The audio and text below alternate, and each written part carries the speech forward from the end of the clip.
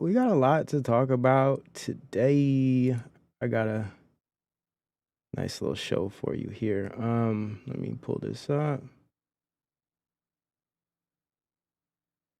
Yeah, this streaming situation's different now. They done changed all of the whole layout, like everything. It's interesting. Anyhow, we back. Indeed, indeed. Thank you for being with me. Technology. We're gonna get into it here. So let's start it up. Let's get it going. I won't keep you too long tonight. I promise you. So yeah, here we are. Welcome to 2026. Super modernity. And a lot of people are going wild right now talking about everything that's going on, especially, since we've streamed last. Uh so much has happened. But listen, guys, let's be honest, right? Like, I know you can't be surprised by any of this stuff. I mean, everything that we've been talking about for years is just rolling itself out. This is all a long drawn out process of this new development of this super modern techno capitalist world. And we'll talk about it today.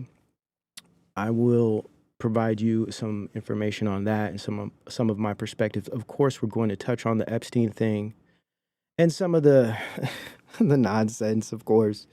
But in light of wisdom, right? In light of seeing through a lot of what's happening and understanding that the majority of this stuff is surface level. And I know there's this whole meme that says, nothing ever happens, this Bedrosian kind of meme. And it's relatively true. Not much actually happens in the real world as far as growth and development and advancement in people centered things are concerned. As far as the people are concerned, everything's, entertainment, social media, pop culture. It's all the same stuff. It's just a new face, a new controversy. It's all the same stuff. For the most part in this era, most people are wrapped up in their algorithms. They're stuck in their bubbles. And that is it is what it is, but a lot is changing though. A whole lot is changing at the technological level. Right now, when we think of, let me pull this down. When we think of the government, right? When we think of politics, we're going to get into the post political as well. A lot of things are changing, but not, if you're paying attention, not in the direction that many people are claiming. I mean, what is changing rapidly is the development of technology, the interconnectedness of humans through information, and the falling away of true liberty, freedom, and what we used to call, American traditions. That's what I find so fascinating about Trump and the MAGA movement and all of this hyper nationalism talk is that, in fact, what he's building and what we've been seeing develop over the last several years is quite contradictory to everything America was built on. And I'm going to try my best not to repeat myself because the last several shows we did, heavy shows, man. We broke all this stuff down. And what's interesting is you don't see anyone dealing with these ideas, right? It's because everyone's kind of stuck in their algorithmic bubbles of propaganda and their sides that they've chosen, and it is what it is. And I understand how things work. I get the attention economy. I understand it, but we're gonna try to demystify it to our best abilities.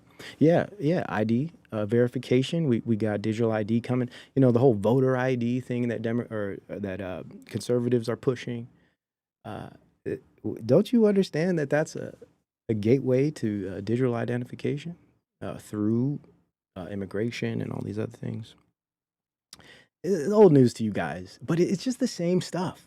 And the whole Epstein thing, we'll touch on it here. Everyone's spending so much time talking about like it means something. What I mean by that is that they're never really going to expose the dark side of things. They're never really going to reveal all the affairs going on behind the scenes, especially when we're talking about those types of things like trafficking, etc. I mean, this has always been the case. You know, it's red herrings and fall guys. You know, all of these derailing stories. I call them, these type of conspiracy society rabbit holes. That's where we're at now. And I think this was last year around this time, maybe the year before. I can't remember. But on Twitter, I had this was when uh, Candace Owens was really blowing up, becoming this like truth speaker. It's hilarious. And now, look at her now. All the stuff, all the shows, and me and Hulk and Unplug 'em and Mofax spent time talking about these things. Look at what's happened, especially after the Charlie Kirk thing. I mean, the whole thing's a circus. I mean, look at Erica Kirk now. Look at TPUSA now. I heard like Ben Shapiro bought it, or I don't know if that's true.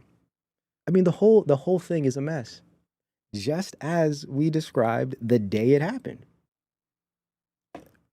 I don't know, man. I'm to the point now where it's not really that important to talk about a lot of those things anymore because we've laid down the groundwork and things are just playing out. But there are bigger things happening beneath the surface, historically, contextually, economically, digitally, that are very important. And I try to focus on those things because those are the only things we really have influence on. And that influence starts in and at our point of direct experience in our lives, in our homes, in our communities. It's obvious that we're trying to be, or they are trying to make it where people are so preoccupied with the hyper real culture war, everything happening online, all the big federal stories. You know, they create the sensationalism for attention economy success, but the sensationalism also, what it does is it blinds people from figuring out what's really going on, I think, at least in my view. The whole ICE thing, look what's happened to that. Nothing. Nothing. The whole, all of it, all of these political movements, they're all shams. I mean, and it's obvious because nothing ever actually happens. No one's going to jail. You know, sure, they may do horrible things to families and children to appear as if they're doing something. This one lady might show you a bunch of kilos of cocaine. We got some cocaine from some traffickers when we understand that the American government are the biggest drug dealers on earth. I don't know, man. It's just obvious to me, but this is the power of hyperreality. This is the power of hyper interconnectedness, where we are all, in a sense, being controlled by the images and information that we get through the feed every single day, and we're not able to detach from that. You know, I spent a lot of time in the real world, most of my time in the real world, being physical, being present, being engaged, reading physical books, writing on physical paper every single day. Where do you think I'm at when I'm not streaming? I'm building in the real world. So for me, this stuff is very easy to see. Though I am what some would consider a content creator on here, making content, contributing to the world to my best ability with what God has given me. But realistically, I think in order to really understand what this place is, you have to live outside of it. And I could say the same thing about the America as it is. You know, I think to really understand how this place works, you got to be somewhat detached or have the ability to detach from it, to step outside of it, so you can give it a good, keen, critical eye of understanding, opposed to having this, what we see today, especially under Trump, is this adherence and allegiance to some aspect of political identity that compromises one's view when it comes to testing and critiquing and understanding actually what the heck is happening. But that's just the way things work. That's just the way things work. Anyhow, man, I've been working, man. I've been creating, I've been writing, man. I've been producing heavy in the background. We have this whole new B-Twix series. We got 24 episodes. I'm gonna be dropping them every other week. I'm gonna just be walking you guys down the road of how all of this stuff has developed and its relationship to human life, and faith and experience and embodiment, and of course politics, its relation to psychology, all of the things we've been working on. I've kind of turned into this new format, and it's coming very well, coming along very, very well. Um, So I know it's different. Everyone's not gonna like it, and that's fine. Some people just come here for the streams, and that's cool. We're still gonna do the streams. We're gonna be doing more streaming over on the members groups at the Patreon and locals, just because that's my community there, and those are the people that actually support the show. The majority of people that watch these streams do not support the show at all. They come, they watch, they leave. That's just how it is, and I understand that. But I have to give back to the people that actually have been supporting me for 10 years now, and those that haven't been around all that time. It's still, everyone that really believes in what we're doing over here. So a lot of changes in 2026. New lecture series coming based on some of the topics that we're doing in the Betwixt, and a bunch of new stuff I'm gonna be dropping. I'm not gonna say nothing. I'm just gonna come out with it. You guys know, if I'm somewhere else, if I'm not in your vision, I'm working, and I'm gonna start dropping all types of stuff on you. And it is what it is. So I hope you like it, and yeah, man, I'm just working. I'm working real hard over here, and I appreciate all those that do actually support. Now, let's get into this. Let's actually get into this. So, super modernity. Let's start. We're gonna start with with the madness, with the silliness, and then we're gonna get deeper into what I personally believe is actually happening with all of this. All right. Let me see here. Nana P, good to see you. Shout out to Nana P. Block Party Vintage, man. Block Party Vintage been around since 2016. Long time supporter and listener. So good to see you still here, man. It's so great. Kyle know as well. I see you, man. 2016 listener right there. Yes, sir. I remember you. Del Griff, another long time listener. Rye Guy, of course, been supporting for a long time. Everybody, man. I just, listen. I came into this curious and full of spunk, wanting to dig into what the heck was going on here. We started off with little videos, never really showed my face. We did a bunch of faceless documentaries and stuff for 5 years or so. And then, I decided to take it to the next level. And, you guys have been with me the whole time. And I'm just humbled by it. I had no idea what was going to come of this YouTube stuff. It just started to develop over time. And now it's something that I can't deny. Now it's a type of duty at this point. I've done so much research and so much work. I've kind of, in a sense, muscled myself into this corner where I have no choice but to present these ideas, if not simply for the sake of time, because we're running out of that, uh, as duty under the Most High God, to present not just truth and this whole truther stuff, but actually try to do something to show my reverence and zeal, but also appreciation for what he's done for us. Our image that's in him, for example,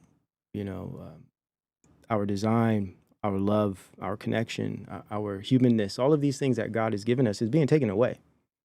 So, and I'm not trying to make some big deal out like I'm on some like world, you know, mission or something, but this stuff means something to me. And I do understand that, YouTube's not all about seriousness and, getting to the bottom of things, but that's the kind of person I am. Though I can be very silly, I could be goofy and all that. Um, I'm a very serious person when it comes to these things that mean a lot to me. And I spend my life digging in these things. And it's just a blessing to be able to share that with you guys and actually have a platform where I can do that, where I can actually use whatever this is God's given me. The way I deliver, my approach, my expression, whatever all of this is, it's for you. and it's through the Most High God. And I'd be doing it anyway, honestly. It's some, like I've said in the past, it's some corner by myself. I'd be doing this stuff anyway, but we have all this technology. We have all of these opportunities to actually get in front and present things. And like I've said in my work, technology is non-neutral. It's not all bad, especially certain types. They can be very useful, uh, but they're non-neutral in that you have to be careful which technologies you choose to adopt and integrate into your life and integrate into the society, right? Broadcasting, media, information, these things are one thing. But when we start playing with agentic agents, right, or agentic engineers, right, these actual entities that can change human behavior, as agentic AI as an example, now we're getting in some serious trouble at the human scale, at the social scale. That's what I focus on. I try to take an interdisciplinary approach to these things, like accounting for philosophy, sociology, psychology, ethics,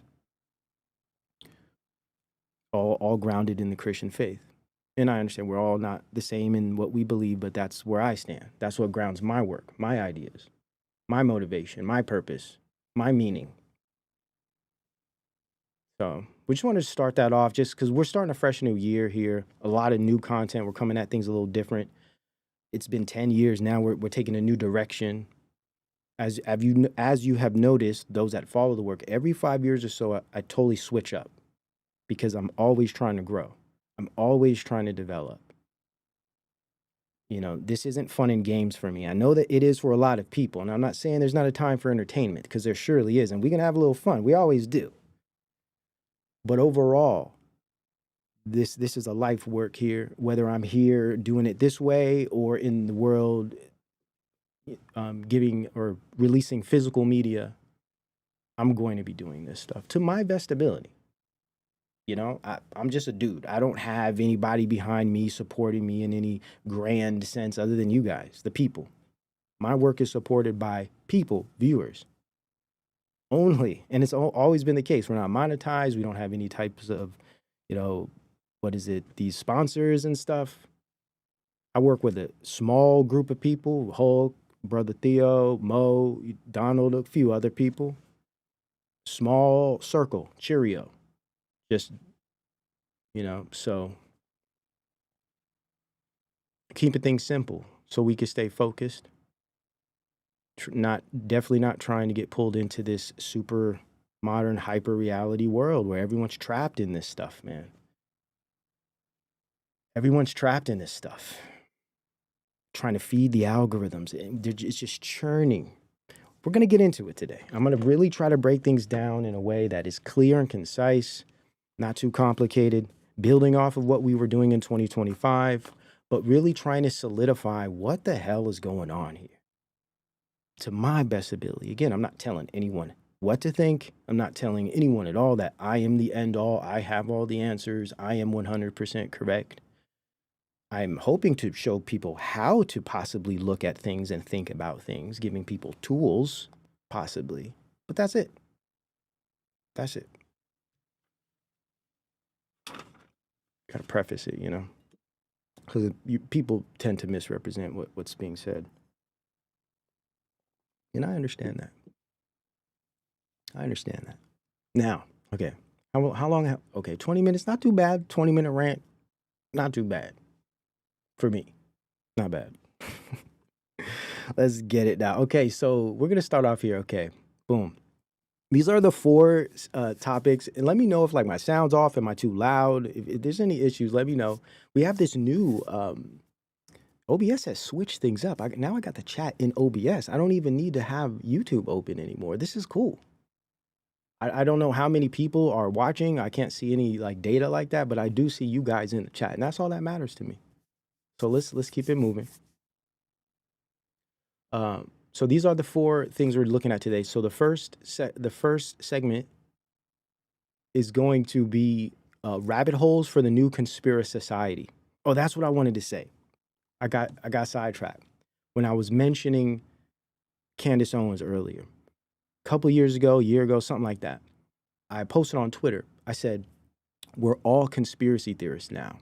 And what I meant by that is how part of this hyper reality, which also included is the helter skelter, right? That's the white black race card, black white chessboard thing.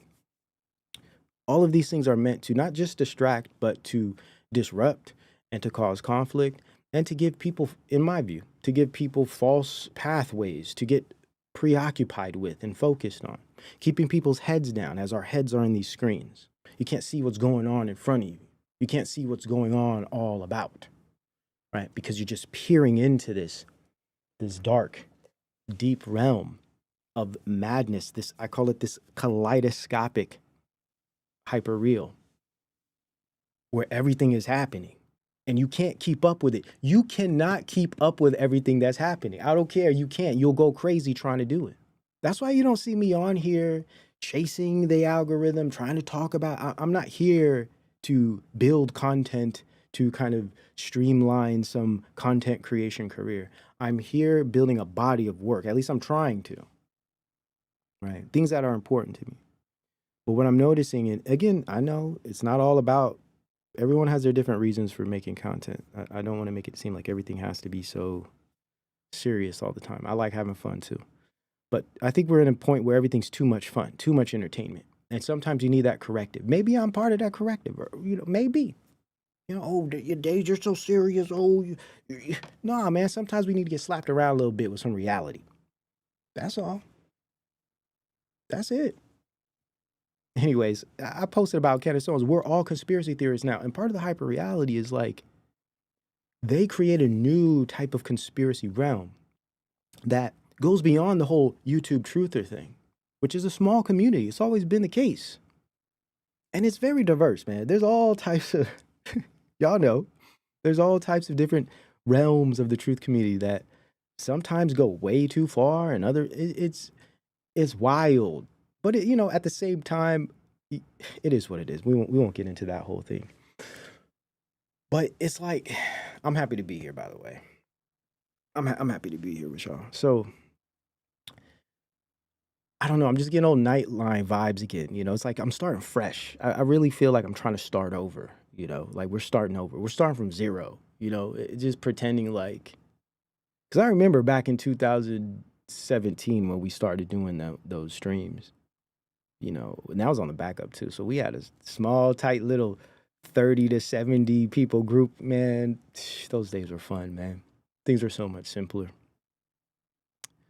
Let me not get nostalgic. Anyways, man. So the point is they create this new conspiracy theorist realm that's supposed to go mainstream because they want to incorporate even the mainstream population into these ideas because it's very distracting.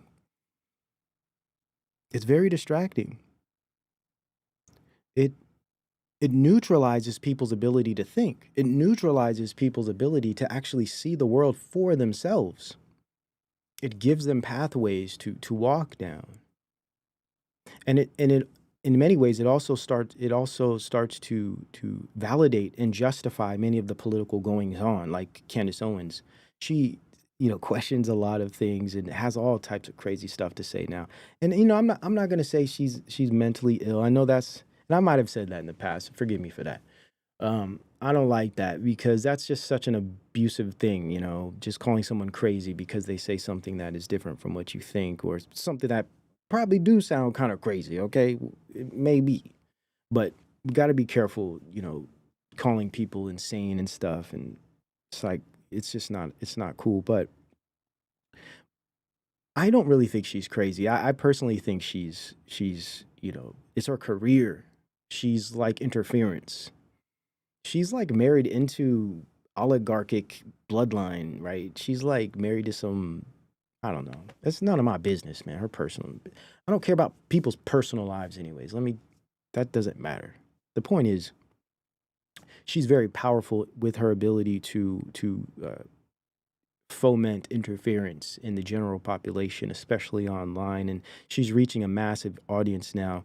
And through her, she's like this newfangled Alex Jones where she's way more powerful than he ever was because he only reaches a certain demographic of people.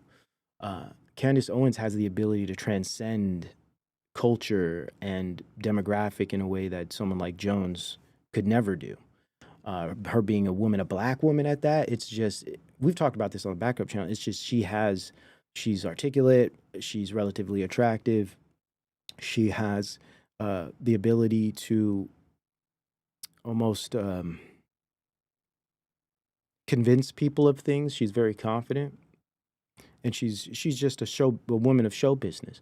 So she's a perfect weapon, and she's making a lot of money, and it is what it is. I'm not hating on her. Hate is just why hate. For what? But just being honest about it, I believe she's part of like some massive interference program. And again, I could be wrong. It's just a hunch. I don't have any proof. I mean, proof doesn't matter at the end of the day for me. It's about what is the effect? How is this stuff changing people? How is this stuff changing how we integrate or how we communicate and how we integrate ourselves into society? What we don't do, what we stop doing is a better thing to focus on here. What are we no longer doing now opposed to what we are doing? What are we no longer doing? Man, let me stop. Anyways, man, let's go. Let's go. Let's get into it here. So, digital governance, we're going to wrap that one up. We're going to talk about the merging of the state and tech industrial neoliberal capitalism. This is what MAGA is, guys. This is all MAGA is. We'll get into it. Hyperpolitics and hyperreality. We're going to talk about the attention economy and a lot of these new streamers and influencers who are being pushed by big names, and just this new type of normative narcissism through looks maxing that's going crazy. I mean, people beating themselves in the face with hammers and stuff. I mean, it's nuts. I don't know. It's sad. It's not nuts. It's sad. It's sad what's happening. Now, let's see. Golden age of MAGA. Yeah, we're going to talk about golden age of MAGA. What is the golden age? Right? What it really means for the future of America and humanity. I'm gonna try my best. I'm gonna put in my 2 cents. That's all I really could do. So let's get into this corruption and conspiracy. So first off, from my perspective, it is important to consider how corrupt the government, our government, is. Extremely corrupt, historically corrupt. In so many ways, it's hard to even pinpoint how corrupt our government is. And it's not just our government. This is international. I can't name one government that's not corrupt. The only problem is, like, we got more power than anybody. So our our corruption, I think, is a little more important, wouldn't you say? Aren't we more accountable, if you will? With great power comes great responsibility, right? And then the conspiracy thing. We got Candace Owens over here. What was this lady's name for those that are a little older? You guys remember these infomercials? Man, I used to crack up every time I saw her. What was her name? And Dave Chappelle did a skit on her. Come through for your bomber clot reading. Was it Dave Chappelle?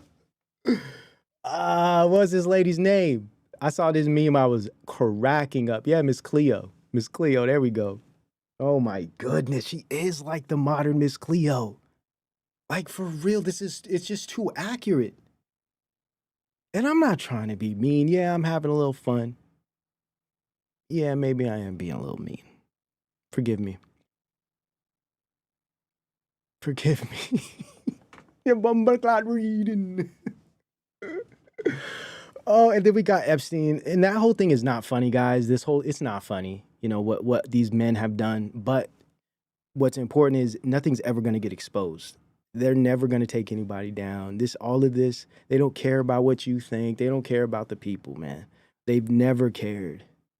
This has always been about lies and deceptions, misrepresentations of reality, withholding and this omission of very important information that the public needs to know.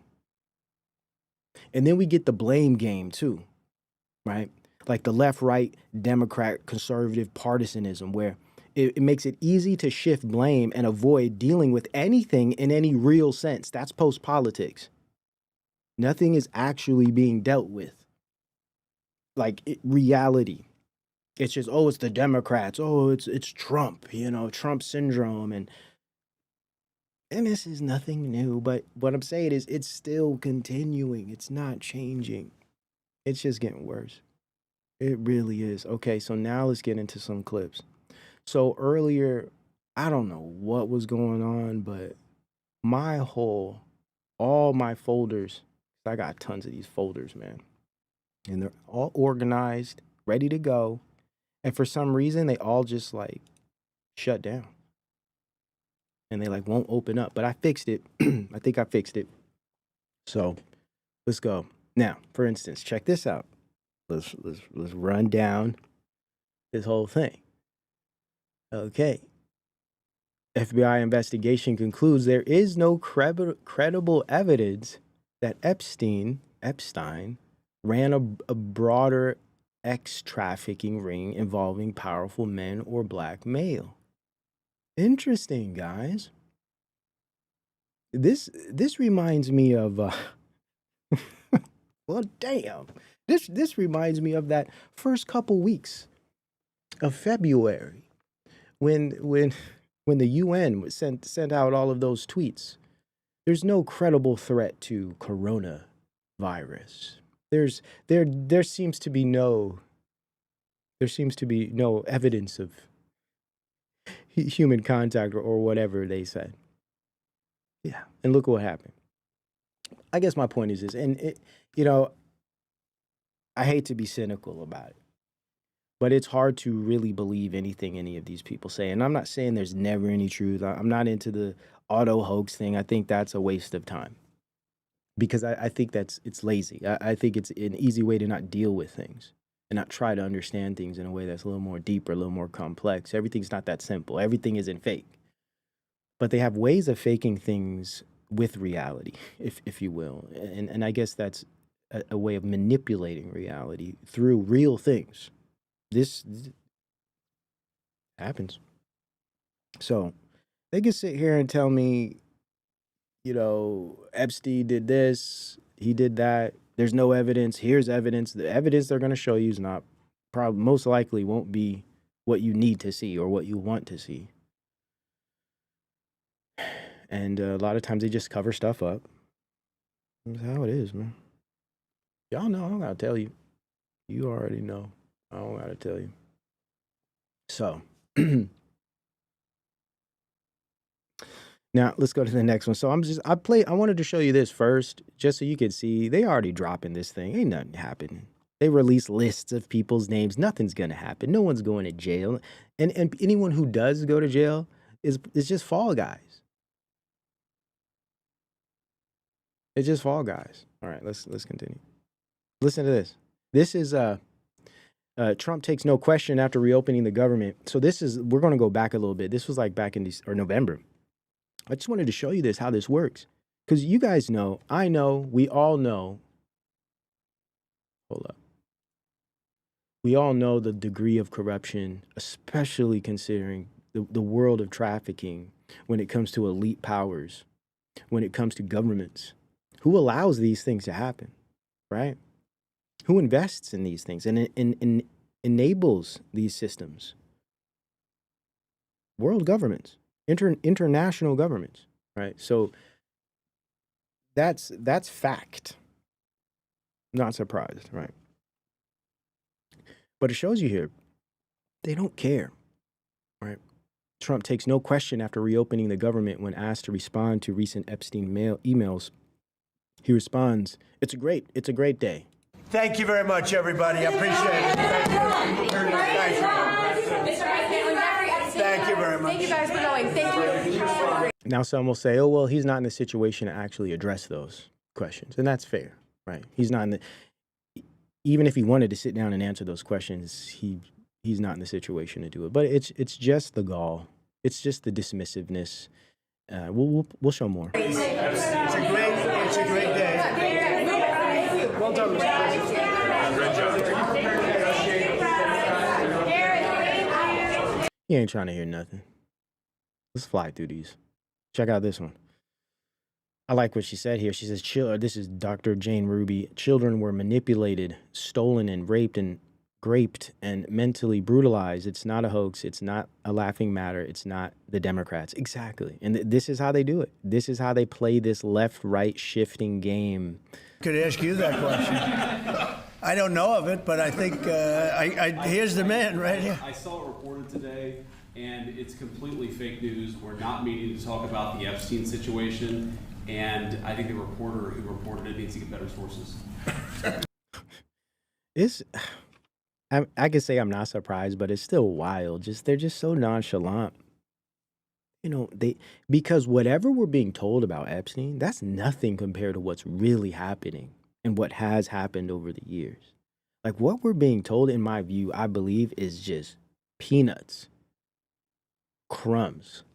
Like, I think if we knew what was actually going on behind the scenes, man. These people they're demonic, man. They really are. Here's another one. Bloomberg. Thanks, Caroline. Secretary Litnick today was testifying on the Hill, and he said that he had visited Epstein's Island in 2012 with his wife and children. Wow. With a wife and kid. Wow. And that's after he said that he had cut ties with Epstein. And Justice Department documents show that he was in contact with Epstein through 2018 over messages. So does the White House stand behind Secretary Litnick right now? Or given what he has said today, has there been any shift in how the White House is viewing Secretary Litnick's performance? No, Secretary Litnick remains a very important member of President Trump's team, and the president fully supports the secretary. Now, some may say, "Oh, they have to stand on, political integrity. We can't look weak. We can't look unstable. We can't look like we have conflict within the party. We always have to stand by our man." Miss me with all that nonsense, man. Because that's all we see in politics. Now, you see it on the left, you see it on the right. You see all these conservatives now talking about MAGA and America and all of this and that, but they'll never address the real things that Trump has done. The real, I would argue, extremely anti-Christian life he's lived and what he represents. We'll never touch on those things. Oh, he's not perfect. No one's perfect. I'm so sick of people saying, like, using that, like, oh, well, he's not. No one is perfect. Being perfect is never the goal. It's about standards. Sure, he's not perfect, but he's not meeting the proper standards either. Not even the minimum. Right. But again, when it comes to your party and your identification with that party, all those things don't matter anymore, right? Interesting.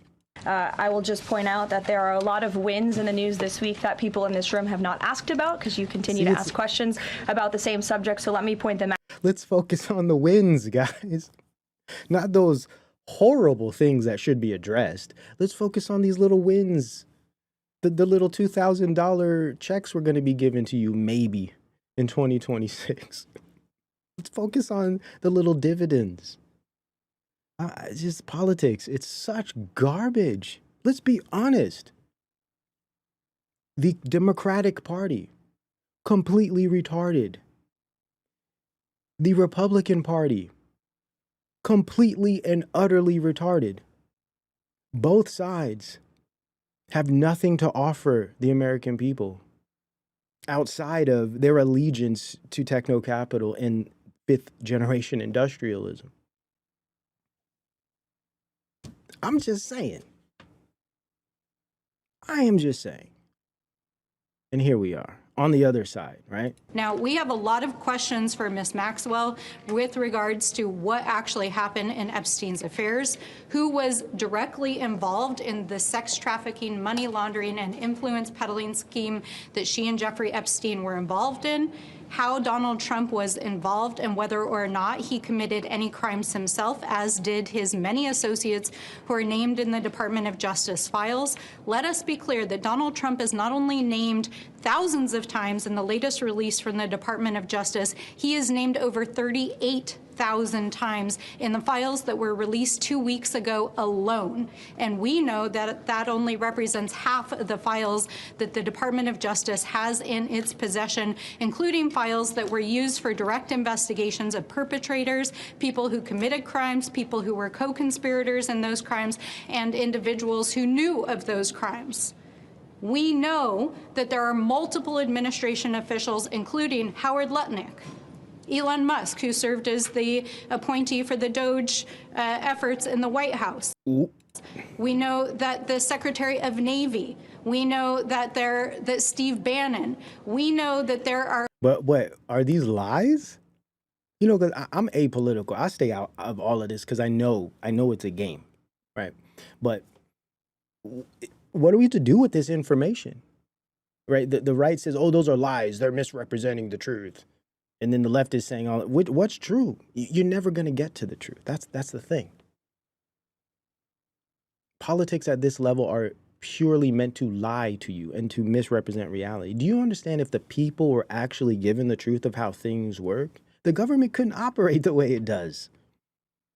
It couldn't. It wouldn't get away with any of these things it's done if the people actually were informed. But here we are. More than 36 associates, family members, and individuals directly associated with Donald Trump named in those files. What do we do with all this information? Do we just brush it off? And I'm not trying to feed into all, because all of this whole it's a rabbit hole. I'm not trying to feed into it. I'm just being objective. What are we supposed to do with this information? Right. Now, nothing. That's the point. there are now at least 9 or 10 other countries across the world that have opened investigations or forced their leaders to step down because of their mere association with Jeffrey Epstein. And the United States government is engaged in an active cover-up of the largest sex trafficking scandal and influence peddling scandal in the history of the United States, and Donald Trump is right at the center of it. Damn. And let's just say she is exaggerating.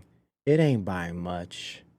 Let's be honest, man. And this isn't a left-right thing, because I know the left doing just as much nastiness. This whole system's corrupt. The whole thing. Corruption. Absolute corruption. And the person who is living to provide the evidence, who knows what is going on, is trying to invoke the Fifth to buy her clemency. So let's be clear on what we saw here today. This was an effort to essentially try to secure her pardon by keeping her mouth shut. And we will not allow this silence to stand. Now, Now, I'm not going to be mean. I'm not trying to talk about this woman in any way. I'm just saying something's a bit strange. That's all I'm going to say. Don't take my words the wrong way. All right? Just putting it out there. This is allegedly one of the victims. And listen, I support and defend all victims of any type of heinous act such as this.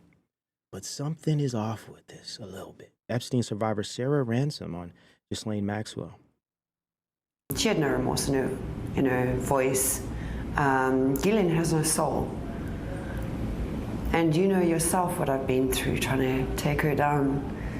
And the reason why I've had to go through that is because she's a dangerous human being. She will reoffend, and reoffend. These people never stop, ever. She had no remorse, no.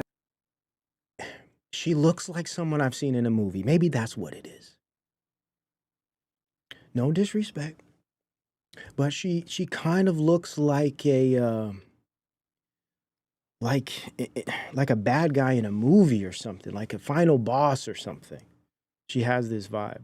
Interesting. She'd be great for casting, for some kind of like horror film or James Bond movie or something. She's like Yeah. Yeah. I think she's an actress. I'm sorry. Mm, hey, call me what you want. Doesn't pass the smell test. I'm just saying. She seems like some very interesting character. Very interesting character. But I don't want to be insensitive because people tend to call me that sometimes. Elvira, there we go. Like a vampire. See, you guys are feeling me on that, right? No disrespect to the woman. She's striking. I guess. Let's continue. Now, I saw this. This is a clip of Toni Morrison. I thought was interesting because, and again, I don't agree with a lot of what she's saying here as far as the nebulous nature of it when she speaks about spirit and religion and all of these things. I have my own view, of course. Comes from the Christian worldview. But what I will say, I think she's onto something here when we think about the misuse of the religion, the faith, should I say, the misuse of the Christian faith, especially in politics, especially in this culture war thing. And she has something interesting to say about that here. And she does take a long time to say it, if I'm going to be honest. So let me speed it up a little bit. And you'll see what I mean. Because this whole MAGA movement is under the flag of Christianity, which I think is crazy, right? This is crazy. Absolutely wild. But you know, the worst thing you can say about religions are the people who practice it, who use it and have other agenda. Yes, I believe every Christian utterance coming out of this conservative right movement is an agenda, in fact. Of power, of empire, of control, yes. Which is usually not the seed or the kernel of the religion itself. True. Very true, right? You even see this on the left, too, which I find unfortunate. With all all of this Christian nationalist crap, that just this unbiblical, eisegesis, like Christian nationalist fervor. Unfortunately, you have a lot of leftists and progressives and Democrats that are completely going away and leaving the faith or demonizing the faith because of the way it's being used and abused by the conservative right, and especially the way it's aligning with, like, you know, Anglo historical ethnic lineage and heritage and all of these things, creating this kind of like race-based religion. It's dangerous, I think, for the true faith in the world, right? Because what it does is just, and we've talked about this, I've done plenty of videos on this, but I'm just bringing it up again because it's just getting worse. It really is. The whole Charlie Kirk thing was just the beginning. The institutionalization of these absolutely beautiful, generous, wonderful ideas, which is religion, which is spirituality, rituals. Those are the good things. And so what she's getting at here is saying, you know, spirituality, religion, these are good things, essentially. Then, of course, you have, you know, people such as the men in the town, unlike their wives in paradise, who use the religion in order to expand their empire. Or you have a woman like Condemblay, who was a very devout Catholic, but who was abandoned by Catholicism. And nobody was there to take care of her. So she had to invent a third thing. So it's not so much which of these things is right. It's just that we lose the love and the mystery and the generosity. Ooh, heavy. Like, if we look at that from the Christian lens, it's so on point, right? The love, the generosity. You know, we start to dehumanize each other through these politics. And I see this happening, especially with the conservative right now, trying to make this a race thing, a heritage thing, a lineage thing, this type of European inheritance thing. It's crazy, I know, but it gets away from the true tenets of the faith. Of religion. If it's not generous, and if it's... Yeah, shout out to Valar, says the point is to make Christianity look so detestable by these bad actors that it sparks Christian persecution as predicted in the book of Revelation. Amen. Yes, absolutely. Brother Theo's been doing work on that since Trump came in 2016. That was his whole thing. And I agreed with him, and I still agree with him. And I agree with you. You're absolutely right, Valar. This is what's happening. That's why I call it the false light. right? This TPUSA, all of this, it's all a false light because what it's doing is it's adhering the faith, biblical faith, it's adhering it to not just a political movement, but a racialized political movement. Yeah, really interesting. So interesting. Bad, horrible, not going to end well, but interesting. It's only based on the hierarchy of exclusion, love and the mystery and the generosity of religion.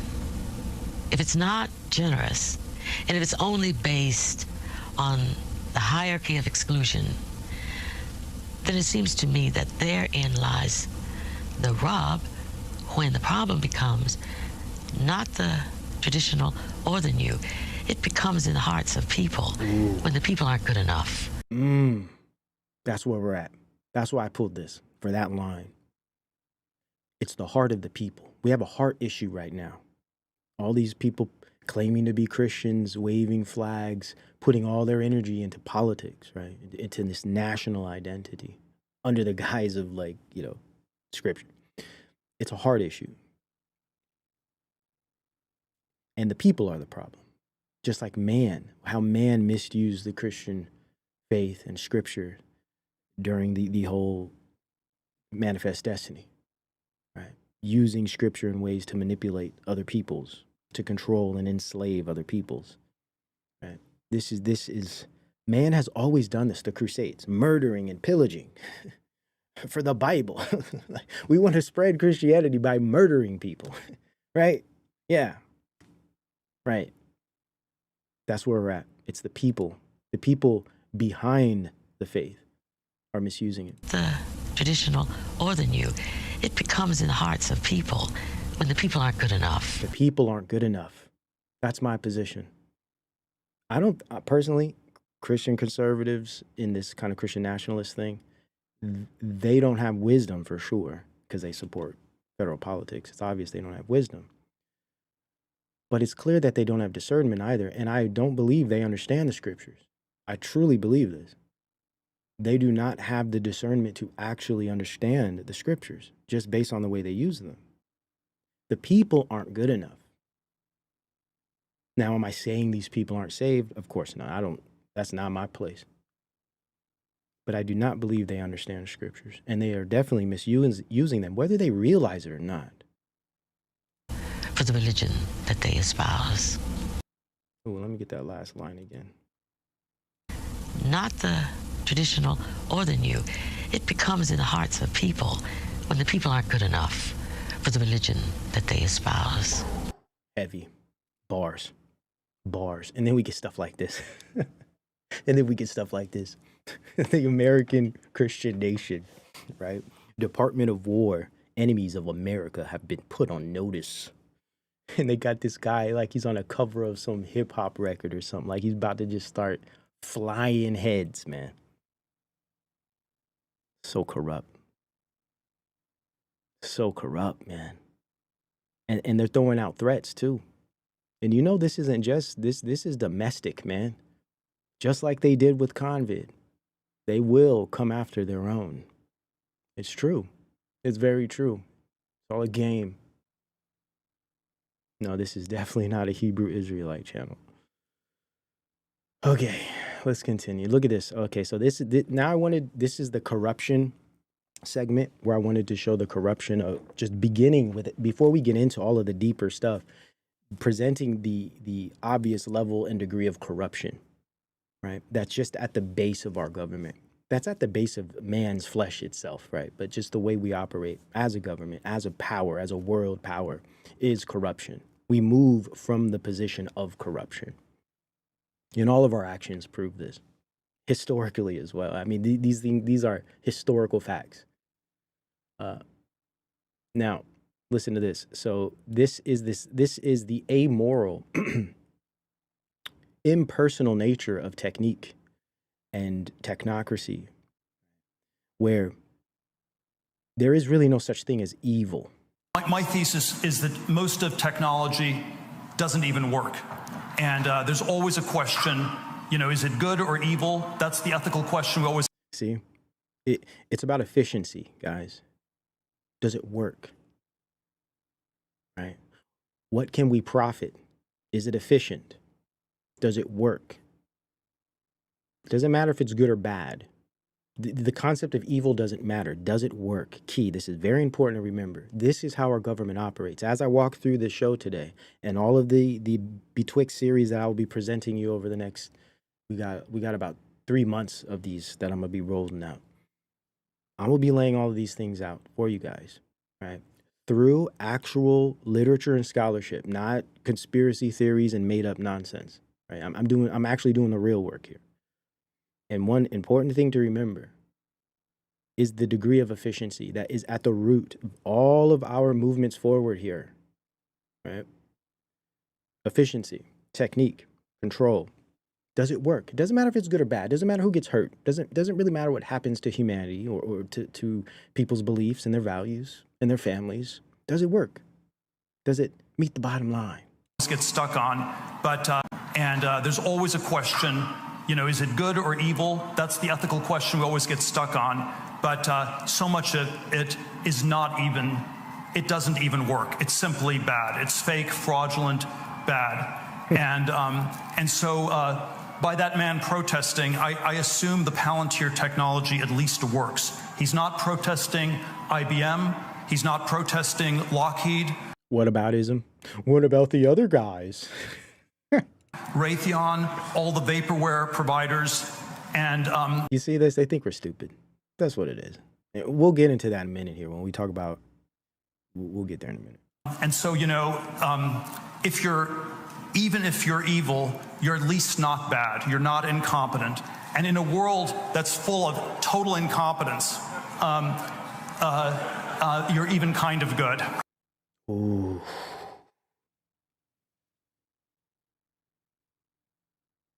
Now that's kind of heavy right there. That says so much about how this government operates, how international technocracy operates itself. So basically, he's saying it doesn't really matter if you're bad or good. It's, does it work? Are you efficient? Are you intelligent? Are you knowledgeable? Are you effective? And in a world of idiocy and instability and this idea of incompetence, even if you're a little efficient and a little incompetent, you're good. This will make a lot more sense towards the end of the show once we really get deep into this. Because what we're getting at here is the falling away of the importance of things subjective, ethical, moral-based things, values. The whole concept of polemics completely loses its steam, its relevance and power in this era. Because the concept of the polemic or the moral argument or the fight for values and tradition has no place in a society defined by efficiency and structured by technique. We'll get there, but just laying it out now nice and early so you have the understanding. And it's unfortunate. And I'm not saying we shouldn't make moral arguments. I'm not saying we shouldn't continue to stand for our beliefs and our values. But the point is, if we're not addressing the elephant in the room, if we're not addressing the framing of all of this, if we're not addressing the degree of the technological influence in all of this, moral arguments have no place. They have no use. That's the problem. This is why I make moral arguments or philosophical arguments against technology. Just putting it out there. Why we focus on what we focus on here, because it is the root of most spiritual, physical, and psychological issues today. Our mediated society, our technocratic communication system of social media, virtual reality, atomization, detachment, mental illness, all of these things that have transformed the way we are and are only transforming us more. Now, let us continue. And it's always been the case. This is the world. For those that understand the Christian faith, this is the world. This has always been the case. But now we are shifting into a new era with new tools, new machines, new weapons, right? So every era, every generation has the weapons formed against them that shall not prosper, but it doesn't mean we don't fight the battle. Now, let's get into the attention economy quickly. Don't want to spend too much time on this. Now, I saw this here. Check this out. Someone wrote, these are two people you need to make sure your children are not influenced by. They will cause irreparable damage to whoever consumes and is influenced by their content, especially since most of their audience are young, impressionable boys. I thought this was very important. Another part of my work here is dealing with parenting, dealing with rearing children in a technological age, dealing with the psychology, the developmental psychology behind that, and its effect on the developmental stages of youth and of just human development through this mediated experience. And one thing that is tragic, not just social media on those of us who are older and say millennials and older Gen Zers, but this new streaming influencer culture that is attacking Gen Z and Gen Alpha. I mean, it's next level horrible. And I don't want to attack these young men personally. That's not what I'm trying to do here at all, because I understand that they are damaged as well. They are products of this hyper real. They are products of this detached social media culture. They were raised on screens. They were raised on social media, social media culture. Okay, so they only know what they've experienced. I want to put that out there. But this guy here, he's like a looks maxer. This is a perfect, he is the embodiment, the current embodiment of my concept, normative narcissism. Okay, perfect example. For those that remember, we did a documentary.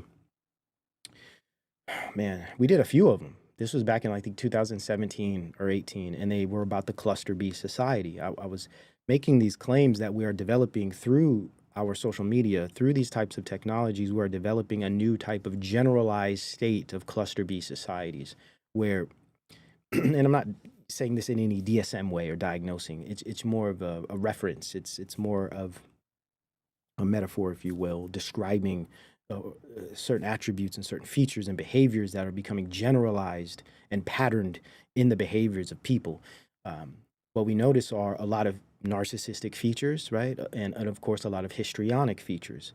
And it is my belief that the attention economy, the attention economy encourages, not just enables through screens and the ability to reach many people and showing yourself and expressing yourself, and this type of exhibitionism, which is what social media has become, which at its pathologic level, exhibitionism is just a perfect example of this type of unhealthy narcissism that has become normative. And what I mean by normative is it's expedient to your success in this attention economy. It gets you paid, it gets you success, it gets you famous. All of these things that I don't believe have real value, but in this super modern 21st century attention economy, this is all value is.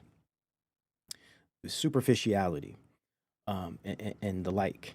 And so what happens is, from my perspective, these systems, especially when you add the algorithms to it that are recursive and create a type of looping feature that causes addiction, and I would argue not just addiction, but actually conditioning. So we may make this claim that, and in some cases, I think it makes sense, like we're addicted to social media or we're addicted to technologies. I think a better way to look at it is a type of conditioning.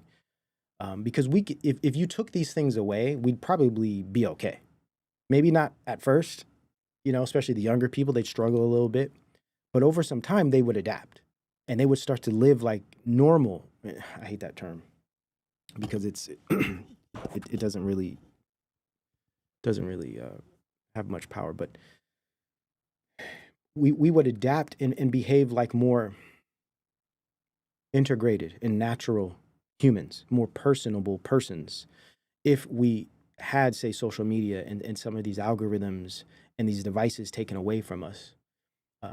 So addiction might not necessarily be as powerful as conditioning. We're conditioned to use these by our daily activities. by our daily interaction with information, symbols and images, but also physical technologies like the phone in your hand. Okay, daily interactions with these things create routines that create a type of conditioning of your mind and your behavior. So it's not, though there are addictive aspects of it and there are addictive personalities that might be more susceptible to this behavior. Sure, I'm not trying to say that addiction has nothing to do with it, but I think it's more than just addiction, especially if we consider if you took this stuff away, we probably wouldn't have such a withdrawal that you would find with, say, someone who's addicted to heroin, right?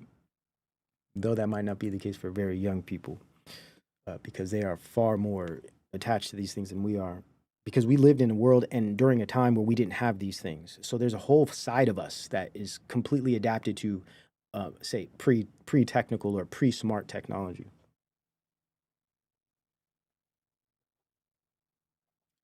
So what happens is people become conditioned to these things. So when you wake up in the morning, you're conditioned. You're not addicted. You're conditioned to lean over and pull up your phone. Your phone is right next to you when you sleep. You wake up and open it, and you scroll. Now, some people say, I do it for work. I got to check email. I got to, work stuff, or I'm just seeing what time it is, seeing what the weather is. I get it. I'm not saying everyone's going to social media. But the point is, it has become a conditioned element, a conditioned relationship key. Every technology brings with itself a worldview, a perspective that's directing you somewhere, but also a relationship. This is why I think this work that I'm doing here is so important, because it's unfortunate that, generally speaking, we miss what technology actually is in this sense, this type of modern communicative and computational technology. It's not just utility. It's not just efficiency, right? It's not just pleasure and fun and entertainment. It creates a relationship with us as an individual, but it also changes our relationship with other people, and it changes our entire aggregate relationship as a society. But it also, built in its use, in its design, and its function, is a worldview. And that worldview tends to be described by technique or efficiency. Doing everything for profitability, for pragmatism, for efficiency, gain. All of these things start to direct how we operate in the world. We start to treat each other like this as well. That's why it's important to understand these things. Anyhow, very important stuff here. So with these kids, man, they are so when you wake up in the morning, you check your phone. Some people have this constant, like, they just can't help but keep pulling their phone out all the time, that sometimes they don't even know what they're looking at. They're just trying to find something to look at. This is conditioning, in my view. It's Skinnerian, B.F. Skinner. It's Skinnerian operant conditioning, positive and negative reinforcement. Algorithms are designed as such. There are operant conditioning elements to the coding of algorithms. It's so disturbing, but it's true. It's true, man. So these guys, so this guy here, really perfect example of this normative narcissism. And this kid here, I mean, he's just I don't like throwing around the term degenerate, but man, is he a degenerate. It's just hypersexualized, just utterly mindless.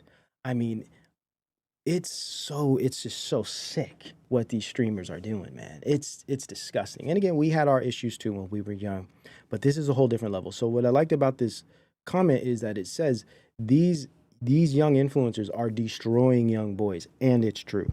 It's true. I'm not blaming these kids. These kids are victims as well. Sure, they got to be accountable for their behavior. I'm not trying to make excuses for them, but they are products of this super modern attention economy. This is what the attention economy creates. It doesn't create good people.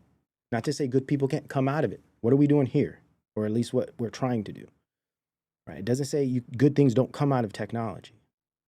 I don't want to be looked at as this type that's saying, good things can't come out of super modern virtual communities. I think our community is a good example of that. Something that actually can come out of this realm with some fruits, right? But the problem is the fruits tend to pale in comparison to the rotten apples. Let's say the ripe fruits, that is. Yeah, gambling, yeah, all that. Man, it's just sick stuff, man. Listen to this. Listen. I'm not trying to attack anyone. I think these things are important. They're very good case studies, psychological, sociological, and even philosophical case studies for our moment. When we have examples like these, very, very important. The poor kid is struggling. He's destroying himself for the attention economy, right? So right now, I am infertile, but I'm not able to have a kid right now. But if I wanted to, there's a protocol I can put in place to be immediately good again. Wait, why are you infertile right now? So it's just like a negative feedback loop when you're not needing to produce testosterone anymore because your body realizes, okay, we're getting it from an exogenous. So you're not producing source. any testosterone naturally? No. None? No. So this kid, he like, and he's a kid, man. You know, that's why I really feel bad for these guys. You know, a lot of people are making fun of them and coming down on them. Sure, I get that, but I really feel bad for these kids because they don't know any better. And I think some of them might struggle with different types of mental things, like not necessarily disorders, but possibly aspects of Asperger's and spectral issues. Because what we find with a lot of these types in particular, and I don't know, I'm just speculating here, but they tend to hyper fixate on things that, for one, aren't very important, and they give they give too much energy and attention to things that aren't necessarily important, like appearance, like the perceived values of appearance through looks maxing, and they, especially when we look at the kind of inceldom and this new culture of not just anti-womenism, but this idea that, and listen, some of these things have degrees of truth, kernels of truth, because young girls are deceived as well. Young girls are growing up on these applications. Young girls are being influenced by a lot of these just as degenerate young females. So they're being, in a sense, warped into some of these perspectives where they're looking for certain types of people and dismissing just average looking or just normal guys that are good guys, right? So I do understand that some of their positions, they do have truth to them as far as this like black pill view of inceldom that says, you know, if you don't look a certain way, you're never going to get a girl's attention. And unfortunately, in such a narcissistic, atomized, and hyper real world where people aren't really engaging with real people, we're just kind of we're signaling and interacting with symbols and images in a world like that. Yeah, most people are going to be so superficial that they're not going to see you. They don't want to see you. They don't see people. In fact, they see ideas. They see representations of people. These very low definition examples of people, right? Like snapshots, if you will, where they create representations of certain individuals in their mind, and that's what they're interacting with. They're not interacting with you, the actual flesh and blood person. They're engaging with the idea of you, or they're seeking an ideal person or thing, right? Online. And this pushes a lot of men away, or should I say, it drives them into these red pill worlds, right? Because they are experiencing these things. So I don't want to dismiss some of these points they're making. I don't want to dismiss the reality of this. And again, you know, I'm older. I come from a different time. We didn't have those issues. Even guys that some would consider were below average looking didn't have a problem because we just interacted with each other differently. We had different degrees of value for each other. We actually saw each other as people, not as segments of efficiency and units on a social media feed or just symbols on a screen. We didn't dehumanize each other like that. You know, pretty girls would, if a young guy, he didn't have to be tall or good looking.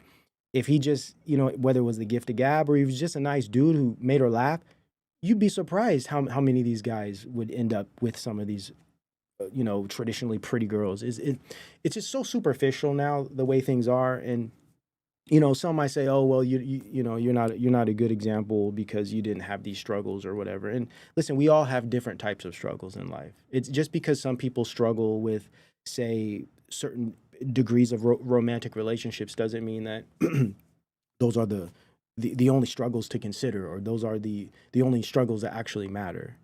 You know, I just think there's a lack of understanding with people, you know, in general. Yeah, we didn't have screens to dehumanize and divide us in isolation. Exactly.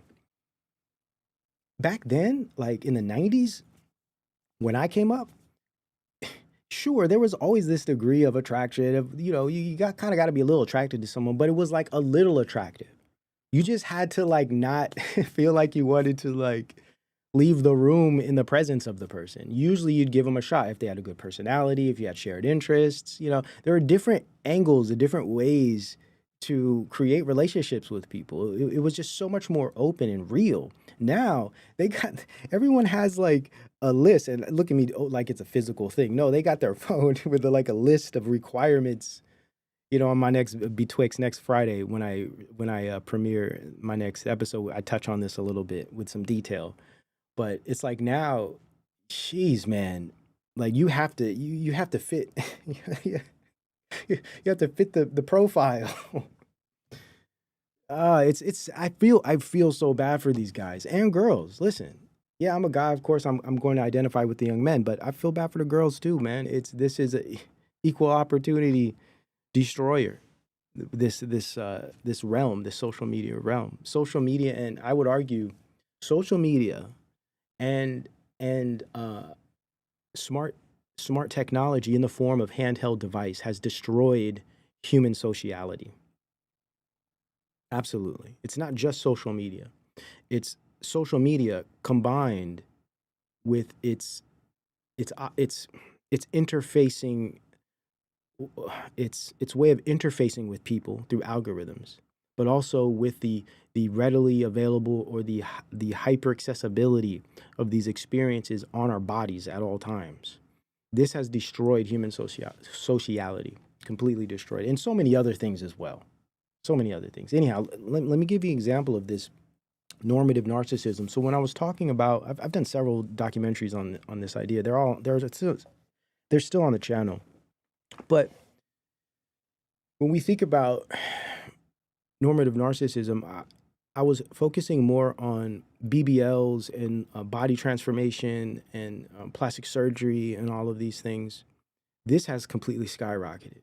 What I was talking about back in 2017, though I believe I was, in a sense, laying the groundwork to understand what we're seeing now. When I go look back at some of that work, I realized, wow, it meant something back then, especially seeing what's happening now, right? There was purpose in all that work I was doing, even though people didn't really understand why.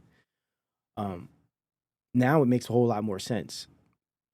And today, I mean, people are doing the craziest things to their bodies. This guy that we just watched here, he's not producing testosterone because he's taking different types of steroids, all types of drugs. I think he even takes methamphetamine, okay? So he doesn't eat, and he can maintain a low body percentage. So he can, you know, be chiseled, etc. It's absolutely mind-boggling, right? These young people, and he's just a great example of an extreme version of this, but people are, it's very mouse utopia, Dr. Calhoun, and you know, he's a perfect example of the beautiful ones, right? The beautiful ones, for those that remember, the beautiful ones were the groups of male mice in Calhoun's mouse utopia experiment.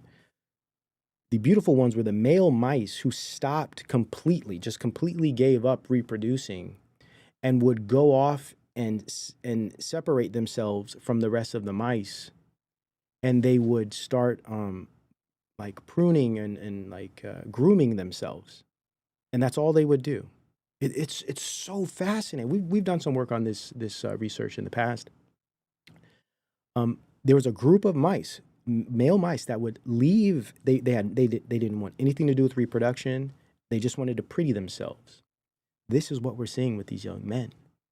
I mean, Nick Fuentes is another example. He's been promoting this guy and promoting the looks maxing, and his whole thing is so interesting. It's like like it's like looks maxing, like being attractive and having certain types of features, especially Anglo features, like having this kind of like Greco or like a Greek model appearance, of course, minus all of the real things that are important, like character and etc. But that's a different story. But their whole view, this whole looks maxing thing, is if you're attractive, you can rule the world, or we're going to take over society. I mean, it's absolutely just wild, for lack of a better term, right? But this is where we're going with this, right? It's so it's so crazy. Now, check this out. This young girl, 17-year-old, look what he's doing. 17-year-old girl, man. Oh man, they got this music. Man. So he is injecting her. He's injecting her with a filler. She's 17, man. I mean, it's so crazy. It's so sad. It's just sad. This poor young girl has no reason to be doing this to herself at all. But this is what happens. This is what happens. Take that out crazy. Chat, we're looks maxing her. We're looks maxing her. It's all good. Clav? Yeah. Man, creepy. Just creepy. It's the whole drug use. We did a talk. It was more of a transhumanism discussion where I was focusing on BBLs and different types of surgeries, beautification via surgery, as well as steroid use in bodybuilders, young bodybuilders.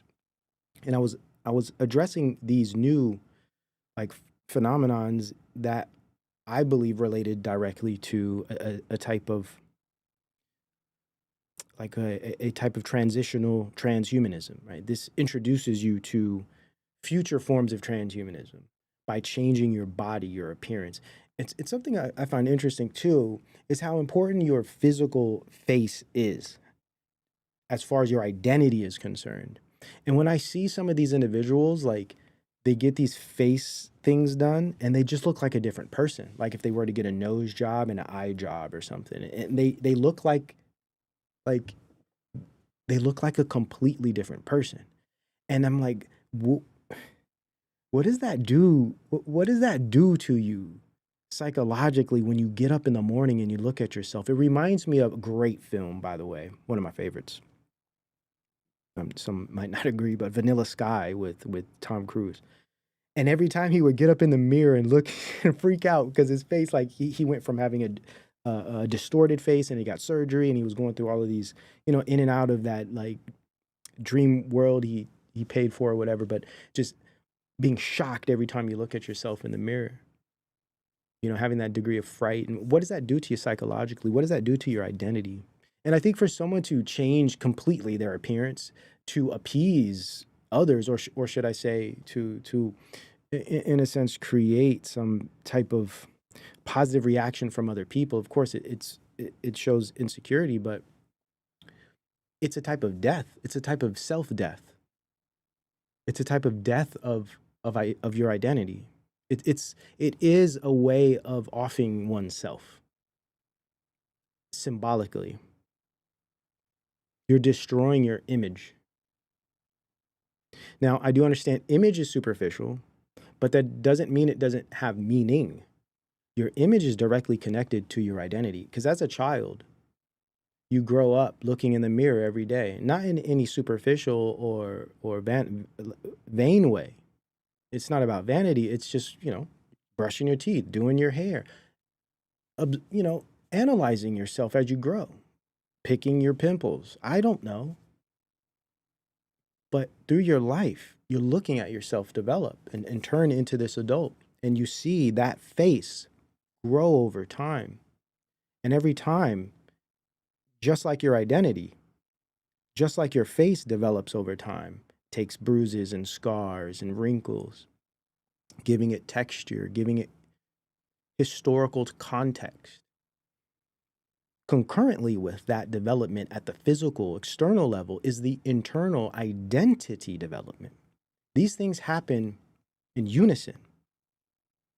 So my point is, as your face is directly connected to your identity, it isn't your identity, and it should never be your identity. And this is what we're seeing with this type of normative narcissism, where these things become the identity. The identity becomes rooted in that image. And this is why I call it a death. It's a death of self, the death of the self-image, because you're sacrificing your face, your image that you have grown into, that God has given you. You're sacrificing that for the reaction, value set, perspective of others, mainly people you don't know and people you don't actually even care about. This hence narcissism, because it's detached. It's not really doing anything for people. It's all for self. But it's hurting the self to manipulate others. It's really twisted. But it is a type of death. It's a death of the self-image, and you're creating a new image for the tribe, for the environment, for the people, right? So your objective self. So you have the subjective self. That's the self you experience every day. That's the self you know as who you are. And then there's the objective self. The objective self is the self everyone interacts with. The self you will never know. The self we cannot know. People don't know you the way you know you. People perceive you. You are a type of perception. You're a percept. You are an experience to people. People can't experience what you experience as a self. People can't perceive you as you perceive yourself. Right? The problem is with this type of narcissism, with this type of image, self-image death, is people start to adhere their identity to the objective self and they kill the subjective self. Or let's just put it this way, because the subjective self never goes away. Its image does. But then the objective image replaces it, and that becomes the source of meaning and value for the subjective internal self. So who you believe you are is now defined by who other people think or see you as. Very, very disturbing. Maybe a little complicated, but very important stuff to consider. Attention economy, looks maxing, influencer realms. Yes, a caricature of the self. Perfect. You embody a caricature. So this is a death of the you.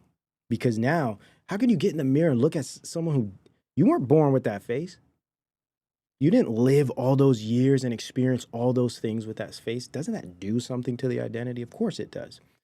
It's a type of death. They all undergo a type of death in this sense. And it is the sacrifice. It's like the Faustian bargain, right? It's like the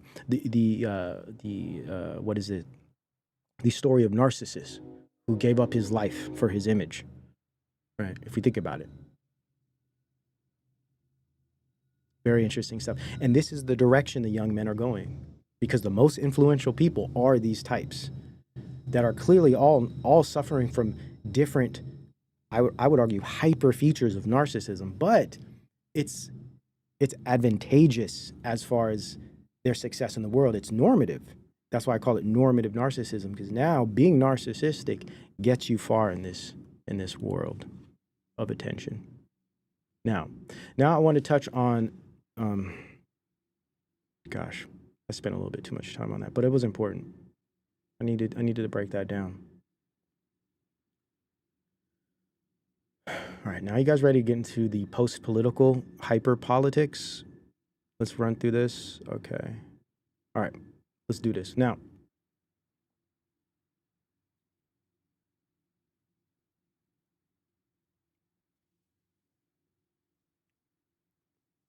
so we really broke down post-politics and hyper-politics in the last stream we did in December, or I think that was late November, right before Thanksgiving, I believe.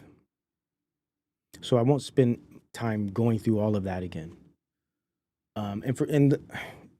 If you follow the work, you know all the streams are still there. They're not on the channel, but if you know how to watch them. And I don't mean just on Patreon, because they're on Patreon. You can access them on Patreon. There's places to watch them. For those that follow the work, you know where to see the stuff. Y'all know how it's still out there, but it's not on the channel anymore. We're starting fresh. We're starting clean. But so a big part of post politics is the fact that nothing actually gets done. And the only thing that does get done is conflict, confusion, distraction, and techno capital development. Right? Now, a part of post politics is a concept called hyper politics. Hyper politics are just like hyper reality. It's not reality. It's this hyper version that's simulated and it's not real. It's fabricated. It's fake. It's synthetic. It's over the top. It's narcissistic. It's histrionic. It's performative. It's exhibitionism. This is what politics have become, especially online. When we think of all the big social media political pundits, all of these, especially right wingers, I mean, it's all a game. It's all a hyper political game of the attention economy, an outcome of the attention economy, a key factor. Now, one thing I'm noticing is this idea of it it really reaches back to what leftists or progressives and Democrats call respectability politics. And this goes all the way back to the post World War II kind of left right's madness, where you had a lot of essentially Christian conservatives that were noticing what was happening to society as a response to media, sexual revolution, hippies, and all of this stuff, and this degradation of culture and tradition, and this new hypersexual behavior that was destroying families, separating families, and creating a lot of turmoil. And these things are true. But I guess a problem with it was a lot of the complaints had to do with very just basic things like, be respectable, dress well. Bill Cosby is kind of ridiculed for being this way at one point, saying, if we just, would pull up our pants and wear suits and ties. And there's degrees of that I think has truth to it. But the overall point is this doesn't fix the ultimate problems that are much deeper, right? These are superficial ways to make adjustments. And I would argue to make people feel comfortable, right? Like if everyone walked around in suits and all of this, people would probably feel safer, more comfortable because they would maybe trust people more opposed to wearing like hoodies and beanies and, et cetera. So there's this whole quarter zip movement, which is a perfect example of this type of respectability stuff coming back. And, you have a lot of these red pill, I would argue at this point, racists, literal racists that, and I don't know if they're really racist in the real world. Cause I think a lot of these guys and a lot of the people that do this content, they're trying to make a living. They're trying to make money. They're trying to, feed their egos. They're trying to be influencers. So they see what's popular. They see what's working and they lean into it. They start doing content that, appeals to these kind of ideas. And I get that. I don't take any offense to any of this stuff because I mean, you don't know how I really feel, I guess, but overall, I just, there's not a whole lot of meaning to this stuff, and I think it's not just lowbrow, but it doesn't do anything but hurt each other. It really does. Even if it's just all about fun and games, that's cool, but after a while, it starts to have diminishing returns, but it also starts to eat on itself. It starts to behave like an Ouroboros, where it's just slop, and everyone is just playing in slop, and nothing is actually happening. Nothing's actually changing. In fact, things are just getting worse. So that's an issue I have with a lot of this new slop culture. There's no time for being offended and getting up in arms and emotional about stuff. I think that's a waste of time because I think most of these people are involved with these, whether it's racism or just hyper-ethno-nationalism. I think a lot of these people are involved with these things, at least the people that make the content, for reasons. They're involved with these things for reasons that don't really have to do with the actual topics themselves in the real world. Because a lot of these guys, you see them in the real world and they're nothing like this. I mean, this guy right here I'm about to show you, he got slapped up at this one place and like clutched his pearls. It was like kind of hilarious, but it's all show with this. So there was this whole quarter zip thing. So And this, I don't know this dude, but he's notorious for, I guess he's like, it's called women propaganda. So he's this kind of red pill dude, right? But now part of the red pill is this very anti-black kind of sentiment. And so there was this quarter zip movement, and so what he's saying here is, oh, this is good that these young black men are wearing quarter zips now. Now they're not, ghetto hoodlums, and it just speaks to this idea, this kind of Bill Cosby respectability politics that says if you dress a certain way, it changes your value as a human being. Or if you dress a certain way, I'll place a different value on your person, right? And I know this myself because I love dressing comfortable. I wear hoodies, all types of stuff. I'll go places people probably think I'm gonna rob them, just based on the way I'm dressed. I don't give a damn what anyone thinks about me in that sense because I know they don't know who I am as a person. But at the same time, I do understand that appearance and dress does have an effect on the psyche. There is a psychological, socio-psychological thing there, and it's unfortunate. It's the way we're designed, right? But I at the end of the day, I understand that it's all in our minds for the most part. Like the way you dress, it doesn't make you a certain type of person, though certain types of persons dress certain ways, if you know what I mean, right? Let's watch this. Why are you playing this music, man?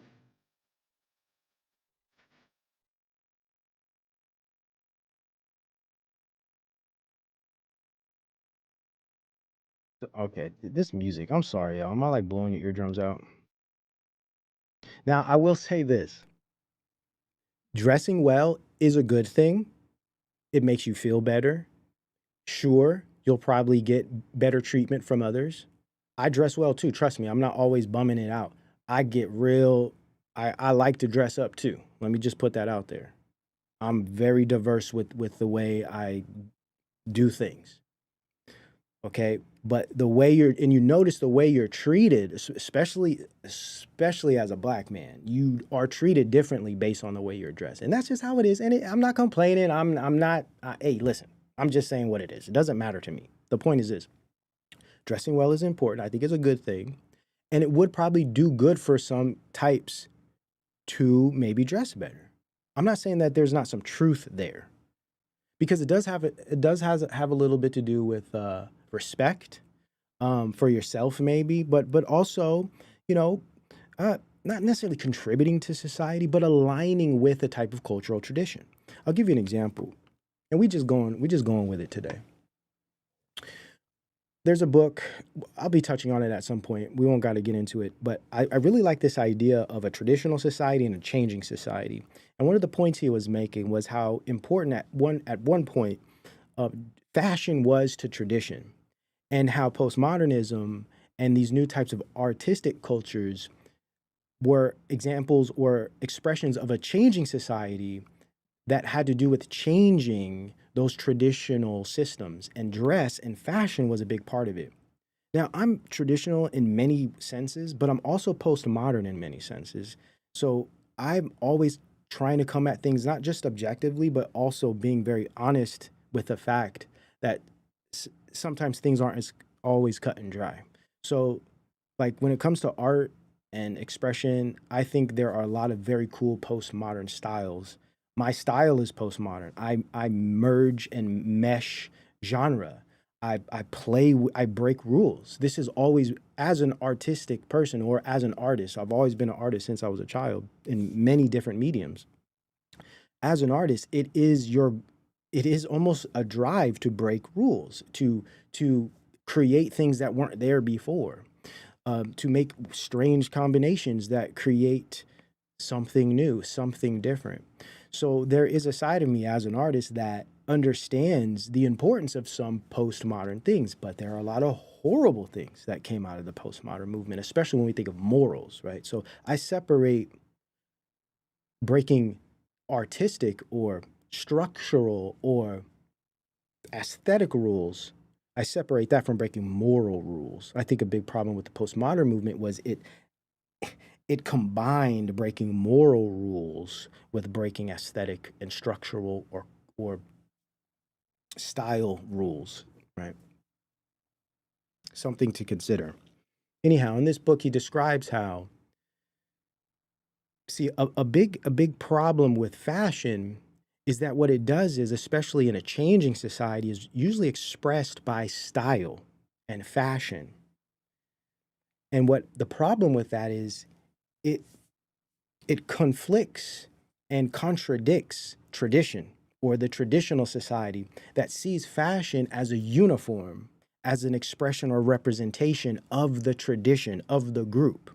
Perfect example, um, when you think of when you think of like kind of very traditional Christian, um, small communities, say in parts of the South, everyone dresses the same.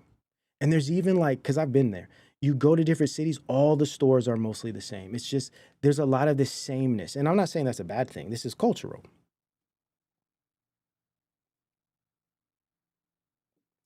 Should I go to work in my drag persona?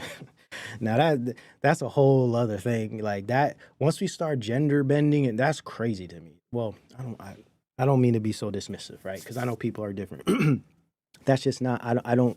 I don't think that is something that's acceptable personally, right? But you know, the libertarian in me says do what you want. But at the same time, I understand libertarianism is not proper to run a society. That's why we're in the mess we're in, right? Because we don't have a proper system. And I'm not saying I have a proper system either. I try my best to be as open and honest and considerate of all the moving parts, potential interactions, consequences, etc. Anyhow, so when we think about like certain traditional places, there's a type of traditional dress, like the quarter zip, right? It's like quarter zip, slacks, uh, Sunday shoes, or your black shoes, or leather shoes, shiny shoes, never wearing a hat inside, all of these kind of rules that I have always thought as a child were stupid and made no sense because I've always been this type of person that questioned and, always wanted to understand the true meaning and purpose of these rules. And I always understood that fashion rules were silly, right? They were emotional, but they're also cultural. Now, as an older man, I understand the importance of these cultural rules because what it does is it creates not just sameness and similitude, but it creates coherence symbolically. So when everyone's looking the same, when everyone's sharing this uniform, when everyone kind of dresses in these certain types of garb, right? It creates a type of unity. It creates a type of unity between people, right? I respect that. And I totally understand that. Anyways, in this book, he was describing how you can understand a changing society in many ways, but one way is fashion. So what you see in a more traditional society, just on fashion alone, is a uniform or sameness. The more traditional a society is, the more same and uniform the style of dress or fashion is. In fact, fashion in a modern sense doesn't really exist in a more traditional society because in a traditional society, things are a little more rooted. Some may say things aren't as flavorful. They don't have as much interesting style and interest in general. They're kind of boring. I understand that view too. But the concept of fashion doesn't have any meaning. Sometimes it's religious. It's a faith-based thing in that fashion creates egoism. Fashion creates vanity. I agree. I understand this. That's why we have to think of, we have to consider moderation, right? Being rational with some of these things. Not spending your rent on some piece of, some fashion accessory or something crazy like that. So what you do find how certain traditional cultures are more, they don't even have the concept of fashion because dress is functional. It's connected to work. It's connected to weather, the climate. Right. It also has connections to respect, like don't wear your hat inside, or always tuck in your shirt. Always have your pants pressed.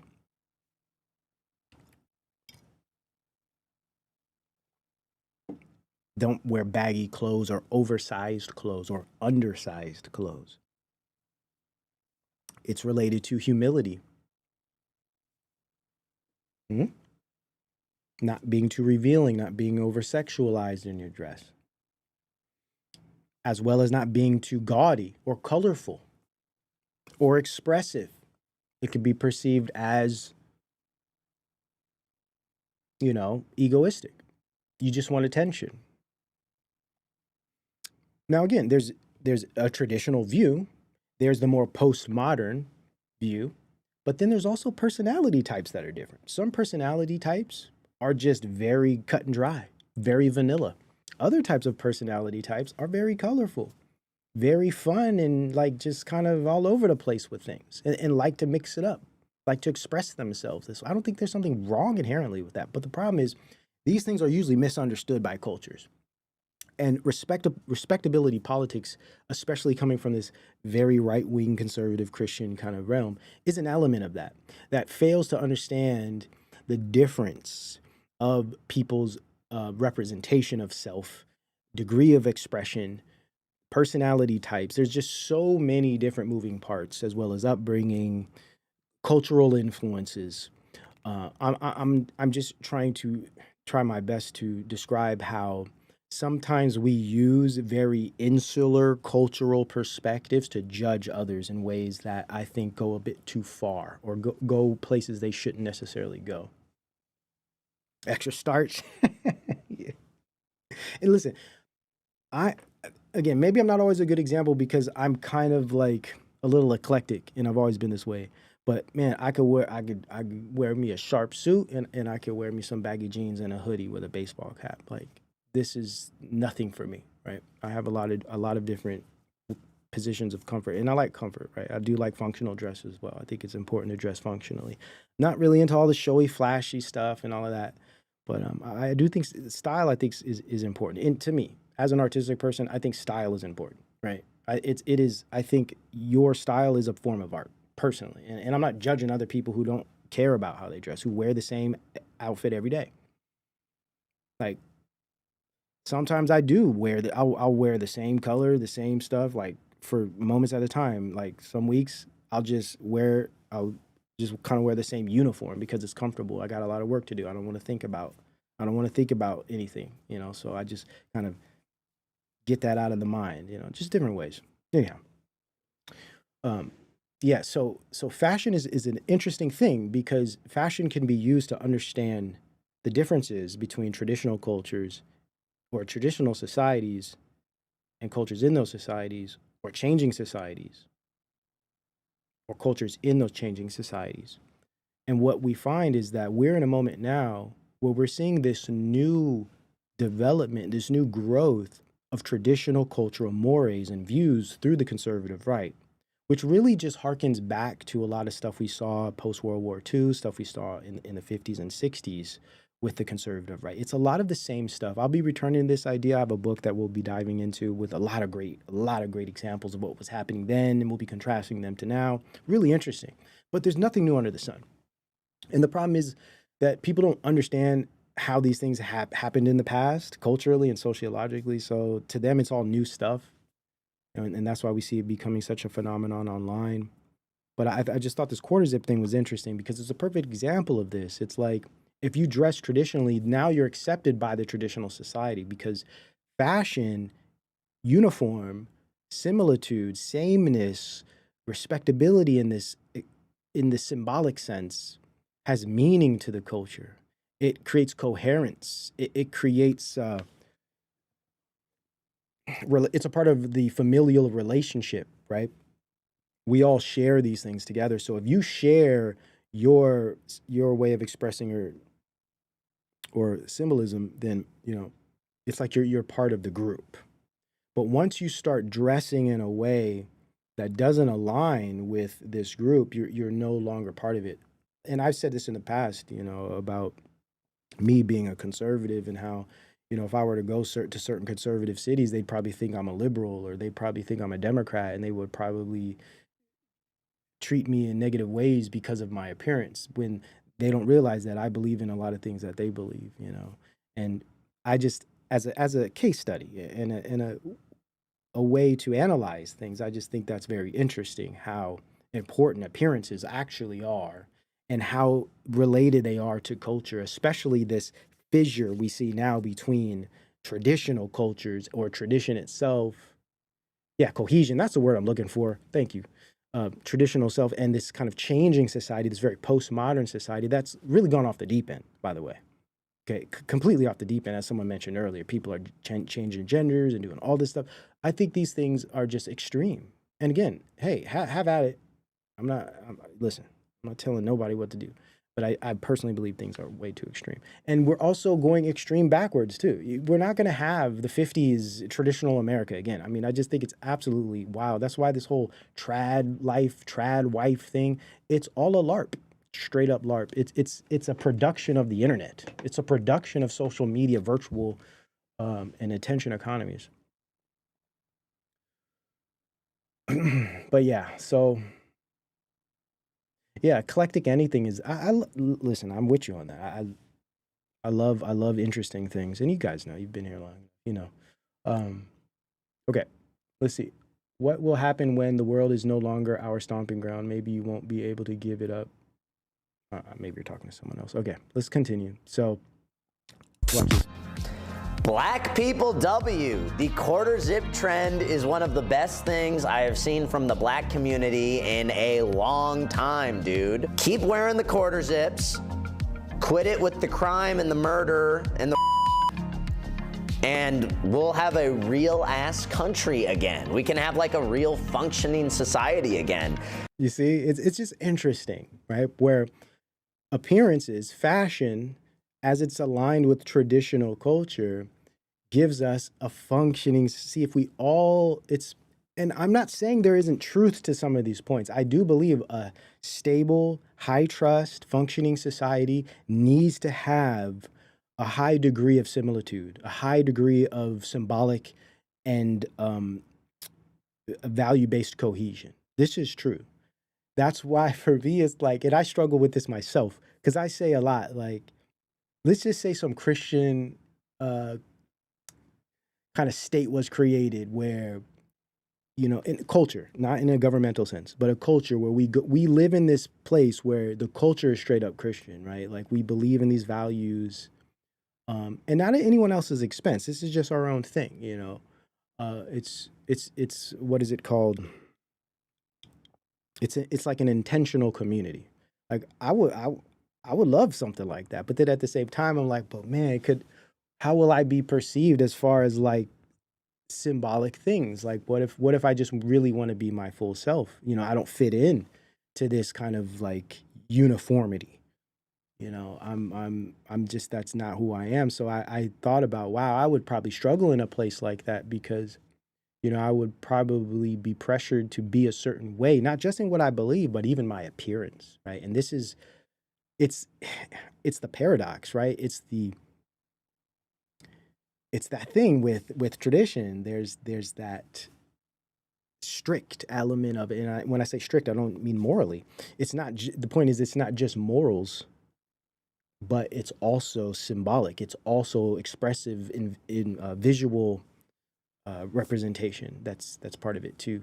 So when you join a type of community like this, there are things expected of you physically, just based on your appearance, which I personally would and do have a problem with, but I respect it and I understand its purpose. You guys understand what I'm trying to say here? I hope I'm making sense. I just find this stuff fascinating, man. Let's continue. And I see this traditional culture warring with, or traditional society warring with the changing society. I'm stuck in the middle because symbolically or visually, I like a lot of the changing society stuff. I don't like the degenerate art, but I like a lot of the genre crunching and uniqueness of a lot of creative things in this changing society. But at the same time, I align with the traditional views, worldviews, belief systems, and morals and ways of life, right? So it's hard for some of us, some of you that might feel me on this.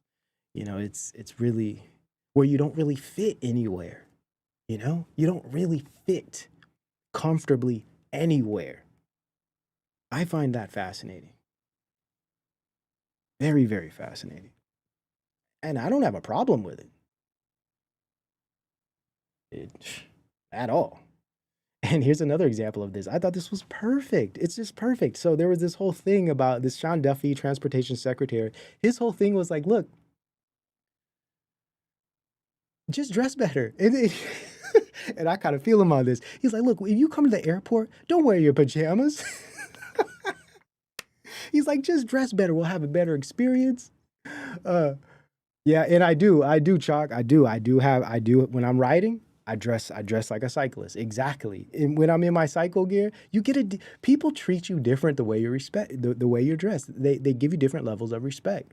You know, when I'm in my cycling suit, I mean, people, you know, they treat you different. You know, when they see an athletic person, you know, like doing his thing and, you know, like actually putting effort into something, you know, people treat you different. Or if they see you at the gym, you know, people give you a degree of respect or recognition or acknowledgement or something like that. Nothing crazy, but yeah, it's so interesting, man.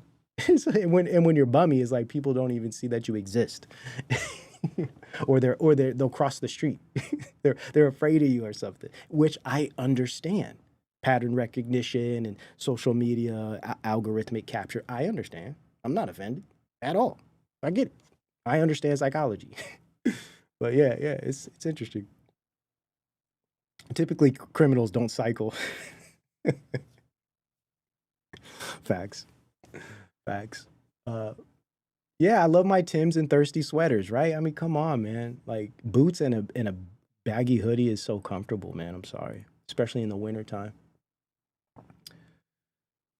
I didn't say cycle suit enslaved by truth. EBT, shout out to EBT. I did not say cycling suit. I don't be running around in those. And I'm not disrespecting anybody, okay? No, I'm not trying to disrespect anybody. I just, you know, I'm not wearing bibs, bro. Though those are very good on the track. Like if I'm at the velodrome, if I'm on the track, then yeah, I might wear a bib under, you know, some tights. Yeah. On the track, definitely on the track. But you know, when I'm flying through them streets, man, spandex, yeah, you know, the track calls for spandex. It does, but you don't see me in urban environments in spandex. Don't judge me. But sometimes functional attire is required. So anyhow, this guy, I was cracking up at this. It's just a perfect example of what I mean by respectability politics. You know, if we dress better, we'll act better. Degrees of that are true, but not enough to change the predicament we're in. Sorry. Mr. President, a lot of us, I fly commercially, I fly back by the bathrooms. I don't know why that happens. They put me in the back. You know, we've asked Americans to bring their better selves, to bring civility back to travel, to say, listen, let's say please and thank you. And if you know, someone's pregnant on your flight and you're as strong as Pete is, well, pick up the bag and help her put it in the overhead bin. I agree with that part fully. Like, let's treat each other better. Like that for me is especially at the airport, people are pissed off, they're rushing, they got places to go, you know, they're on edge, they're stressed out, they got anxiety. I don't think there's a place that exists with a more collective degree of anxiety than an airport, okay? So I get it, but people are so rude, they don't, you know, they pushing you, they rushing, they're not helping. You know, not too long ago I was on a plane, you know, everyone's supposed to wait in line. You know, you get out and you go when it's your turn. You got these people rushing to the front, lining up, and I'm sitting here like, what is going on? This isn't how it works. Back to the uniformity, right? So maybe not fashion in this case, but behavior, yes. There are certain behaviors and protocols we all stick to, like Japan. If you go to Japan, the culture, it's just so good at this. Everyone follows protocol. Everyone follows protocol. Now, Japan's interesting because they are very traditional. Very good paradox here. Very traditional, right? In behavior, maybe even belief, but very changing in fashion. Japan's one of the most fashionable countries you'll ever see, especially Tokyo. Maybe we'll just say Tokyo, not necessarily Japan. Out of Japan isn't necessarily the case. It's more traditional garb. But Tokyo, very, very out there with that fashion, but very, very traditional, very high trust, very uniform in their behavior, following rules. Things are efficient, things are quick. You don't have to wait in long lines for things, not all the time. And when there are lines, people are just very patient. They don't complain. So I think that's what he's getting at here. And I agree. Let's help each other out. Let's be nice. Let's smile. These little things, I think, go a long way. Be nice to each other is what we've asked. Maybe not wear pajamas or slippers on the airplane. And I think it's been... Yeah, no shoes worn inside our home. Left them at the doormat. Facts. Same thing in my household. Absolutely. People used to tell me when I was young that was an Asian thing. I was like, it just made common sense to me.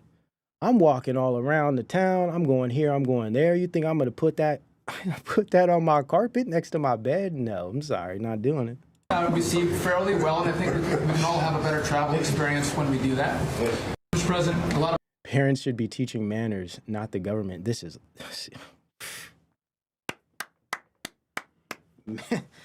Say it again for the people in the back. Yes. Thank you.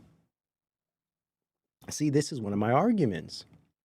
If we have to have online cultural movements telling people to dress better, if we have to have Bill Cosby telling people to pull their pants up, if we have to have the administration of the transportation secretary telling people to treat each other nice, don't wear your pajamas in the airport, we're in some trouble in that sense. Yes, families should be doing these things, but why are they not? What do we talk about a lot here? Families operate differently now, right? We got all these new distractions, all these new ways of separating from each other, all this new distance generationally. Hey, it's messed up. Families are struggling. So now, guess who comes in to clean up? Daddy government. All by design, by the way. Civility. Some of you might have noticed that we've launched a civility campaign. And I think it's important as... I got house shoes too, but they're like slippers that I wear in the house. They're shoes, but they're slippers. I don't wear my outside shoes in the house is the point. And listen, I'm not judging you if you do that. You know what I'm saying? I'm not trying to be that dude. I'm just saying that's how I do it personally. Okay? As we travel, I learned a lot. I learned it on my own. Yeah. A lot of us can agree with that one. That we think about not just ourselves, not just our families, but we think about those who are around us. And we call our better angels. Facts. Yes, Tranquil. You can't teach your children what you don't know yourself. Bars. In a busy time, and again, the airports are going to be packed. TSA lines may be a little longer. And as you might not be able to find a seat as you're by your gate because of the number of flights that are going out or coming in. But I think we have to think about how do we do a better job? How do we, maintain maybe some of that frustration we have as we travel this Thanksgiving season? Maybe we should say please and thank you to our pilots and to our flight attendants. I think, again, I call this just maybe dressing with some respect. Whether it's a pair of jeans and a decent shirt, What's a decent shirt, right? So again, this is a cultural thing here. It's not appealing to any objective truth or objective standard. This is purely cultural. So what does he mean by that, right?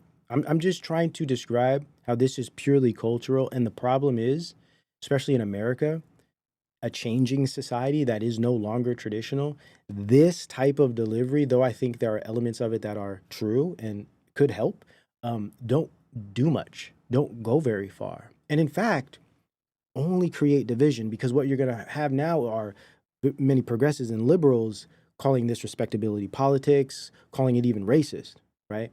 And that just creates more turmoil when it's done this way. Not to say that there aren't truths in here somewhere, but I think this is a very good example of hyperpolitics, where the real struggle is everything's cultural, but culture today, maybe it did then, but culture today doesn't change society, guys. It doesn't affect politics. Technology does, because culture now is expressed and experienced through technology, through algorithms, through screens, and all the new relationships that those things provide. So the point is. It doesn't matter how many cultural war value movements you have online. It doesn't change the framing of culture. It doesn't change the relationship of people, which is done through a technological lens. It's done through virtual means. It's done through devices. It's engineered and nudged and guided by way of algorithms. It's no longer engaging with natural cultural experiences or relationships. Point being, the culture war becomes a waste of time and just an aspect of the hyper real or hyper political movement on social media. Nothing happens. Encourage people to maybe dress a little better, which encourages us to maybe behave all a little better. Let's try not to wear slippers and pajamas as we come to the airport. I think that's positive. Listen. Sometimes you go to the airport, you're tired, you got an early flight. You want to be comfortable on the plane. You might have a 6-hour flight. It does feel good to wear a pair of sweats. I don't always do it when I travel, but especially if I travel international, I'm wearing me some nice, comfy, thick, warm, 100% cotton sweats with a nice, fluffy, thick, dense sweater and maybe a beanie or a hat, depending on the weather. I'm going to wear some light shoes that I can slip on and off when I go through security. I'm going to dress for comfort, but I'm also going to dress for function, for utility. I think sometimes function supersedes culture, and sometimes the other way around. It all depends on context. But again, I'm just saying. It ain't that deep, but it's interesting. Now, no, I know. Listen, man, they drop these videos, right? There's all this AI stuff. It's just all this slop, man. It's all, this is hyper politics, by the way. Okay, where everything and this is something Marshall McLuhan said decades ago. Postman said decades ago. And we're gonna be going into all of these things. Where politics merges with entertainment, and you can no longer tell the two apart. That's hyperpolitics. Now, they weren't using that term. Academics today are using that term, hyperpolitics. But they were describing hyperpolitics way back in McLuhan in the 60s and Postman in the 80s and 90s. So now everything is just slop and entertainment, and nothing really ever gets done. But what does get done is more marching of industrial revolution and imposition of human behavior and human relationship, real human behavior and relationship. Oh my goodness. Music. Is it like Power Rangers music? It is. There's 2 giant apes. This thing is supposed to give us powers. Let's do it. Mastodon! Pterodactyl! Triceratops! Saber-toothed tiger! Tyrannosaurus! Why does it have 3 legs? That's not his leg! Yeah! Okay, let's get him.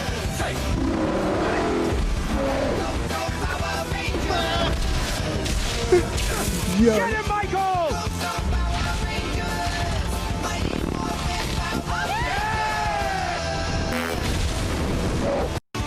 This is America. This is America. Damn, y'all. This is America. This is super modern hyper politics, man.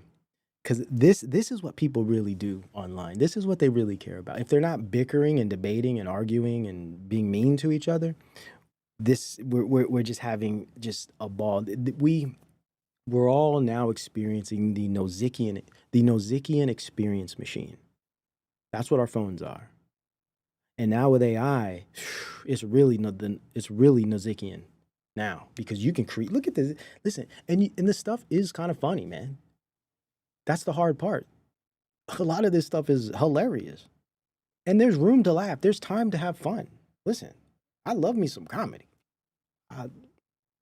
but what happened to politics? And then we think about all the dark stuff happening that gets kind of overshadowed by a lot of memetry or memology or memetics, right?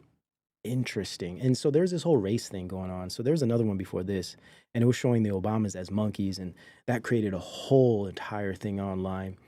I get it, it's the helter skelter thing, but I just think all of this stuff is to generate the back and forth. Nothing is happening because of it. And this is another example of hyperpolitics here. This guy, man, he's funny. They're always coming up with, no, it's not the Jews. No, it's not women. No, it's not blacks. It's actually really complicated. No, it fucking isn't at all. Excuse the language. I didn't get to censor that. Jews are running society. Women need to shut the fuck up. Blacks need to be imprisoned for the most part. And we would live in paradise. It's that simple. It's literally that simple. Is it though? And that's the thing. It's not. It's really not. And what I mean by it's not is the degree of simplicity that it's not, because in order for that to happen is no simple matter. So the concept may be simple. All we got to do is these three things.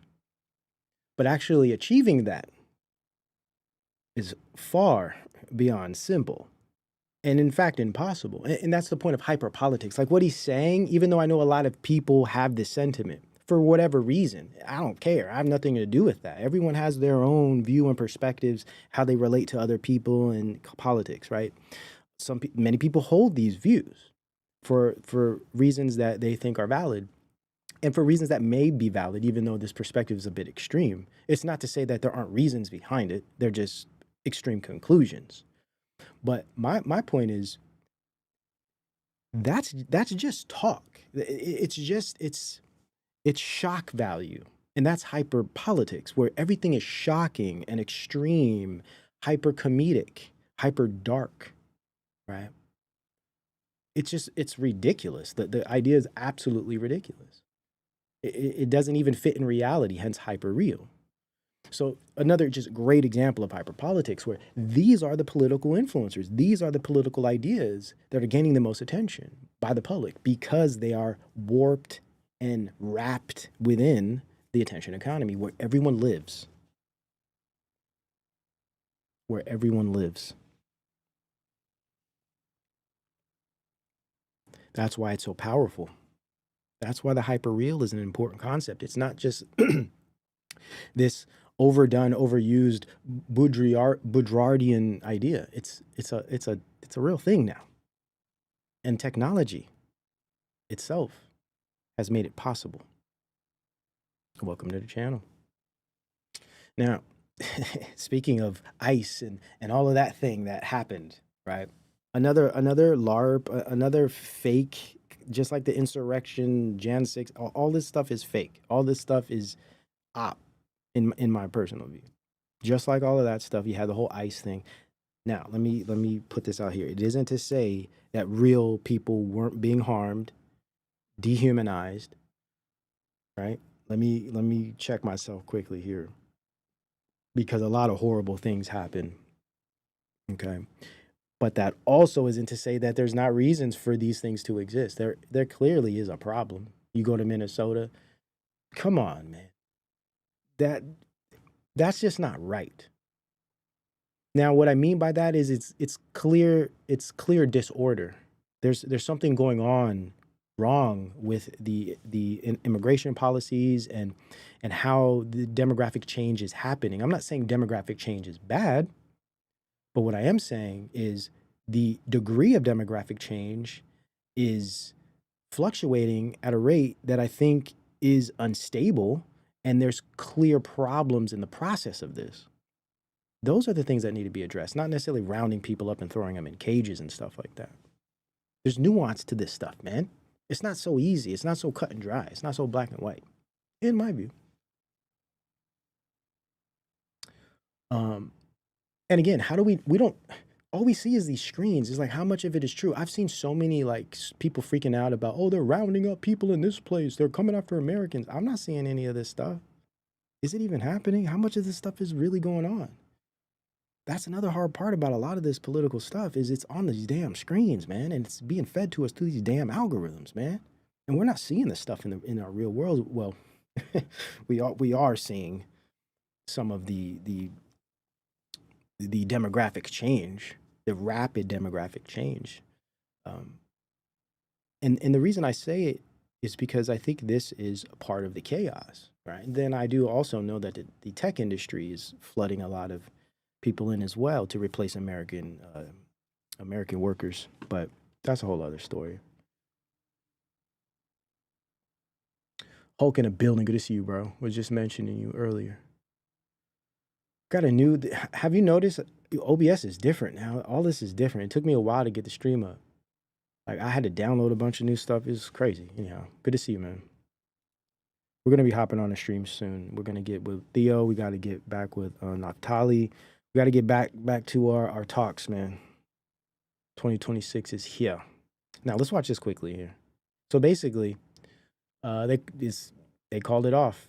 No more troops. With that, and success that has been made arresting public safety threats and other priorities since this surge operation began, as well as the unprecedented levels of coordination we have obtained from state officials and local law enforcement, I have proposed, and President Trump has concurred, that this surge operation conclude.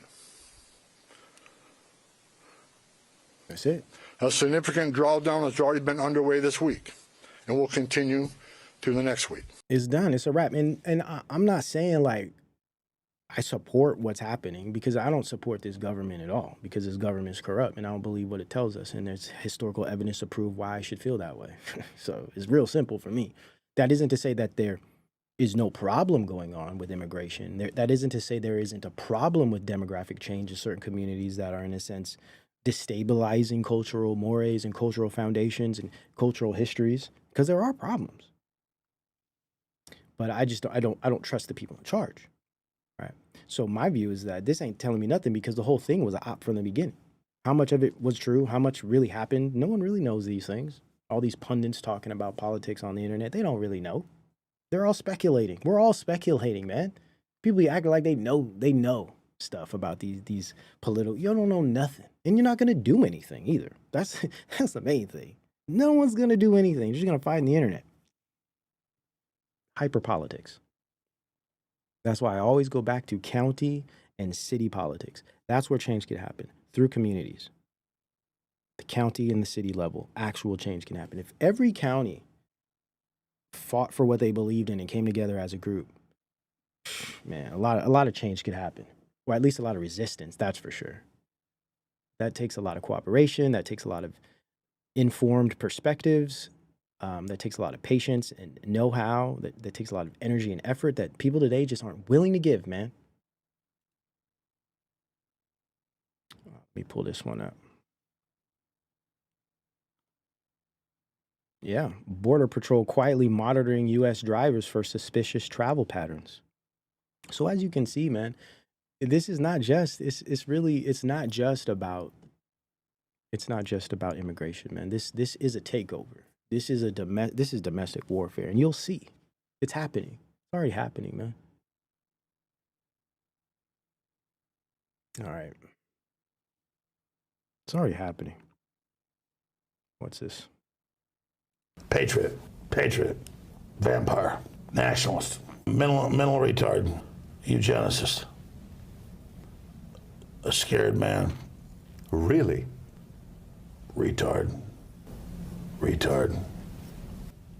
traitor, vampire, next level, Moses, patriot. Hilarious. Okay, this is big. Let's watch this. Now, before we turn on that, I got this clip here of Marshall McLuhan because I think it demonstrates what I mean by at least one element of this idea of post-politics and hyper-politics. So post-politics is an era where politics aren't, at least at the public level, aren't really actually happening. What's happening at the public level is all fixed within virtual, digital-based warring on social media, signaling and, imagery, memeing, trolling. That's public politics are happening there. Real politics are happening at the private and governmental, the tech state, public-private partnership level. That's where real politics are occurring. And what I mean by that is real political change. And that political change is essentially technological, of course, mixed with banking and economies, right? So it's techno capital. That's what's developing. That's part of fintech, right? Digitizing the economy, digital currencies, interoperable digital identification systems, mass surveillance, panopticism. All of these things are developing at scale right now at that level. That's where the real politics are happening. Everything happening with the public politically is all hyper in the sense that it's happening in these screens, it's happening in these virtual worlds. And now this is, of course, I'm separating it from local politics where people are actually making real change, okay? This clip here demonstrates how that occurs through media and how the president is actually a representation of media leadership, almost a type of actor. And in order for a president to be successful in this post-political realm where real politics at the public level aren't happening, the president has to be a type of entertainer or a type of symbol or image that can pacify through media, pacify the public. So the public is unaware of the fact that nothing is actually happening in any positive sense with their needs in mind. The only thing that's happening in a positive sense are the things that the techno capital and the industrial industries need, right? So I think this is a good clip of that here. So let's see. The private offices have been dissolved. The family circle has widened, Mom and Dad. The world pool of information constantly pouring in on your closely knit family is influencing them a lot more than you think. The instantaneous world of electric informational media involves all of us, all at once. Ours is a brand new world of all at onceness. Time, in a sense, has ceased. That is so prescient. All at onceness. This describes perfectly the social media, virtual world, the hyper real world where we're all here together at once, experiencing reality through these fast-paced, algorithmically delivered impulses of images and symbols and messages. Where this is the global village. And space has vanished. Time has ceased, space has vanished because the speed of technology, the accessibility of it has completely shrunk the element of time and space. We now can stretch time, we now can shrink time with the ability of viewing things at our own pace. We can actually change the context of content by speeding it up, slowing it down, all of these different things. Time is now something that is elastic, and space nearly exists no longer, or it's not necessary anymore because now we can reach each other instantly. We can see each other instantly. We can be with each other or experience each other 24 hours a day as long as you have a live battery and a Wi-Fi connection and a working device. Space isn't necessary anymore. Presence, place no longer is needed in this type of realm. Hence, the success of hyper real as a social engineering element, because we're all in it. We're all experiencing it. We all have the devices. We all are on these things every day. We're all experiencing this stuff and being fed these messages and symbols and images that the government controls, or at least the government in cahoots with the big technology corporations control, mediate, manage, mitigate, etc. Like primitives, we now live in a global village of our own making. A simultaneous happening. Global village is not created by the motor car or even by the airplane. It's created. Hold on, that's not the part. Where is it? The global village is a world in which you don't necessarily have harmony. You have extreme concern with everybody else's business. Ooh, I love this. The global village isn't a place where you have harmony, relating this to the traditional society where there is cohesion, as mentioned earlier. Harmony, an aspect of that harmony, at least something that is conducive to creating a semblance of that harmony, is fashion, dress, expression, appearance. We share these things, it creates more harmony, just one aspect of a type of traditional society. In the global village, and I think what I would add that what he means by the global village is the changing society, where we don't have this uniformity, but we have this preoccupation with other people's business. What does that sound like? TMI, right? Everyone telling you what they're doing every day, all day on social media, right? Knowing everybody's damn business, right? Seeing everybody's face every damn day, bragging or showing off, or, you know, or on the other side, people envying all of this stuff, but up in everybody's business, knowing too much. We know more information than we even need to know. We're in the position now where we know more about people we don't even know than we need to know. Damn. Okay. Run it back. The global village is at once as wide as the planet and as small as a little town where everybody is maliciously engaged and poking his nose into everybody else's business. The global village is a world in which you don't necessarily have harmony. You have extreme concern with everybody else's business and much involvement in everybody else's life. It's a sort of Ann Landers column writ large. And it doesn't necessarily mean harmony and peace and quiet, but it does mean huge involvement in everybody else's affairs. And so the global village is as big as the planet and as small as the village post office. We now share too much about each other to be strangers to each other. Yet we're total strangers. Isn't that a paradox? For example, in the age of the information explosion, all the walls go out between age groups, ethnic groups, between family groups. It goes against everything God wanted for this world. Amen, Lord. That's why I'm telling you, it is so important to understand the spiritual aspects of technological change. And that's a big part of the work I do here. The channel's named Days of Noah for a reason. These technologies are going directly against everything God wants for his people. National groups, between economies, the walls all go out. People suddenly have to adjust themselves to this new proximity, this new interrelationship, and merely to tell them that this has happened isn't very helpful. What they need to know is, if it is happening, what does it mean to me? For example, in the matter of, say, automation jobs.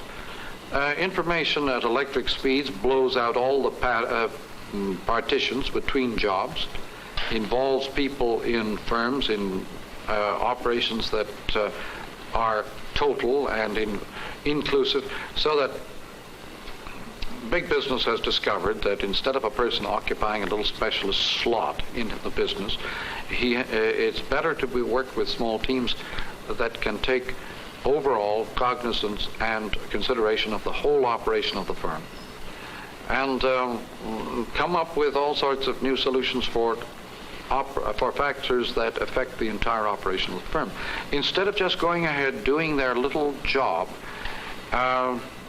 in the old pattern. Same way with private lives. What had formerly been private life tends to become more and more corporate. Yo, your private life is everyone on social media, at least, your private life. And now with AI and people engaging with AI, now your mind, your ideas, right? Your worries, your concerns that you're sharing with these machine learning databases are now property of corporations, are now actual property of the corporate. Our private lives are not just corporate. Our private lives have become property of corporations, man. It's like, wow, dude. They did that. They really did that. Let's skip to 35. Check this out, man. So now he's going to talk about the position of presidency. And in the Betwixt series, I go through a lot of these clips. I kind of splice them in with the shows, and I touch on all of these things. I give you plenty of background. I give you literature, scholarly references if you guys want to actually read the books where I get a lot of these things from.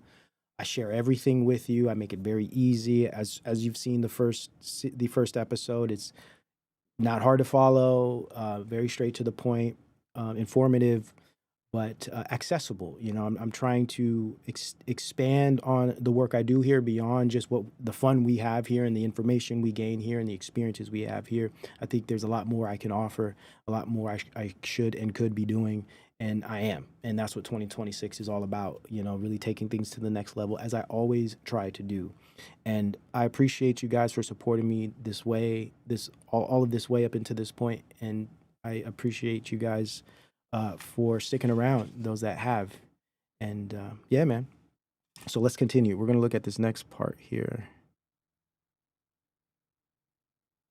All right, 35. I think this clip here is so important because it describes Donald Trump in a nutshell. And listen, I don't want to just be like, this is all Donald Trump. Biden was another version of all the presidents have all been puppets for industry and corporation. That's it.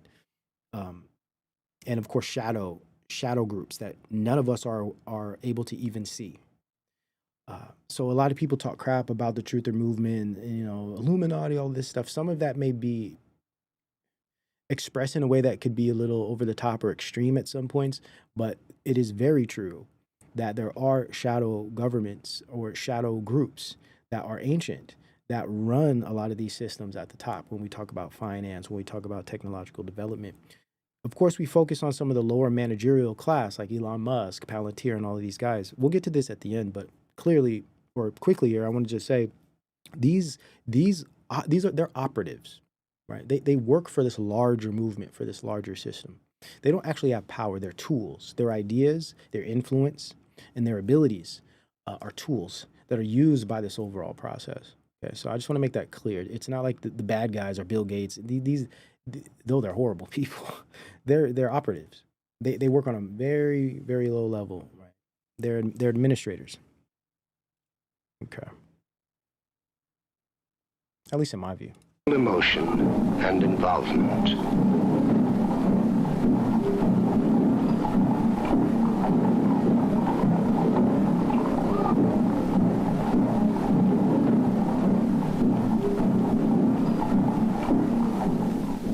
Kennedy came into office as the first TV president with a resulting involvement on the part of all age groups in his whole presidency that was quite unexpected.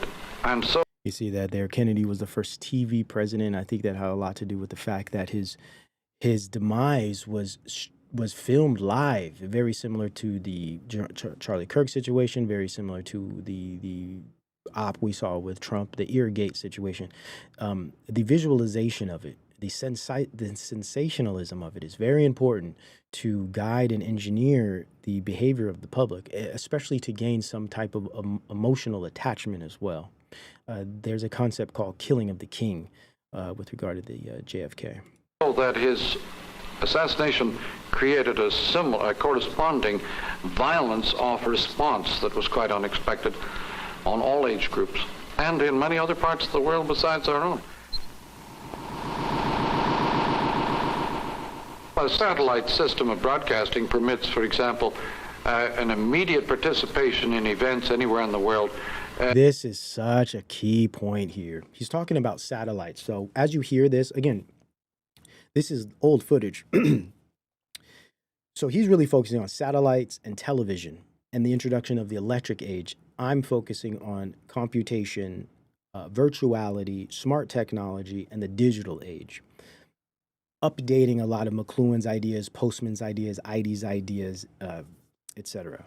All of these different philosophers and thinkers that were doing this kind of work, say, all the way back during the first Industrial Revolution, if we think of a lot of people that came out of that movement, like Galbraith or Veblen, into Daniel Bell and a lot of these other people. I'm taking a lot of these guys' work by going back into all of this literature and reading it from the very beginning and getting a full understanding of how all of this developed. But then I am taking it and applying it to an experience only I can understand, because I am experiencing it now in a way that these thinkers couldn't experience it back then, because I'm living in a different technological age. So I try my best to take some of these perspectives, applying it to the modern times, but then mixing it with my own ideas and concepts to make it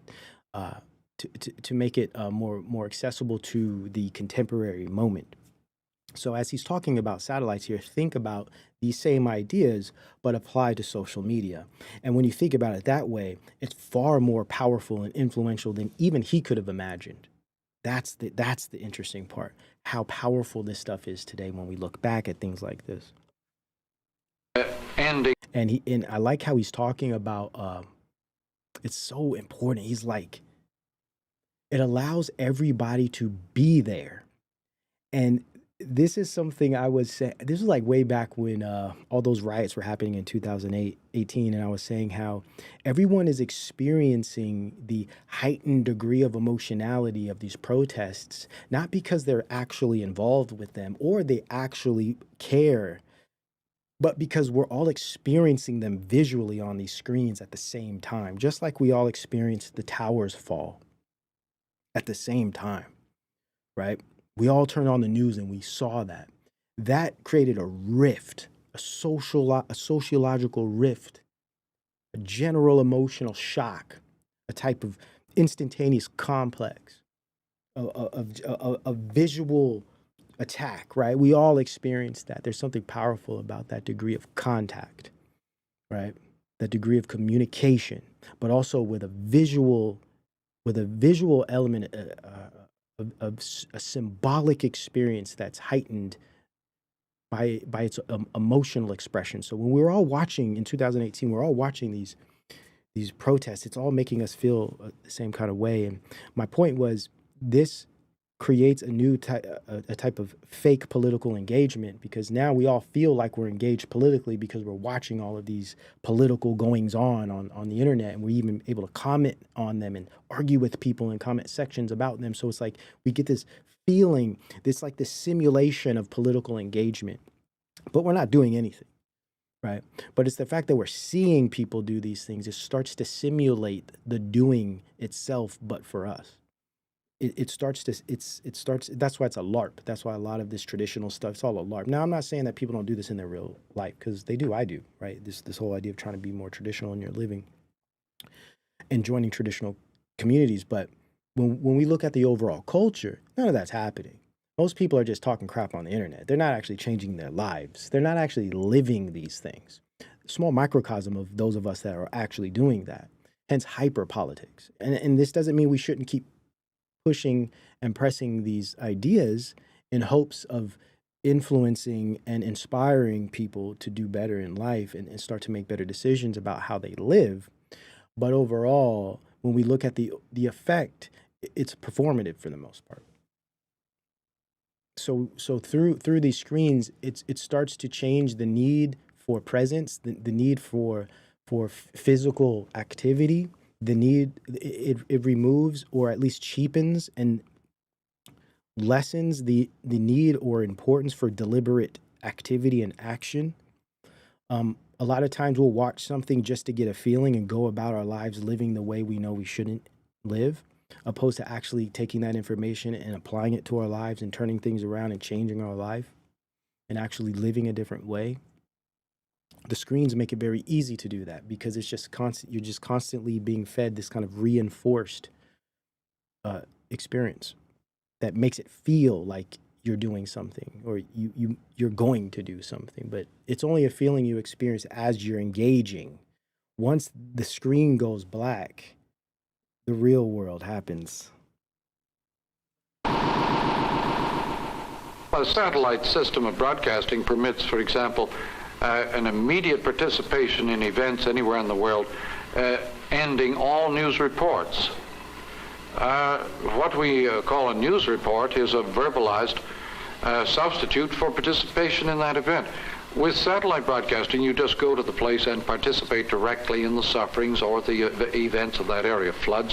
See, we participate directly in the suffering of others. That's all the ICE and Israel, Gaza Strip footage people are watching on social media. They're all experiencing that suffering and wreckage, but it's very superficial and it's fleeting because once the screens turn off, it's almost like it doesn't exist anymore. It's getting to the point now where for things to exist to us, for things to actually be real to us, we have to be experiencing them through the simulation or virtual machine. Isn't that fascinating? Isn't that a paradox?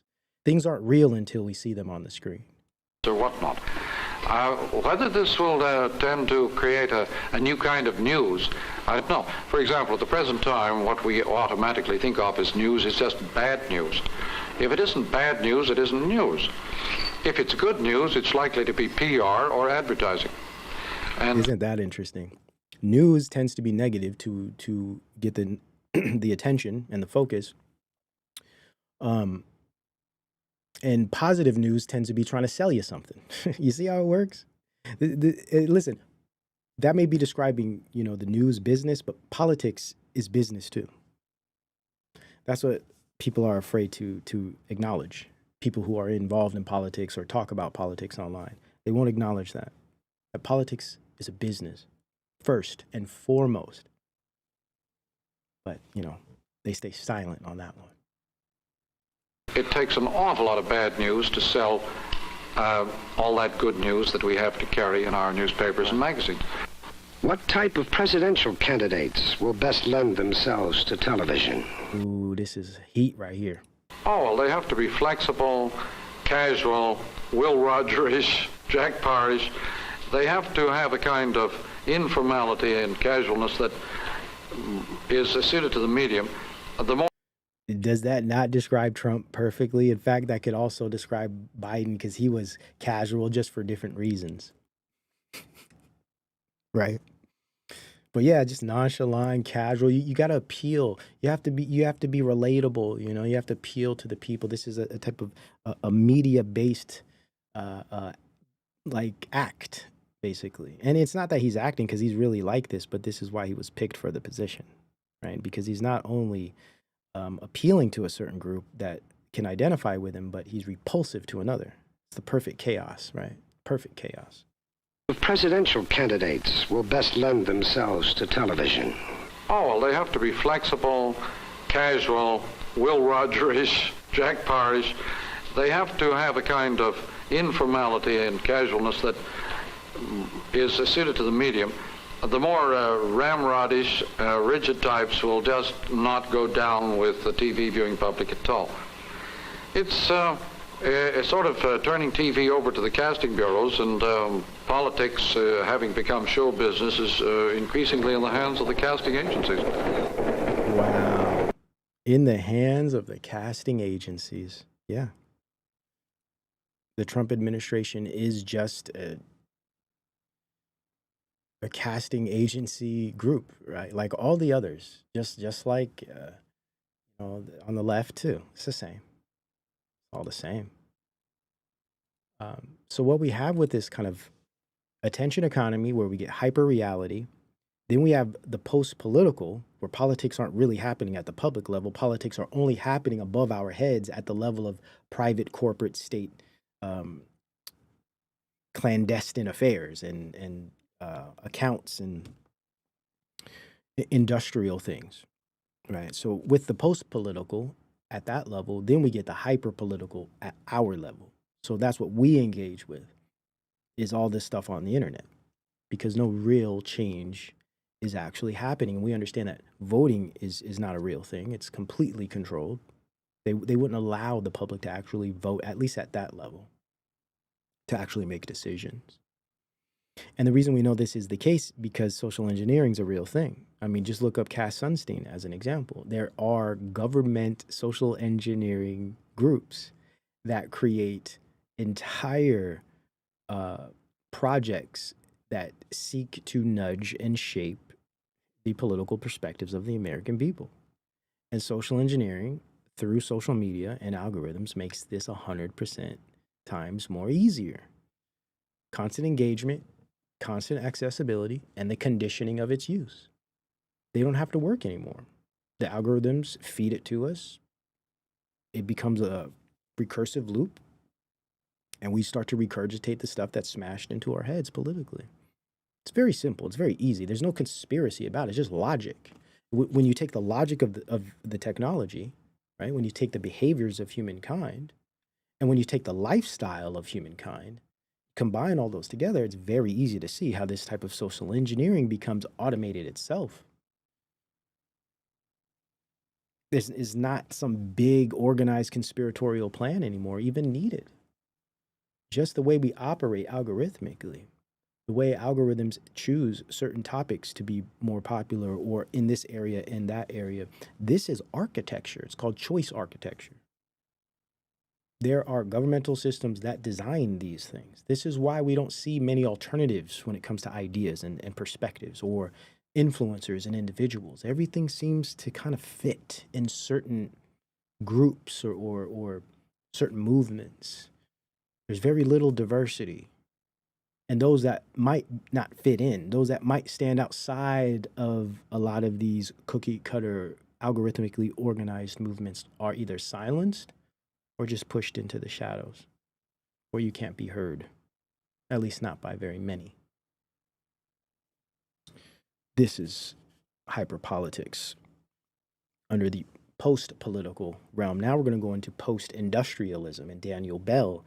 And now I'm going to describe to you, at least from my perspective, what MAGA is all about, what the golden age truly is. Now we're getting to the meat. And I know we've been here almost 3 hours, but now we're getting to the meat. Okay? So quickly here, before we move on from the attention economy, hyperreality, and the post-political hyperpolitics, what are these things about?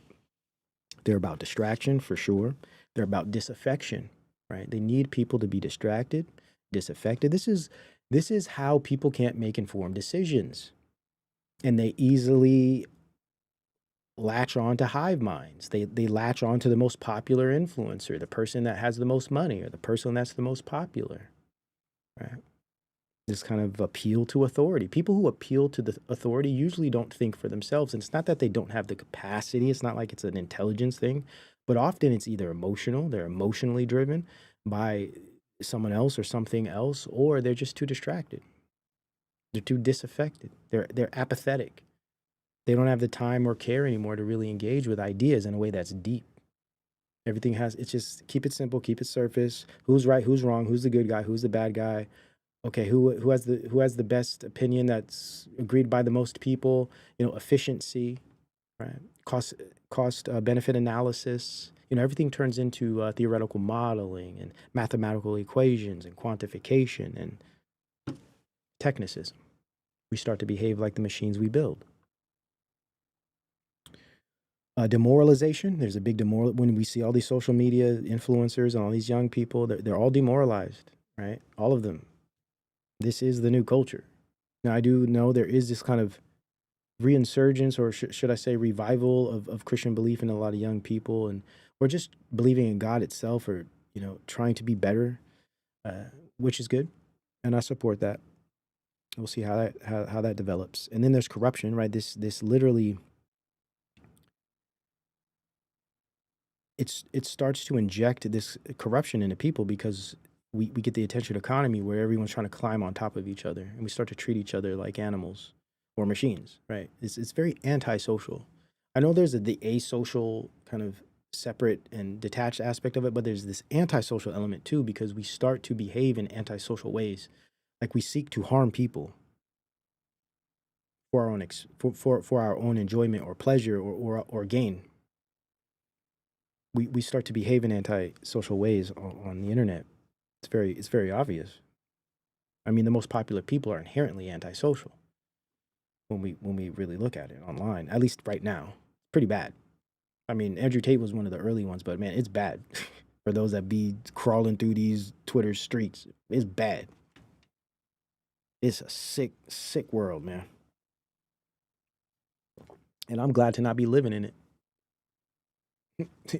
If I'm gonna be honest, I'm so glad to not be living in it. Seeing it for what it really is, has no effect on me.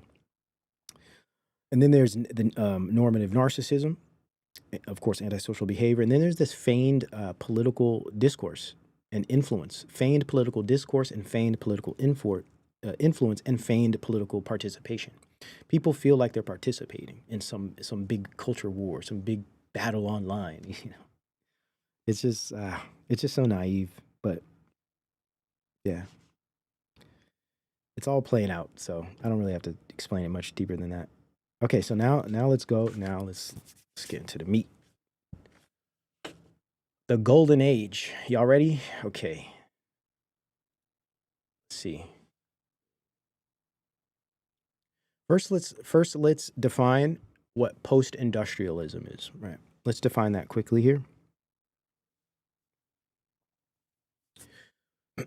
Now, yes, belief means nothing more than commitment to an agenda. That's anyone following federal politics, that's what it is. It requires belief, and it truly is just a commitment to an agenda, nothing more. So, you know, I pray for them, but at the end of the day, you're not going to change these people because their identity is connected to this, and now they're even connecting their faith to it. So it's lost cause, man. They're too far gone. There's really nothing you could do about them. And the sad part is they think they're actually going to make some change too. And it's like, if you don't understand the way the system works, you know, it's impossible to create programs for change, at least in any large sense. You could always make change locally. And that's the only thing I think is worthy of most people's time today, because once you get involved with hyper reality and hyper politics and this like populist world online, it's you start to fall into the slop, and you can't get anywhere. It's like quicksand. You know, you're moving around a lot, but you're going nowhere. Okay. Let's see. Post-industrialism refers to the period in the evolution. This is key, right? This is looked at as an evolution of traditional industrialism and traditional capitalism, okay? Post-industrialism refers to the period in the evolution of an already economically developed society like America that follows the largest leap of industrial growth and is marked by a relative decline in the importance of the manufacturing sector, by widespread affluence and leisure, by a high degree of dependence upon technology, and by a relative emphasis on one's role as a consumer rather than a worker, as compared with all previous historical eras. I pulled this from Lawrence Vasey's essay on post-industrialism and Daniel Bell. So this describes exactly where we're at. And Daniel Bell wrote a book about this era coming. Now, though I really like that book for a lot of historical information and a great understanding for technological development from a historical view, his position, I think, is completely flawed, because his position is like post-industrialism is the answer, right? Is the answer to what traditional industrialism and capitalism damaged in the society through gigantism, right? Which is the concept of heavy manufacturing causing damage to the environment, of certain types of grueling labor force activity or occupation that made ill health a regular thing for many people that worked in the industry, based on effects from chemicals and, you know, long hours working in factories and all of these things, as well as different forms of extreme poverty as a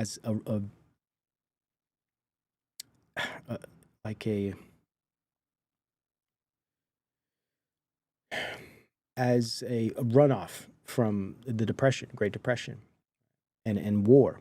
So the post-industrial era, Daniel Bell argues, is actually the evolution, but the good thing, the solution to all those horrible things that industrialism did in the past, because now we're moving from big manufacturing to informationalism, where we provide services. People are starting to no longer work in factories, but work in different service sectors like we do today. We work online, we work virtually. We have all types of digital and online ways of earning a living. We don't have to work in factories anymore. And in fact, factories have gone away, especially if we think of the motor industry, just as one example. And how now the knowledge classes have taken control of economies as well as industries and institutions. We see that happening with Silicon Valley. So we are essentially in the post-industrial age, as Daniel Bell has described. But now Daniel Bell had a specific requirement. His requirement was that in order for this to maintain itself, we actually have to also have a Christian traditional culture. Very, very important part here. Contradictory, and he also admits to this in his other book, The Contradictions of Culture in Capitalism, where he admits that capitalism actually works against culture because he calls it a disjunction. So what he means by a disjunction is that in a capitalist society, and again, I'm not saying that we need to have some type of, because anytime you critique capitalism or have a view that seeks to, in a sense, describe some of the dangerous aspects or logics of capitalism, you're inherently some type of Marxist. I don't believe in Marxism at all. I think Marxism today isn't necessarily relevant in its economic sense, given the state of post-industrialism and how the means and modes of production have completely changed. The means and modes of consumption has completely changed. The labor force, the worker, and the consumer has completely changed in that now we are prosumers that also can own and do control the means and modes of production, as I do here with my channel. I do control the means and modes of my production to a degree, of course. I don't, work or own YouTube and the software. So there is definitely that tension. But the point is, Marxism is at this point not full enough. And of course, there's a whole post-Marxist movement, which is interesting, but still, overall, I believe communism is insane, personally. I think it relies upon a very fantastical view of mankind and government.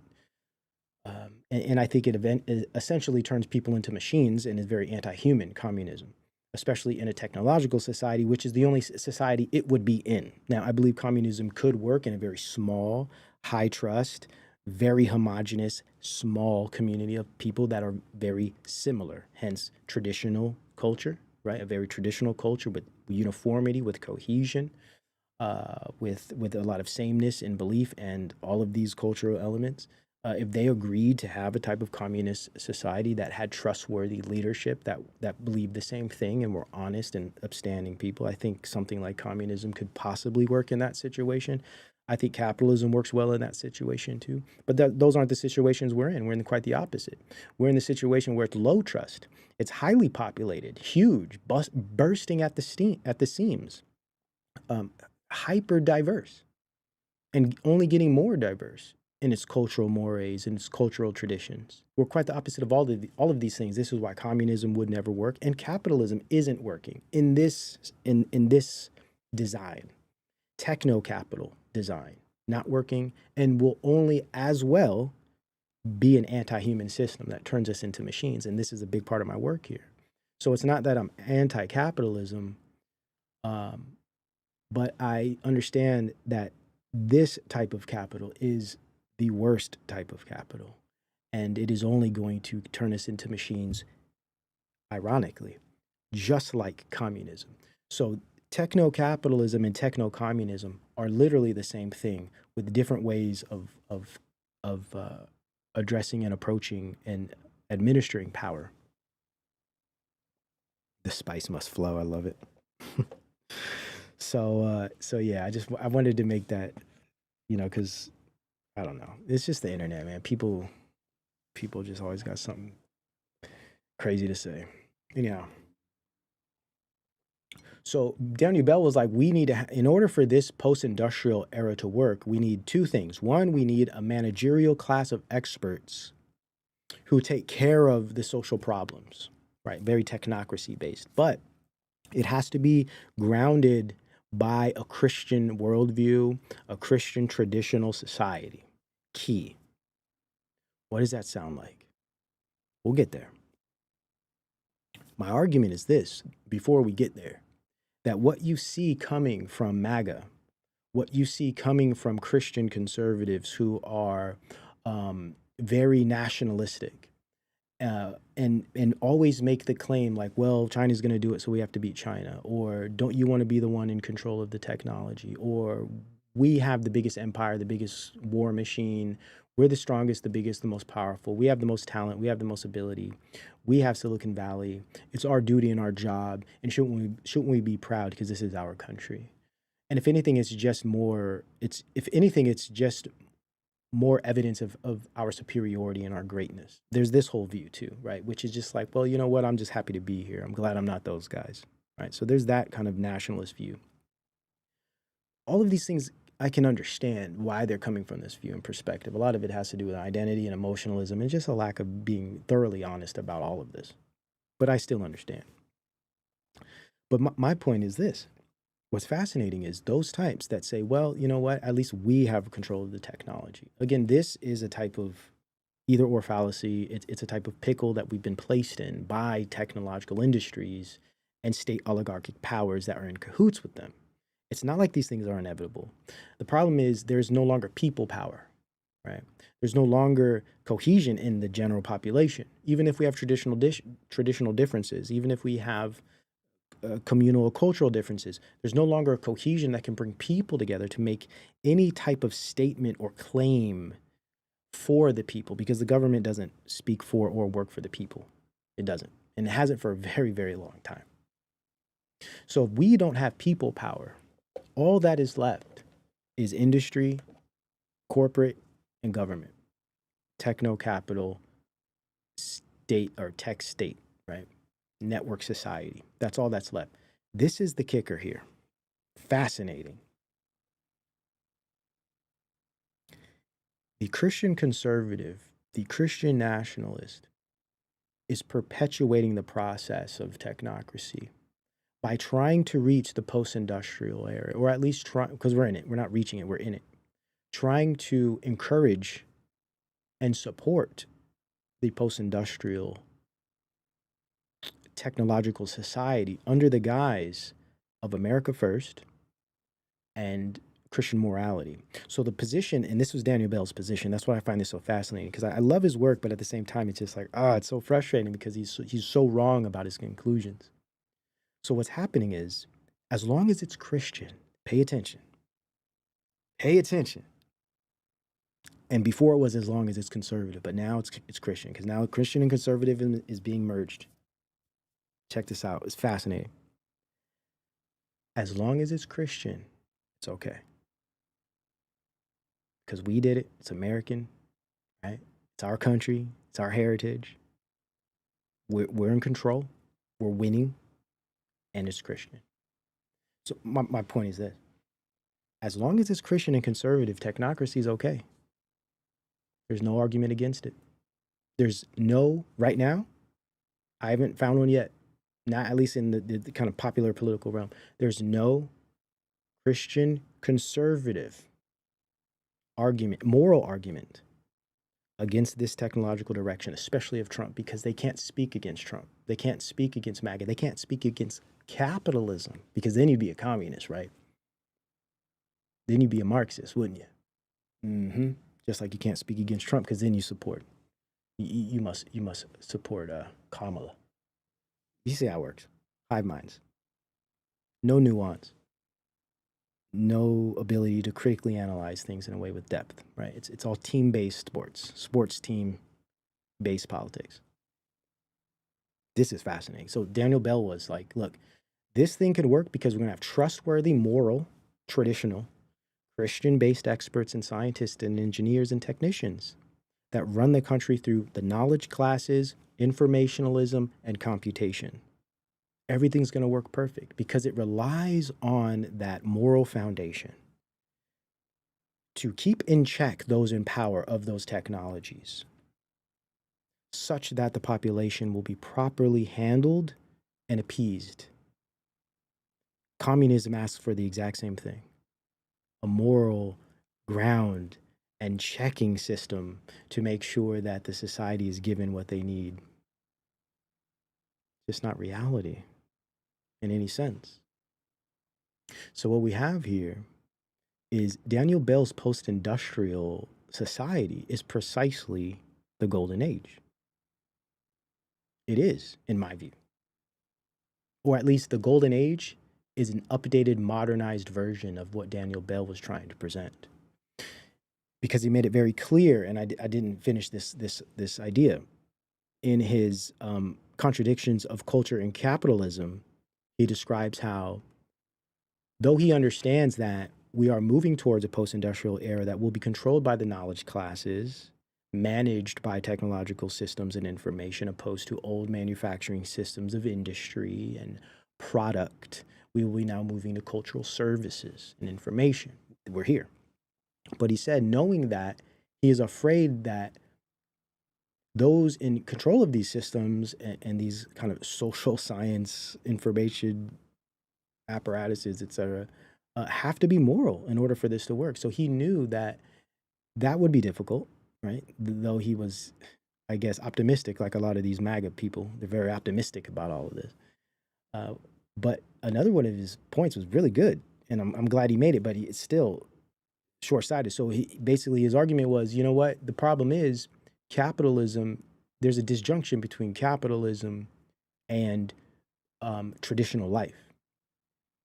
He's correct. Let me explain what's missing, though. So he's correct in that capitalism requires that in order. So he takes this kind of Weber. He takes the concept of Weber's Protestant ethic with regard to capitalism, right? Where capitalism functions healthfully when it has a Christian ethic behind it. This is where we get these concepts of meritocracy from. Like if you just pick up your bootstraps and work hard, and you have good moral standings, grounds, and good merit, and you get out there and you get it, and you work hard, you're going to make good living, earn a living, and have a good life, right? This whole kind of Protestant. I have this other book I'm finishing right now. Oh, I can't wait to kind of contrast that with Weber and a lot of other ideas. We'll get into the relationship historically between Protestantism and capitalism and industrialism. Fascinating stuff, because I'm starting to realize now that all of that is coming to a head. All of that stuff that has been developing since the Gilded Age is now coming to a head with Trump and the Golden Age, this kind of fourth to fifth industrial revolution. It's so fascinating to me how this is happening. Like, it's becoming more and more clear. Like, the more information I'm gathering and the more I have, the more information I have to kind of synthesize, I'm starting to really put these things together. That's why 2026 is going to be really, really big for this channel, because for the past 6 months, I've been just burning through books, man. And I just have so much stuff to share with you guys. So what we're seeing here is that Bell was like, look, borrowing from Weber, in order for capitalism to work, people have to be honest, because they have to go to work, they have to work hard, right? To maintain the system. Right? You have to have that drive, that ethic to go to work, because capitalism can't work without labor, at least that older capitalism. This is where tech cap changes. But people have to get up and have this moral duty. It's this concept of duty, right? Duty is a big part of this too. A lot of people pushing duty. Duty is such a big part of all of this transition, man. It's like, oh, it's interesting. It's very manipulative, because it's all based in the success of the industry at the expense of not just humanity, but human culture. And part of that is tradition. So it's completely contradictory. So you have MAGA people that are pushing for this development, pushing for this golden age, yet it's totally contradictory to their traditional values and to their traditional future. In fact, it's eliminating that future completely. Eliminating it. Let me get to it. So his view was like, okay, the contradiction with capitalism is that, or at least the culture of capitalism, is that capitalism requires this types of ethic, but at the same time, it wants you to go out and sin. It wants you to go out and spend money. It wants you to go out and be reckless and engage with the market. And it wants you to, hedonism in a sense. It's like capitalism needs hedonism. Capitalism needs sin to be successful, because otherwise they wouldn't be able to sell all these products. They wouldn't be able to have these massive drug industries and alcohol and all of these industries. They wouldn't be able to have the media industry, which is just riddled with degeneracy. Point being, capitalism requires degeneracy to flourish in a changing society, a diverse society, a massive society, a large society of all types of people. It requires hedonism. It requires sin to flourish. And what is capitalism about? Expansion, development at scale, growth, change, disruption. What does that sound like? Disruptive technologies. You guys are following me, right?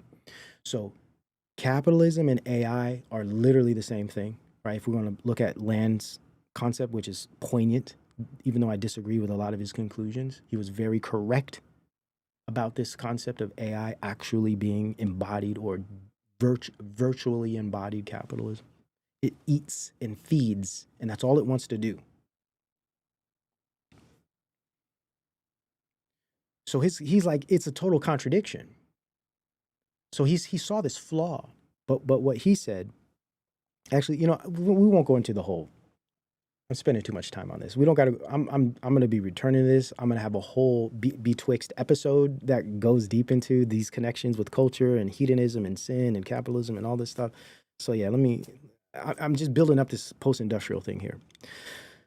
So basically, Bell believes that the post-industrial technocracy is good as long as it's run by Christians, and this is exactly what Trump is promoting. And unknowingly, this is what all Trump supporters and MAGA supporters and the Golden Age supporters are promoting too. But unfortunately, they don't realize the contradictions. And we're going to spend some time getting into those contradictions soon. But they're very deep, and it's interesting and it's wild, but here we are. So let's continue here. Now, post-industrial. Now, here I just made it very simple. I took this and simplified it. So here's post-industrialism is when a society moves beyond heavy industry, relying more on technology, consumer culture, and services rather than factory work. A society managed and operating under the control of science, media, and technical industry and technical institutions. This is the post-industrial society, and this is exactly where we're at now. Exactly where we're at now. Now, what's interesting about Daniel Bell is he believed he wasn't a communist. He's more of a socialist, right? He's a conservative he's a social conservative, but he's an economic socialist, right? So he believes that culture should be Christian and traditional. Social behavior should be traditional and Christian. But the only honest economic system is one that is social. Maybe not socialism in the eye of what we've seen in the 20th century, but a type of like mixture of capitalism and socialism, kind of what we have, or maybe what you would see like in the Netherlands, something like that, right? What he noticed was how Russia had this group called Scientific Technology Revolution, right? Russia had the scientific technology revolution, which was this idea of technocracy to bring communism, right? Bell liked this idea, but he didn't like communism. So he believed that this could work because he understands that this is a secular society that won't have the proper ethics and traditional morals to uphold such a system of control and management like a technocratic industrial society or post-industrial society. I also describe why post-industrial is actually incorrect. It's an incorrect term, okay? So he took this idea of scientific technological revolution of Russia that wanted to take a technocratic type of government and apply communism to it. He took this idea but applied capitalism to it. Now, what's fascinating is both systems, it doesn't matter if it's capitalist or communism or capitalism, both systems are anti-human, and both systems logically dehumanize the social and human sphere, human realm.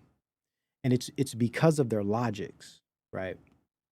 It's because of their logics. And this is the unfortunate part of techno-capital, is that this is precisely what it's going to do. And we're right now beginning this process. And Trump, the Golden Age, Stargate, and all of these, the Genesis Act and the beautiful bill, all of these things, Project 2025, all of these things are preparing this. Oh man, I got so much research to lay out for you guys where I will be literally putting all of this together. And, I'm not like worried about it or even bothered by it because for one, I know who's in control. And two, I understand that this is the way things work out logically. That as long as we maintain, and this is why I focus on technology so much, at least from the faith-based and philosophical position is because I understand logically where all this technology is going as far as humans are concerned. So none of this is a surprise to me, not just because I've read the literature, but because I could just use simple logic and understand that quantification, computation, efficiency, these things are anti-human, they're inhuman. Fixing, human social issues in different technological systems doesn't do the job. Okay, so I just want to first define post-industrialism so we can get through that. We got a bunch of clips. Yeah, he's just a new face, old system. Exactly. He ain't doing nothing. He's just a stand-in. He's an actor. He's controlled by the systems above him. Now, what are the key tenets, right? The key tenets. Check this out, guys. These are the 4 key tenets of the post-industrial society, okay? Let me know if this sounds familiar. Science and communication technology is transforming production, right? This is a view. Means and mode. Society should be run by rational planning and technical expertise. Number 3, the future belongs to the managers and experts of tech industrial superiority. That's the knowledge classes. That's the technical industries and institutions, right? Or industries and institutions that are turning into technical ones, being digitized, being automated, right?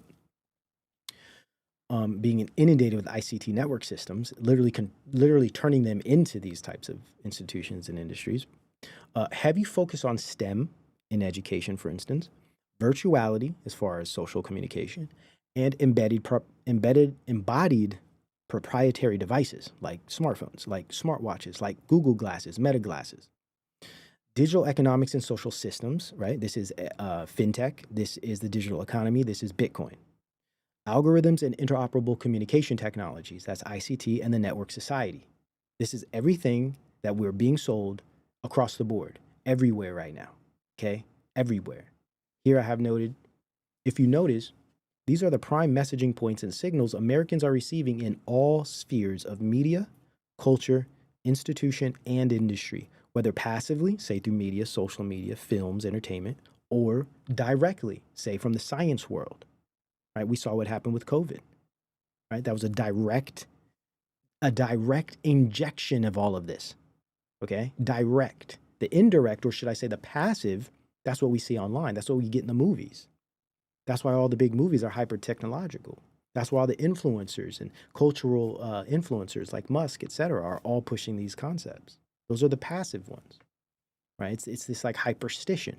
If we tell enough stories about this futurism, about all of these things, they will present themselves. Self-fulfilling prophecy. Now, a blanket theme. So it's a blanket theme what we're getting here. A blanket theme of post-industrial technicism has covered culture. I call it cultural futurism. Key social engineering messaging and bipartisan propaganda, from legacy media to social media. So it's bipartisan. It's not just Trump. It's not just conservatives. It's not just, cyber libertarians like Musk and what's this guy's name? The Palantir dude, right? It's also the left. It's also Biden. Biden did so much during his period as far as a lot of the buildup for this. I mean, it doesn't matter. That's why it's post-political, because if we think of politics, we have to think of values. We have to think of policy that are aligned with values, that create rules, cultural rules and traditional standards for society. It's about behavior. It's about access. It's about rights. It's about freedom. It's about liberty. If this is what politics is about, isn't it interesting that politics today are only controlled by the degree and development of technology, not how people feel about things? That's post-politics. It's interesting. Very, very interesting. Now, check this one out. So, Trump signs executive order to block state AI regulation. So this is a very, Reaganite neoliberal move that wants to create hyper deregulation, especially for AI, that takes rights away from states to make decisions. This is very anti-American. It's what I call centralization. And it's under the guise of we want to beat China, right? Which is persuasion by threat of security. And it's also under the guise of nationalism, this pseudo nationalistic, what is it, like isolationism that everyone's appealing to, like we're getting America back, we're going back to the old America. I mean, it's completely, it's idiotic, especially when you understand like how technology is changing society. How could we go back to something that no longer exists? It's just like so idiotic. But anyhow, this is just basic neoliberal techno capital that all Americans will feel the pain shortly as this develops. And now there will be, they got to sprinkle some sugar on it. They got to sprinkle some sugar on it. So they might give us some dividends. He was talking about $2,000 checks, changing the tax system. There's going to be some, sprinkle a little sugar on it. But in the long run, old concepts of liberty and freedom and access that we once had are going to have requirements that go against very, very American beliefs. Unfortunately, things will start looking a whole lot more like China. You watch. You watch. Of course, not just like China, but the degree of control. Let's see. Indeed, Donald Trump's golden age is a modernized version of the conservative American traditionalist view of the post-industrial society of Daniel Bell. So what this does ultimately, the reason this is bad, why is this bad? Because some people say, why is it bad if we're controlling it, if Christians are controlling it, if it's American, if it's our nation, we're independent, we're separate from other countries, we've detached and disconnected from the global regime, which isn't true because all of our accounts are integrated with other nations. We're all interdependent. There is no ending globalism. Globalism is just changing. It's morphing, just like capitalism is morphing. Just like our ability to communicate and socialize with each other has morphed. Same thing is happening with globalism. It's not going away. So, I mean, for those that actually do the research, it's easy to understand. So what this does is what's bad about it is it keeps control in the hands of tech corporate elite and shadow governing bodies. That's the problem with it. It takes away from the people. We'll get to that. Let's continue. Okay, now, because I got a bunch of clips to show you guys, so I want to get through these quickly here. The key is to convince the public that techno-capitalism, that's AI-driven markets, token economies, and all these other type of automated systems, automating the workforce, labor force, introducing robotics, digital medicine, digital ID, Web3, requiring all types of interoperable devices connected just so you get interact with society. All of these things, they're trying to convince the public that these things will bring Americans liberty and abundance under the guise of nationalist isolationism, a pseudo return to the great America of the past. And if, based on the logic and influential change of this technology alone, this promise is ludicrous. To promise someone that we're going to make America great again as it was, or if we're going to be able to go back to some period in the past, is absolutely ludicrous, considering how much change and influence this technology has had on the way we even behave, let alone the way our society is structured. I mean, it's the thing is, like, to believe any of this stuff on politics, to believe any of these people is just a demonstration of sheer ignorance, because knowing how things are actually operating technologically under the surface of all of this culture war and performative symbolic crap online, none of this stuff makes sense. None of this stuff is actually real. There's no way we could go back to anything. There is no going back. There's no going back. It's impossible. That time, those people, that culture, that tradition, those humans are gone forever. We're different people now. We operate differently. We think differently. Our capacity for interacting is completely different. We can't recover those things. That's why it's so important to critique this stuff now before it gets worse. Our economy has changed. Our ability to operate in society has changed. Not just the sociology and the sociality of how we behave with each other in groups, but even our political system has completely changed. And it's only going to change more. So there's no going back. And the problem with this is, though we can't go back and we're only going forward, it's blind. They're pushing towards something they can't even see. They can't even imagine. They have no idea where any of this is going. But what are they doing? First off, they're trusting the plan, or the Christian view is, well, God's in control, so it's all going to work out. Have you read scripture? I don't think it all works out. Not in this life, not in this world, not with the king of this earth. That's why people just they misrepresentation, misinterpretation of scripture. I mean, bending scriptures any way possible to fit political views. Like, it's crazy, man. It's crazy. Ooh, it's a mess. Laura, it's a mess. Yes, it's a mess. But see, they must keep us distracted and bickering and joining forces with their political pundits and puppets, so we don't realize what they're actually building. And at the bottom here, I have this whole thing relies on the ignorance of Americans' view of converging technology. The world is passing away. Shout out to Shawana. Good to see you, sis. Always a blessing to have you. Longtime supporter. One of my main supporters, by the way. Her and Nana P. Love you guys. For real.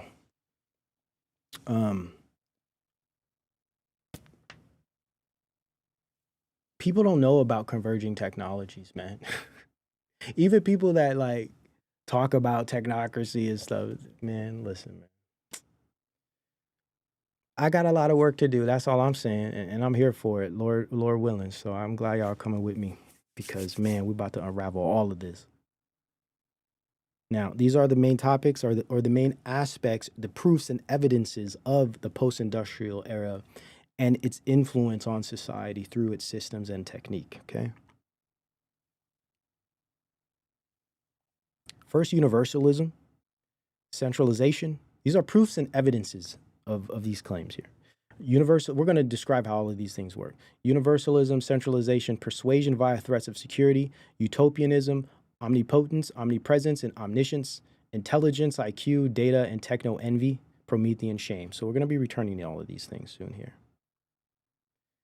And to be real, some of you don't know what political theater looks like, and it shows. Just had to put that out there. Not this community, definitely not, because you guys wouldn't be here if you didn't know what political theater looks like. But too many people out there today just have completely capitulated to the machine, and I get it. I understand. I just don't respect it. I could understand, but that don't mean I gotta respect it. Now, let's go. Let's get it. We got a bunch of clips here that I'm gonna try to get through in an hour. Let's go. Okay, first off, now, let's talk surveillance, okay? The first topic was universalism. So now we want to present to you, and again, a lot of these concepts were borrowing from Jacques Ellul, from his work, The Technological Society. Of course, contrasting it, merging it with Postman, Idy, Winner, a lot of these different thinkers, right? So a lot of these things are a lot of different thinkers, a lot of different literature coming together to make it simple so we can understand what the main issues are here. So universalism, how everything has become universalized as far as the technique of these industries and the ubiquity of their technologies. They seep into everything, every industry, every institution, every home, every mind, okay?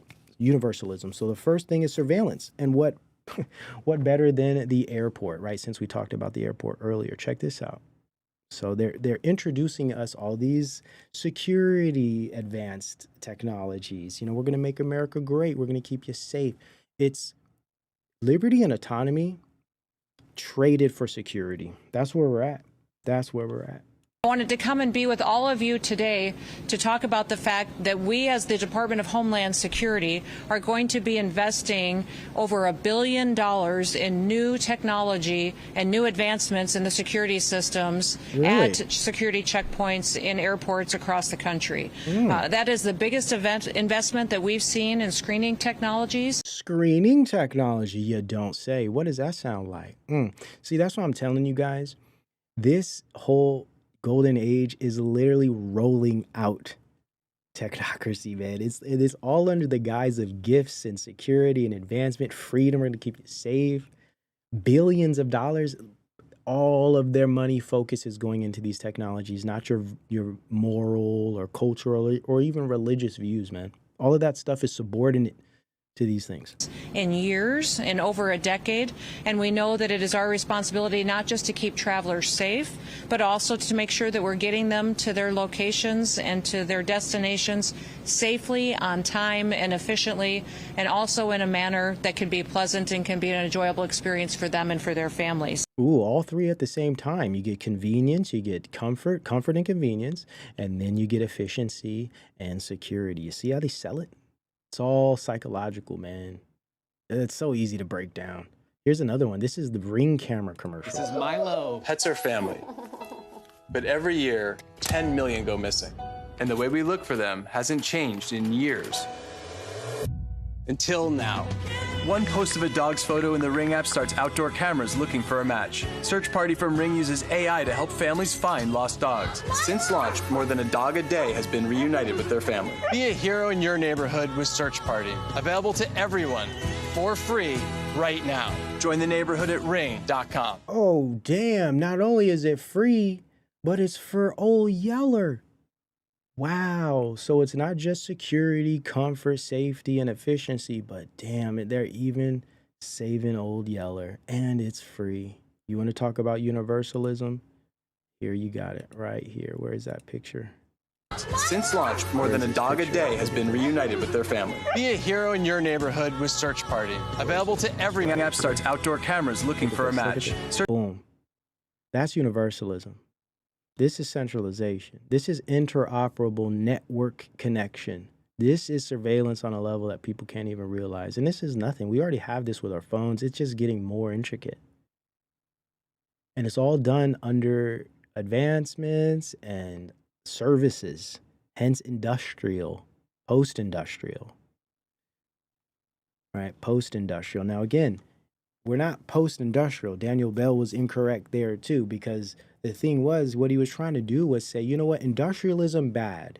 Big gigantism, machines, pollution, harming people, you know, overworking Americans, creating bad health, all real things. But now let's go post-industrial, where we move away from the industry and we go into informationalism and knowledge and computation. The problem is, it's still an industry. It's not post-industrial. It's just a new industrial movement. It's a digital industrial movement. Just like supermodernity is still modern, but we're no longer in modernity. We're now in supermodernity because it's metastasized. It's gotten to the point of just ubiquitous spread and interconnection. So it's not post-industrial. We're not, like, when we say post-human, that's a real thing. It's post-human. It's the human that comes after the human that was. Okay? It's no longer a human. It's this other thing, because a human is a human. Just like an industry is an industry, but we're still in an industrial era. Big tech, Silicon Valley, those are massive industries. They're just changing. They're no longer factories work as it was, but it's a different type of knowledge-based informational work. It's just a different system. Same problem. Got to clear that up. All right, let's continue. Here's medicinal surveillance, another aspect of universalism. So we go from your homes to your pets to our travel, now to our medicine, directly to our bodies. You want to improve population health. You have to take all of your healthcare data, your diagnostic data, your electronic health records, your genomic data. And you know, in the Middle East, in the UAE, for example, they're incredibly rich in data. They have a lot of population data. The NHS in the UK has an incredible amount of population data, but it's fragmented. It's not easily accessible by these AI models. We have to take all of this data we have in our country and move it into a single, if you will, unified data platform. So we provide context. When we want to ask a question, we've provided that. That's centralization, by the way. Unified database. That AI model with all the data they need to understand our country. So that's the big step. That's kind of the missing link. We need to unify all of the national data, put it into a database where it's easily consumable by the AI model, and then ask whatever question you like. And again, it will be sold under the guise of health, public health. You know, we're making it more convenient for you and all of this stuff. But again, this is all anti-human. It's all directly against American beliefs of liberty and freedom and individuality. This turns us all into not individuals, but actual nodes, right? And check out Trump bragging about 5G and oncoming 6G. So we're into 6G now. I just 5G. I was a leader on 5G, getting that done, and now they're up to 6. Let's do it again. What does that do? Give you a little bit deeper view into somebody's skin? See how perfect it is. He's just joking about it, bragging about how, he brought in 5G. It's crazy, isn't it? Just know who you're dealing with, man. Keep going. Mr. President, as you said, in keeping with your commitment to grow the American economy, create potentially millions of new American jobs, and maintain America's technological and military superiority in the years ahead, this is an executive order that orders aspects of your administration to take decisive action to ensure that AI can operate within a single national framework in this. That's centralization, a single national framework, taking away sovereignty from states. This is directly infringing on not just state lines, but cultural and traditional lines. What if certain cultures and traditions don't want anything to do with this AI? It doesn't matter what your culture or your tradition believes or even wants. This is not just universal, it's centralized. This is autonomous technology, if we're going to use Langdon Winter's term. Good book, too. We'll be covering that as well on the Patreon and locals. We have a whole new lecture series that I'm starting in March, where this is going to be my best lecture series yet, man. So if you're really into these things in a way where you really want to learn and you want to dig into the literature with me and really get into some of my original work, then be sure to join, because I have a 36 lecture series on that. It's going to be really, really fun. We're starting that in March. And a lot of other things coming out of that too, but I won't mention those yet. I'm just going to drop them on you, and you'll see a lot of new stuff coming for you guys. So yeah, here we are. This is centralization. This is superseding culture, superseding individuality, the American people. Because we got to beat China, right? We got to be unified. He says here, we have to be unified. China's unified. We're not China. China's unified because China is communistic. Though they're capitalist, they're communistic. They're authoritarian. They're totalitarian. We're not China. So when Trump is like, we need to be unified like China, pay attention to what that actually means. Pay attention to what these people are actually saying, man. Country, as opposed to being subject to state-level regulation that could potentially cripple the industry.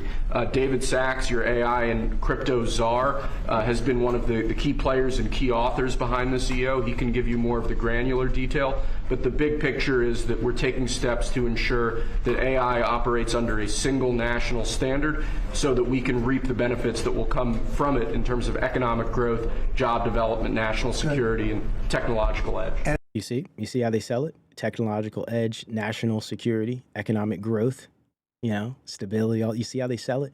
This is precisely what I meant here. I'm just showing you guys the evidence, proof and evidences of this stuff, man. We don't play around. We're really doing this here. We're really doing the work here. Listen, this is exactly what I mean by this.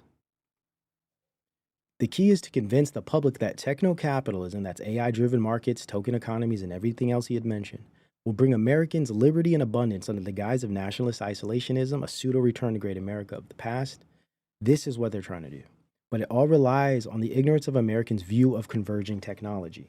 So Americans can't speak or critique or fight against any of what these people are saying, because for one, it sounds great. It sounds great. Everything he said, who wouldn't want those things?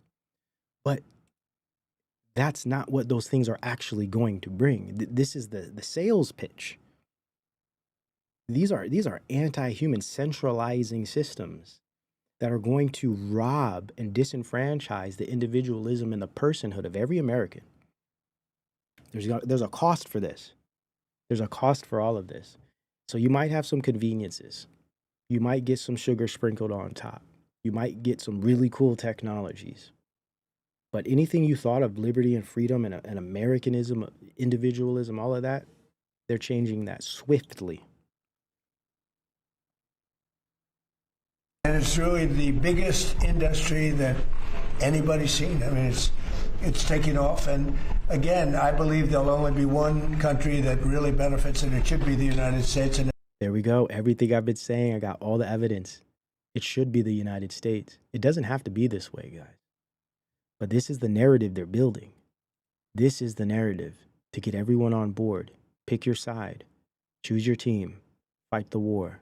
And it should be the United States, and it will be if we do this, if we're unified. We have to be unified.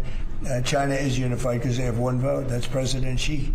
He says do it, and that's the end of that. You know. You see, what is he calling for? A dictatorship? It's just look at Xi. He says do it, and everybody. You see, that's he wants. And I'm not saying he, because Trump, he's just an actor, but this is what we're moving towards. And I'm not going to use the term fascist because it's overused and it doesn't even matter anymore, these terms. It's autonomy. It's tech state autonomy. That's what this is moving towards. We won't say fascism, authoritarianism, totalitarianism, all these old terms. This is techno-state autonomy at the expense of human personhood, individuality, and all human traditions that built this country, man. Wild. And guess what? The conservatives are cheering it on, man. Cheering it on. Hold on, we got this article here. Here's Palantir, CEO Karp, pushing this rhetoric, this narrative, building this narrative, them versus us. You're with us or you're with the terrorists, you know, creating this whole tech AI war between China and America. And the reason this isn't real is because we work together, China and America. There's no real war, dude. It's just what they put in the papers. Where is this at? Check this out. Boom. There it is. Palantir CEO Karp says AI is dangerous and either we win or China will win. See, they're putting us in a pickle. They're like, what are you going to pick? Do you want to lose? Yo, it's wild, son. Wild. And even Discord, man. I was thinking about opening up a Discord too. I'm glad I didn't. Even Discord, man. I don't know how legit this is. I got to look into it, but I saw this, man. Discord to globally require a biometric face scan for ID verification for full access next month to protect teen safety. Again, security. There it is. Yeah, we don't need all this. Nazi, most of it we don't need. Period, man. It's like, it's just wild. This is, and then I found this clip. She's speaking Spanish. Alexia Puteles, to the reporter, she says, now I'm the one filming you all. Estoy grabando, por si no lo sabéis. Ahora es uno al revés, Quedamos con muchas Bueno, gracias. See that? Yeah, it's funny. It's all fun and games, right? But see, we now are integrating the surveillance system into ourselves, and we already have this with smart technology and phones. But this is the next level. Now this is video surveillance at the level of the eye, at the eye level. And it's all fun and games, but I think this is just a good example of how the culture, in a lot of my work, I go into the importance of cultural futurism and how we could blame elites. We could talk about who's in power. We could talk about power, but really we're enabling a lot of this. We're encouraging a lot of this. It's the cultural futurism. It's this fact that we're capitulating and we're integrating ourselves with this. We're agreeing with this. We're supporting these people. We're Elon Musk stands. We're MAGA stands. We're the Golden Age stands. I mean, a lot of this is going to be blamed on us in the long run anyways. They need us for this stuff to work. They need us to train the AIs. They need us to spread these technologies. They need us to enculturate them such that they become normalized and standard. Estoy grabando, por si no lo sabéis. Ahora es uno al revés, Quedamos con I don't know. I like the way that sounds, honestly, but let me continue, man. That was just, it's such a beautiful language. Okay, check this out. Musk says AI and humanoid robots will eliminate poverty, right? So now we get the utopianism, right? This is part of the utopianism. Again, you know, just lip service, you know, pipe dreams, sky, pie in the sky, all this. So it's just wild what they're doing. But AI and humanoid robots will actually eliminate poverty. And Tesla won't be the only one that makes them. I think Tesla will pioneer this, but there will be many other companies that make humanoid robots. But there is only basically one way to make everyone wealthy, and that is AI and robotics. Yeah, the stuff you're producing, bro. I mean, this is just a perfect example of cyber libertarianism. You know, this like hyperinflated libertarian entrepreneurism that aligns itself with cybernetic futures, right? It's like transhumanism meeting neoliberal economics, you know, on steroids. So it's just like, of course you're gonna say that, but the point is, how can everyone be wealthy? Let's just think historically, right? Is there any historic referent for that? Does that fit anywhere in reality? Of course it doesn't. Is it assuming something that is completely irrational and that I believe completely impossible for everyone to be wealthy? It doesn't make sense. The only way everyone could be wealthy would mean no one's wealthy, which sounds like communism to me. But again, you know, I'm just saying, let's continue.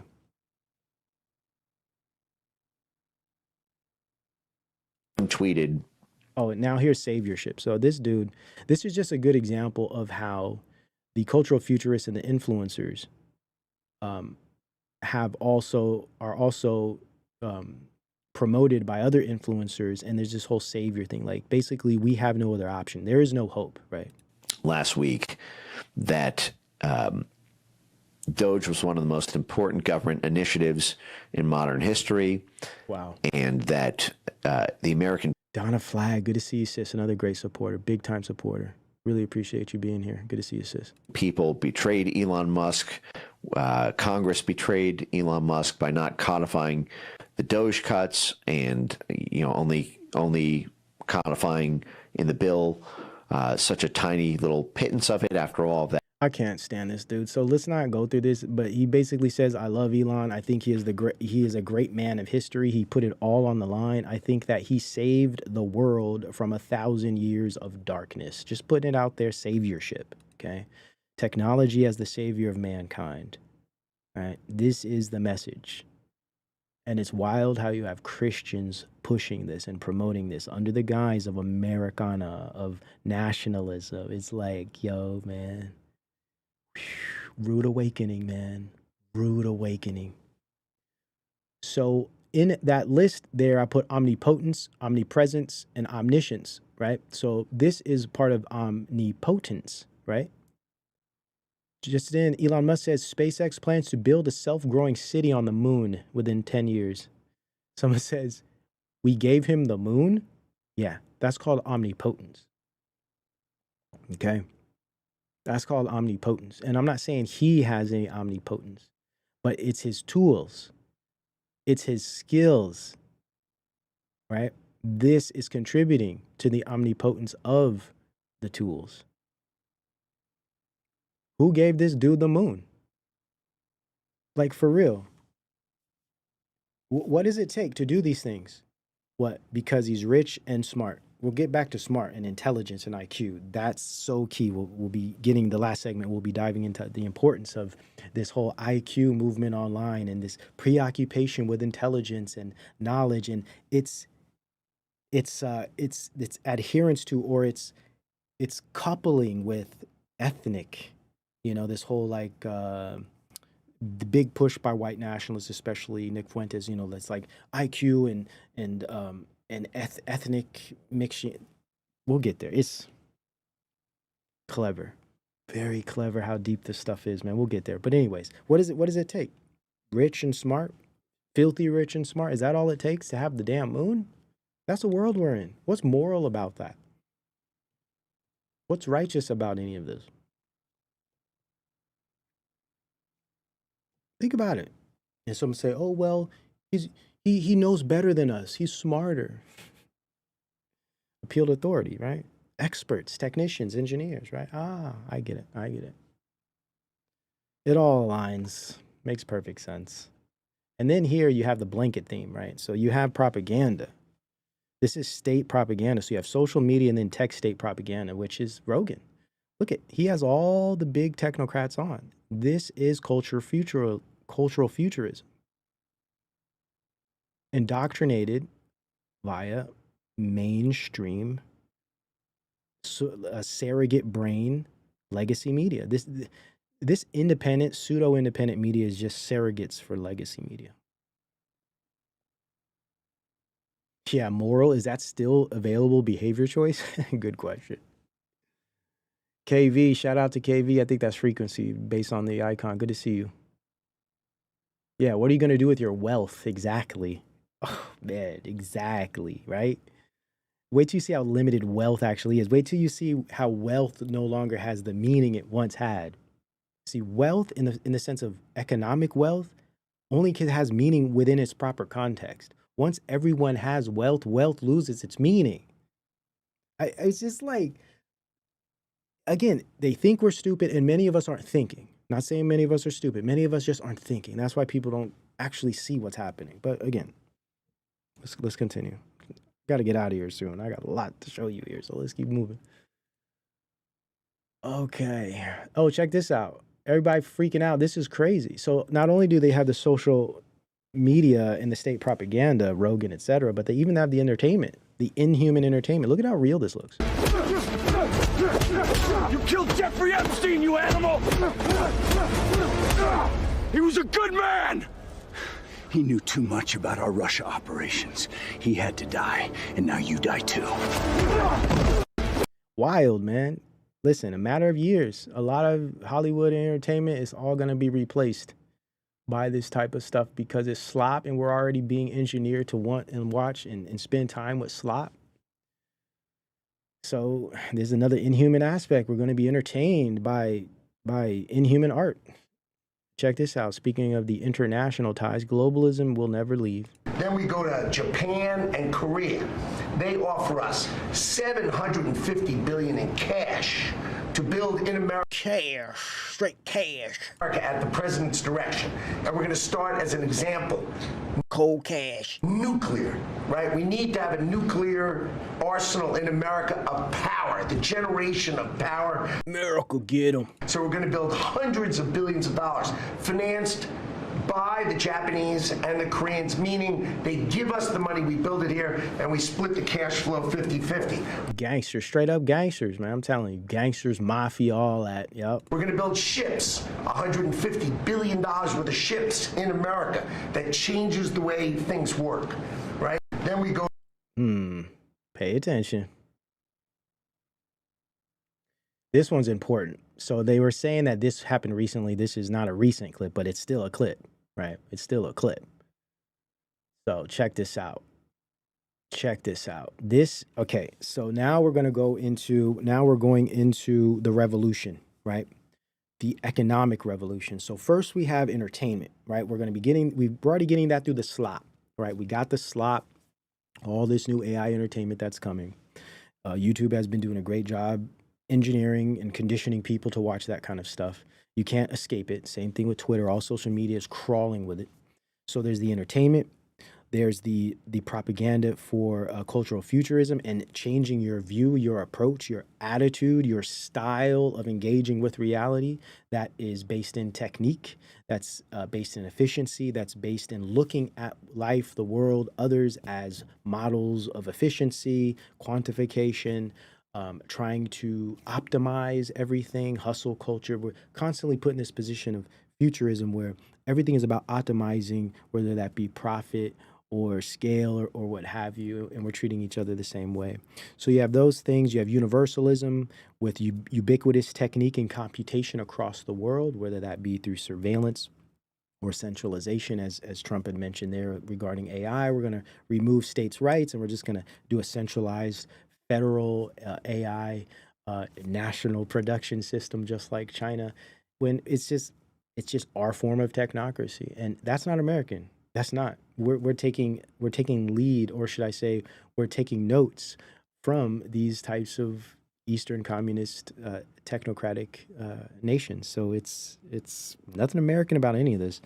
And then utopianism, of course, the promise of progress, the false promise of progress, whether that be abundance, whether that be safety and security, or financial development and all of this crazy stuff, fixing the labor force, what have you, giving people UBI checks so you don't got to do anything but engage with slop all day. Yeah, that's the America I want, sure.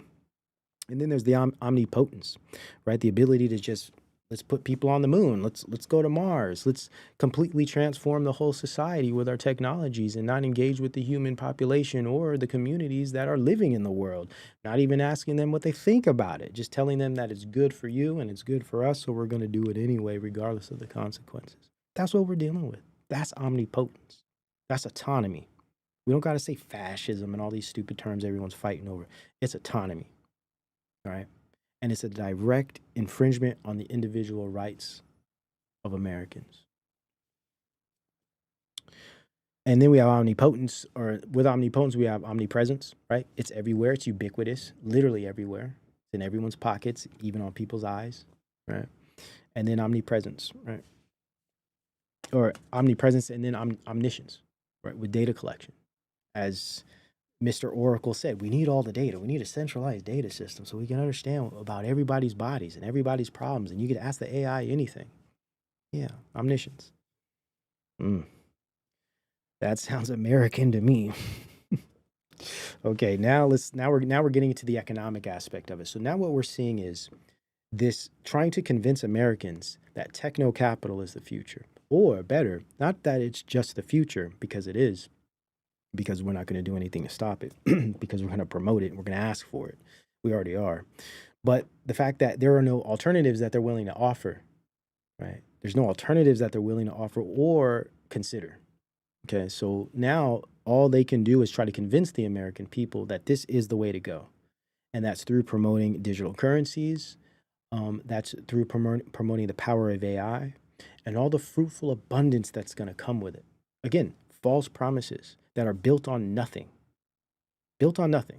Okay. Pie in the sky. Let's go. Many Americans are unaware that behind the scenes, the technical backbone of the financial system is decades out of date, many, many years out of date. See, we got to modernize, guys. We need progress, guys. See, we're in the post-industrial now, just like the old industrial age. Now we got to go into this post-industrial age where we got to turn everything into computation, right? Even your body and your mind, your friendships, your family, even where you live. We're going to know everything about you. You know that Paul and others are straightening it out, but payments and money transfers are costly and take days or even weeks to clear. Under this bill, the entire ancient system will be eligible. You see the terms ancient system, it's all rhetoric, man. They're really pushing it. For a 21st century, weeks to clear. Under this bill, the entire ancient system will be eligible for a 21st century upgrade using the state-of-the-art crypto technology. Who would have thought we would have been saying that 2 years after many? Interesting. Upgrade. I'm going to upgrade you. Upgrade. Okay. Sure. And it continues. Blanket theme, using the same terms. Blanket themes across the board. This is pure technocratic propaganda under the guise of Americanism, freedom, liberty, and abundance, change, modernization, right? We're going to make things better. And sure, it isn't to say that the old systems weren't flawed, because they were. And they are old and outdated, sure. But where are the alternatives? There are none. Because all of these people are part of this system. All of these people are part of this movement. Every single one of them, left or right. This is post-industrial technocracy. The consistent fear that I hear is that there's still this perception that digital assets are not welcome in the mainstream economy. And let me promise you that our effort to change the policy is purely about changing that. We want our fellow Americans to know that crypto and digital assets, and particularly Bitcoin, are part of the mainstream economy and are here to stay. Of course you do. Yeah, they're putting a lot of money into this. Hey friends, Eric Trump. Welcome to American Bitcoin. It's a little sneak peek of our facility in Texas using American energy to mine Bitcoin right here on American soil. We could not be more proud of this facility. 35,000 of these servers right here, all liquid cooled, securing the network, mining Bitcoin. Every single day we mine about 2% of the... So this is going to have some winners, but a whole lot of losers. That's the problem. And most of Americans will be the losers. This is fit for a small oligarchic elite group of individuals. Yeah, some entrepreneurs might make a coin, a buck here and there. This is for a small group of the new aristocracy. This is the new robber barons. That's the thing people don't realize, man. They're promising you're going to get a cut. You're going to get some crumbs. You might get some crumbs, but this is going to make things, it's going to change things to the degree that people aren't really prepared for just yet. And that's why they're selling us all these dreams and all these false, promises. The world's Bitcoin supply, and we safeguard it every single day. So when people say that cryptocurrency is intangible, it's not. It's very tangible. These people got skin in the game, man. Don't ever forget that. I would say the biggest question from central banks is, what is the role of tokenization? Man, damn music every time, man. What is the role of tokenization? He's making it clear. This is the future. Tokenized economies. Programmable money. Do you know what that means? That means the government can turn off your money. The government can put its hand in your pocket and take anything it wants out whenever it wants. Pay attention. The digitization. How quickly should they think about digitizing their own currency? What does that mean for the role of the dollar? If every currency digitizes and we have, what does that mean for bank payments? What does that mean for the payment companies like MasterCard and Visa? All these are being questioned right now. I think we spend so much time talking about AI. We're not spending enough time talking about how quickly we're going to tokenize every financial asset. Ooh, fire, straight heat, and it's facts what he's saying. And I've been trying to tell people that, yeah, AI is an issue. It's doing a lot of social, behavioral, psychological, societal things, problems, big time. Robotics is being exaggerated. AI automation and labor force totally exaggerated to the degree that people are starting to focus more on those things. The biggest issue is, one, for sure, the hyperconnectivity that's growing between people, devices, and society. The interoperable interconnectivity of devices, sensors, data collection, and all spheres of society, universalism, and the centralized nature of it by being controlled by proprietary private corporate industries, right? This isn't decentralized. Now, aside from that, is the shift with this technology being introduced to the financial sector. So now these types of behaviors, this technique is now going to become part of the framing of our economic system, changing all financial assets. This is huge, absolutely huge, and it's bigger than Bitcoin. Like, Bitcoin might not be anything several years from now, right? It might be something different. We don't know. That's the thing. All of this is blind. All of it is blind, and we're putting our trust in individuals who don't care about people. Okay, and let's continue. And the opportunity we're going to have a digital wallet and moving, ETFs and other things. There is a way to escape it. Not necessarily, no. There is no way to escape it, but there is a way to change these things. That's the importance. There is a way to change these things, but it happens with people. It happens through culture. If people and culture not only held on to their traditions and their morals, but actually engaged with the real change-making influences in society like technology, change could happen. Escape, I don't like that term, escape. But change could definitely happen. Look at how much we've changed the success of these technological industries. Look at how much we've changed their financial positions by our capitulation, by our influence, through our use and support of these systems, through our lack of critique, lack of understanding. We've changed a lot of things. It could go the other way too. Through a digital wallet.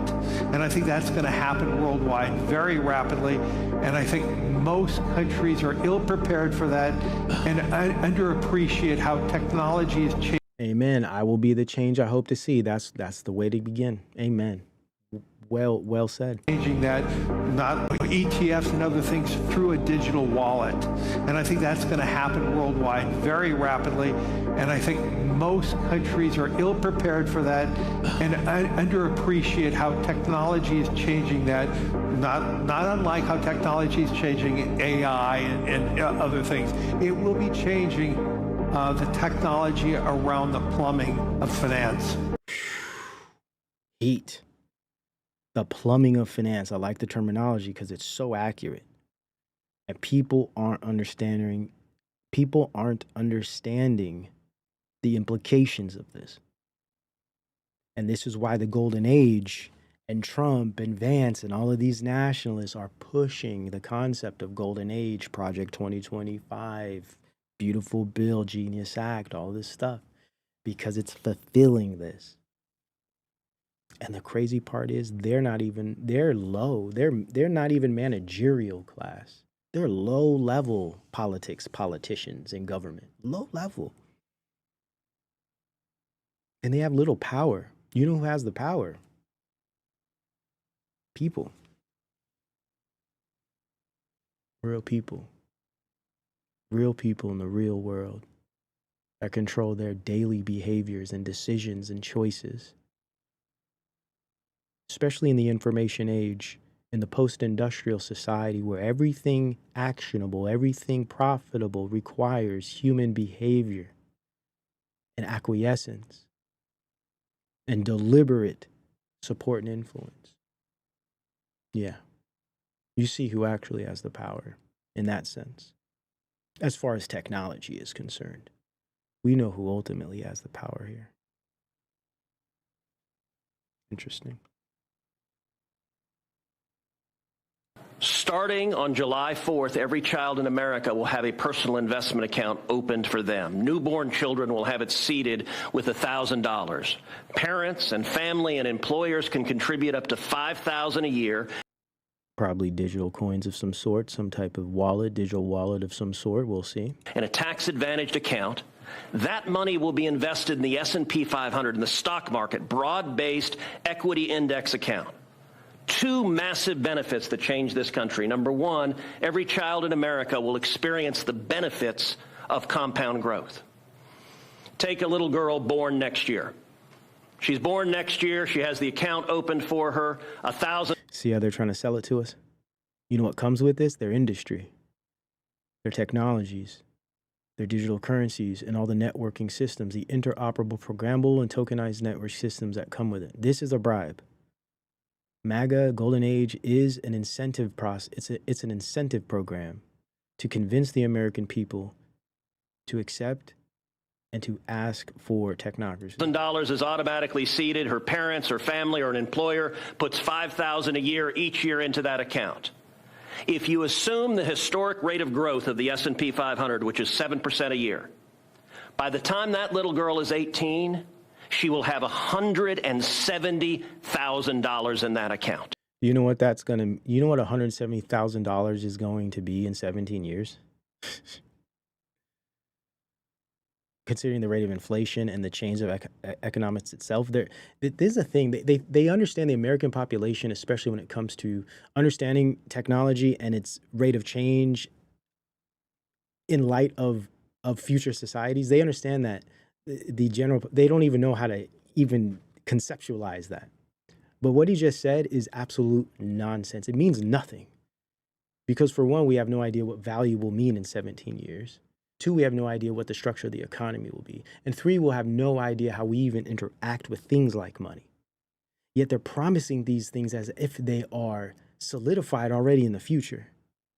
That alone should tell you something. These people are liars. They're manipulators. And they're trying to sell you something that you're not prepared to buy. And if she keeps saving, by the time that little girl is 35, she will have $700,000. What is $700,000 going to be in 35 years from 2026 now? It's like, yo, and let's use modern or contemporary money. How are you going to give every single American today 700 grand? Right? Like, come on, man. Or even 30 grand. The whole thing is stupid. It's just in that account. That is game changing. And we're not talking the children of Michael and Susan Dell, the children of Donald Trump, the children of people of great success. You see? Yeah, we don't need no investment account. They want you to invest in this future, in their future. They want you to invest in it. They want to give you some projective fantasy, some future dream, some future potential outcome.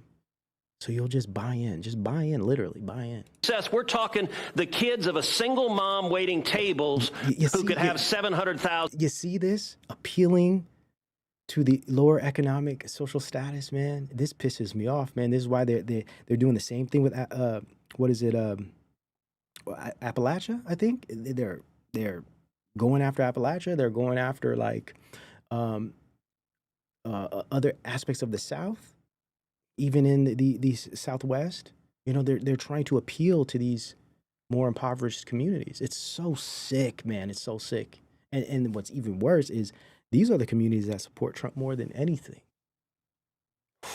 Man, it's demonic. It's straight up demonic. $1,000 saved by the time she's 35 to get an education, to start a business, to buy a house.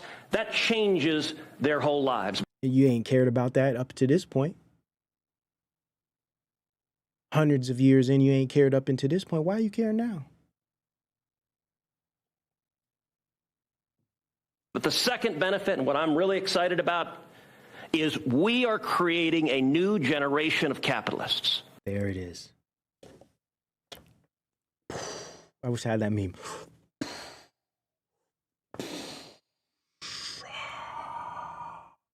A new generation of capitalists. Yes. Techno capital, baby. Techno capital. Join the team. Every child in America is going to be an owner of the biggest employers in this country. We've all seen the sad statistics of how many kids are losing faith in capitalism. Well, 10 years from now, a little boy is going to pull out his phone and he's going to look at his app. 10 years from now, we probably won't even have phones, man. Come on, man. Be for real. And he's going to see his Trump account. And instead of thinking of big, bad, scary corporations, that little boy is going to say, I own $50 of Apple. I own $100 of Dell. I own $75 of McDonald's.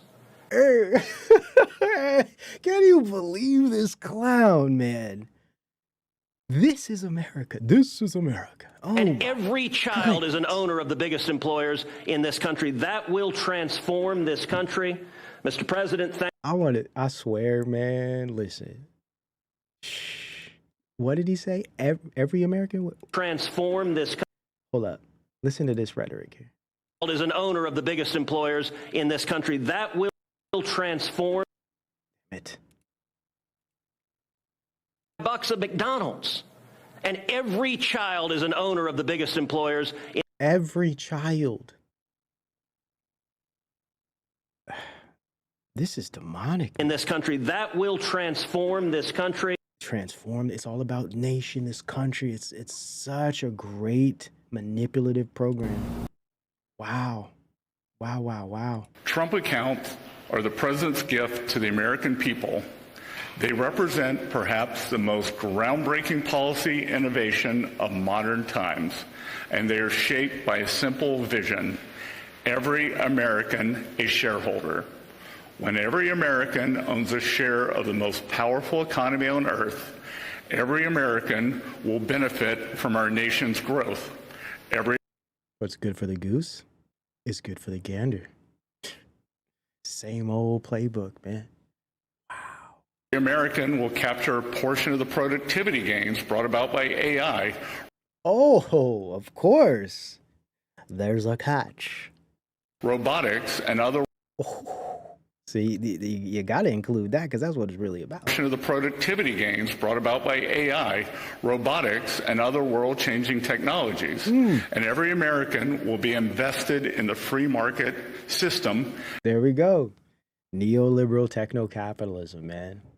Invest in it. Every American will get trickle-down economics. What's good for the goose is good for the gander.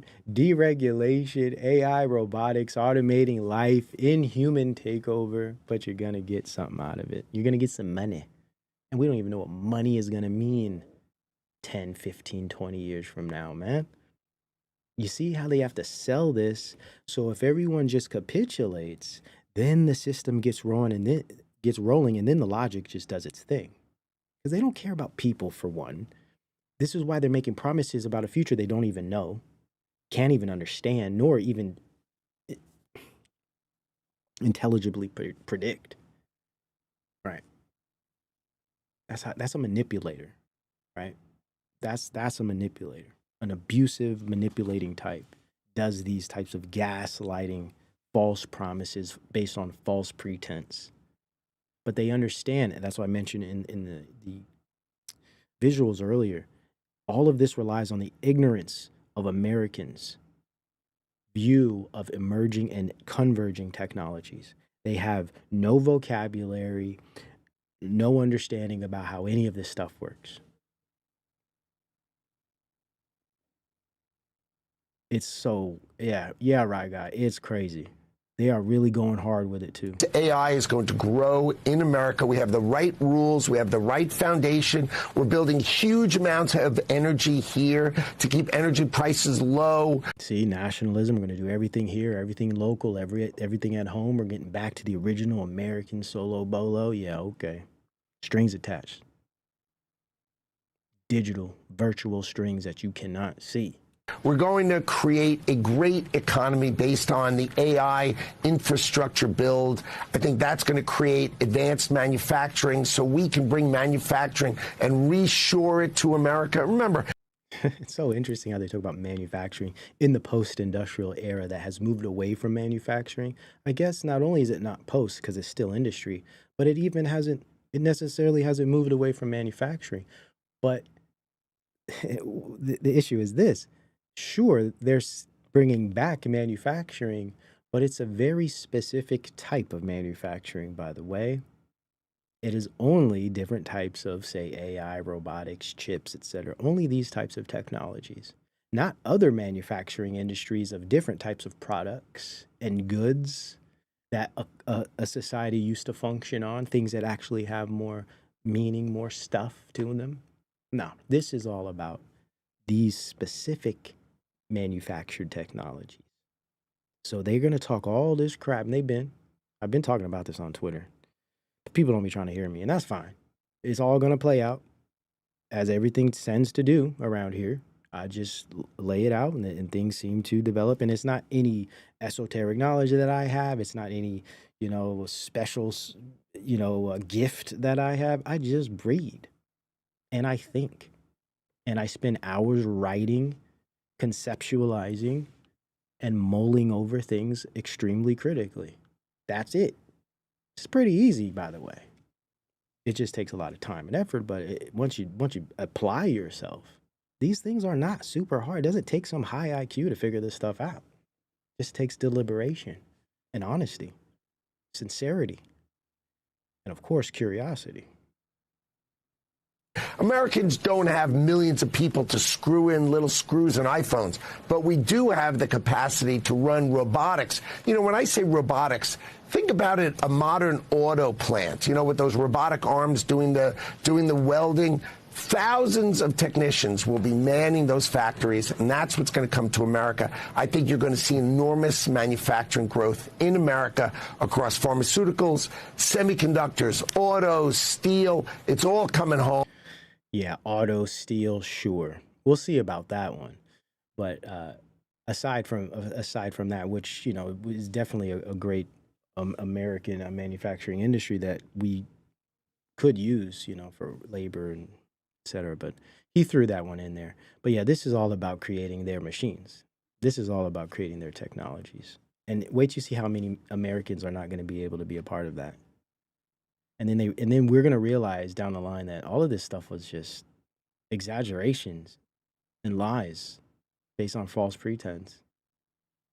Crazy. And then you get stuff like this. This is from this is a U.S. Department of Labor. The future is ours. Our American heritage comes from generations of pioneers, rugged individualists, warriors, and innovators who forged the greatest nation on earth.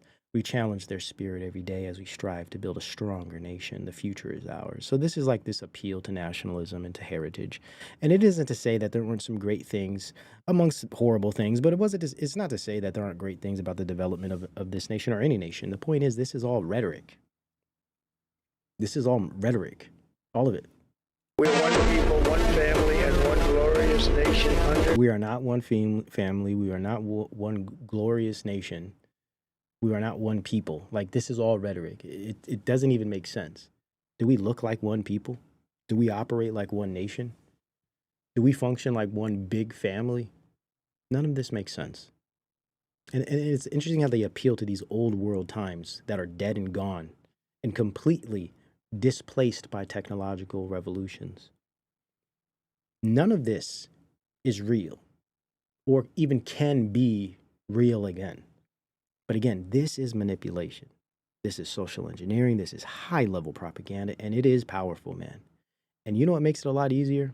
Social media makes it a lot easier because people just eat this stuff all day, man. It changes the way they think about the world and themselves and their understanding of who they are and what this country is. Here you go. There's the White House, too, right alongside that.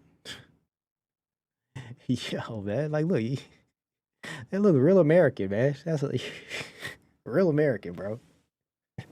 Especially if we want to appeal to this like ethnic heritage stuff. That's very Anglo, isn't it? Stupid, man. I don't know.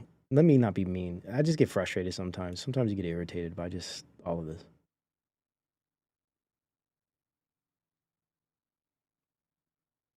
All right, let's continue. Now, listen to this. And again, I pulled this because this is a great point here. He discusses the youngness, the newness of America. We're not very old. And then he considers the idea of how nations fall over time, power structures fall. And the thing is, like, we try to appeal, and I talked about this in my first episode of Betwixt. We always want to appeal to, like, you know, the American forefathers and all this stuff. It's like, you realize that wasn't that long ago. Like, if you actually study history, if you study civilizational development, like, in the world, not just in America, it's like everyone has this kind of like tunnel vision. They only understand things through like the American understanding or the American history. It's like, no, have you like looked into other countries and other civilizations that have been around for thousands of years? Do you understand how change works developmentally over time, especially when you consider that change being constantly influenced by technological development, and how that change industrially, economically also applies to the social and the political? Do you understand that after hundreds of years of technological change, whatever was at one point will not be anymore, and in fact will be something completely different? And later on from that point, you can't even begin to anticipate or predict what it is going to turn out to be in that next stage. So as such a young country, it makes perfect sense why we're going through such drastic change. And I'm not saying this drastic change is good. In fact, I think it's bad. I think all of this rapid change is horrible. But when you have this rate of technological development, this is the only outcome. Hence the stupidity of trying to constantly reach back to a past that's dead and gone, that can't even begin to, in any possible way, manifest itself with this rate of technological change. So it's so interesting how we have all of these conservatives in this whole political movement now that wants to push us back to these traditional concepts of how things were, yet they never want to face the fact that this forward progressive technological change is rapidly outpacing any of these ideas and making it more impossible for any of these things to actually come to fruition as far as getting back to some tradition. Like, we could do it at our own homes and stuff like that. But if we're talking about socially, we're talking about at the societal level, I mean, you guys are just wasting your time. and again, we're a young country. All of this makes perfect sense if you have a country that's only a few hundred years old and has been constantly developmentally changing through industry and rapid technological revolutions from the second, third, fourth, and now going into the fifth. What the hell do you expect?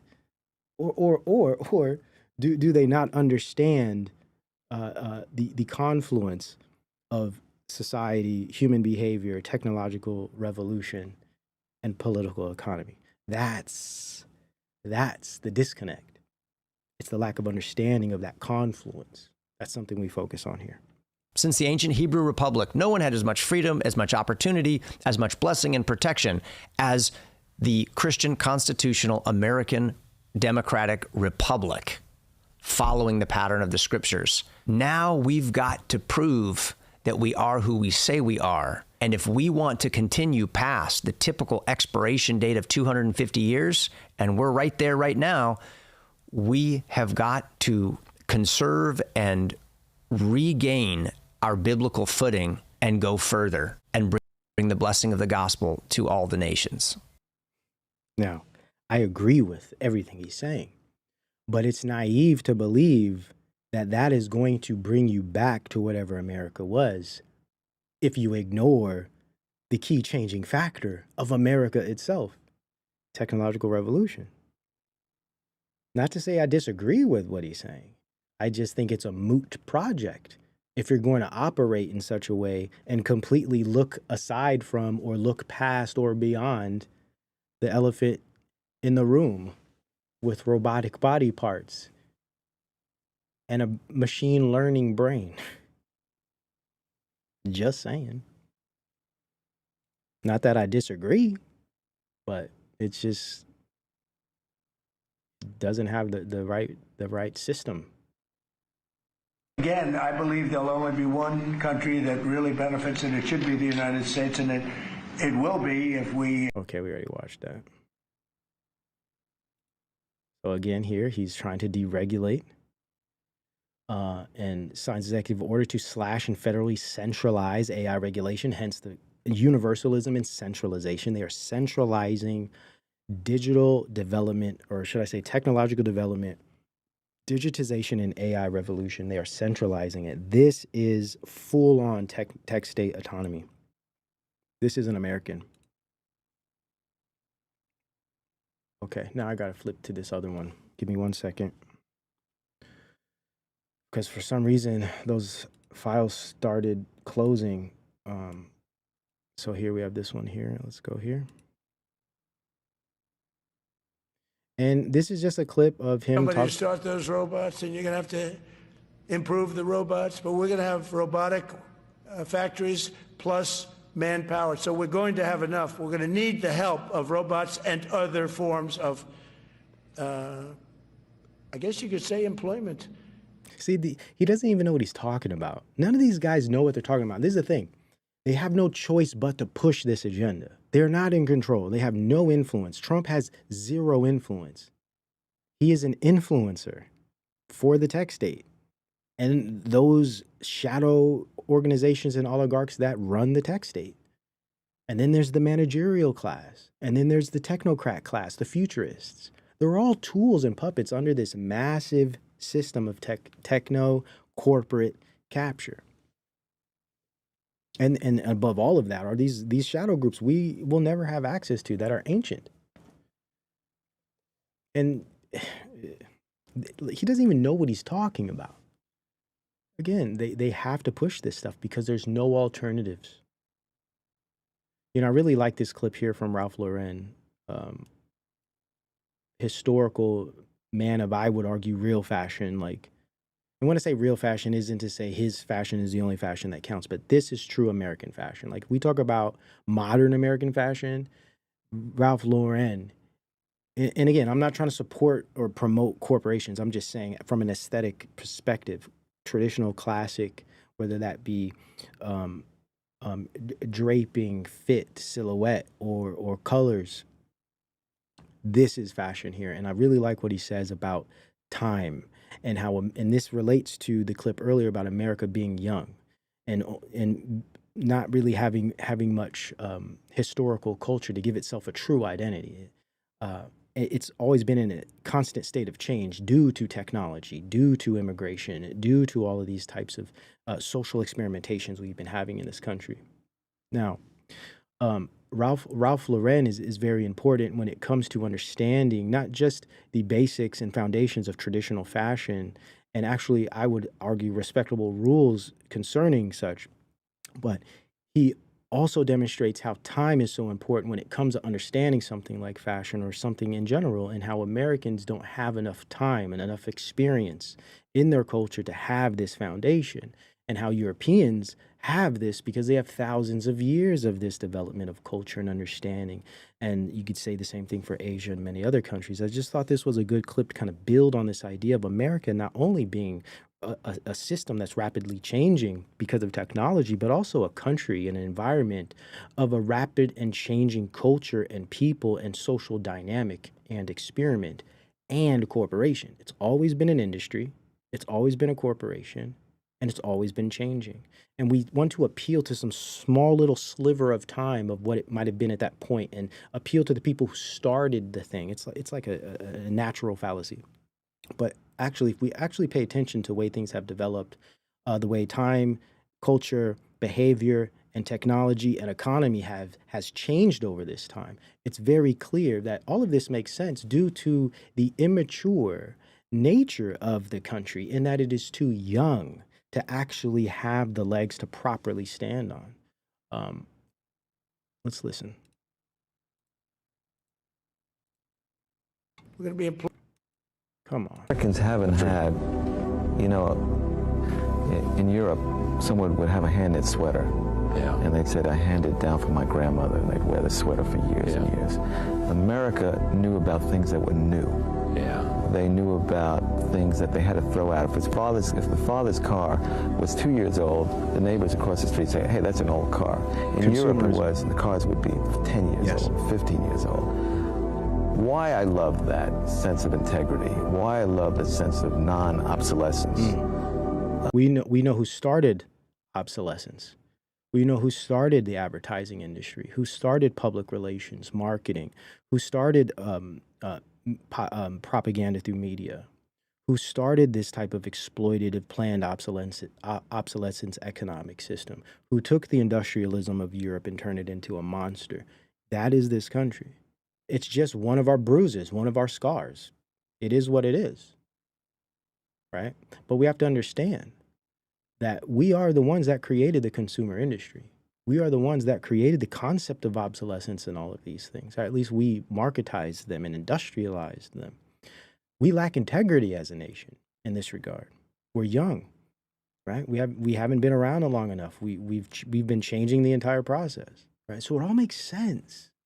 You know, I'm making these arguments and presenting all of these proofs and evidences to show that we have no traditional legs to stand on in the grand scheme of things when we consider real civilizations. America is an experiment. It's a corporate experiment. It's an industrial experiment. Not to say it doesn't have culture, not to say it doesn't have a rich history, but that history is rich and mixed with many different types of people. Black, brown, native, all different types of what people would call white, all different types of Europeans came here, right? Separate at first and merged and melded together. This is a very unique place. So all of this and this is why a lot of Democrats and progressives view this as a racist perspective, because they're not considering the multiplicity and motley nature of this nation and how it's developed. So it's just something to consider when we're being bombarded with a lot of this propaganda of traditionalism. And it isn't to say that traditionalism isn't good, but it's being exploited. It's being used as a weapon. It's this weaponized Christian traditionalism being applied to a false sense of nation state and national identity. It doesn't align with reality nor the history of technological and economic and cultural revolutions since the inception of the country. None of these things make any sense when we actually considered what has happened and who we are. Is really getting closer to my insides of things that are not frivolous in a funny way. They don't go out of style. They're not. The reason I say I don't like fashion in one way is all of these guys are elitists, but we can't appreciate, like, I could separate the person from the art, right? We have to be able to do that too, just for the sake of aesthetics, right? If we're dealing with the aesthetics and the ideas, not necessarily the person, but I get the point for sure. In a business, I am in the fashion business, but what I project and what I believe in are things that go on in your life. If you're buying clothes, they may be expensive on one hand, but in the long run, you're going to keep them for a long time because they're timeless. So what I believe in is the timelessness of some of these things.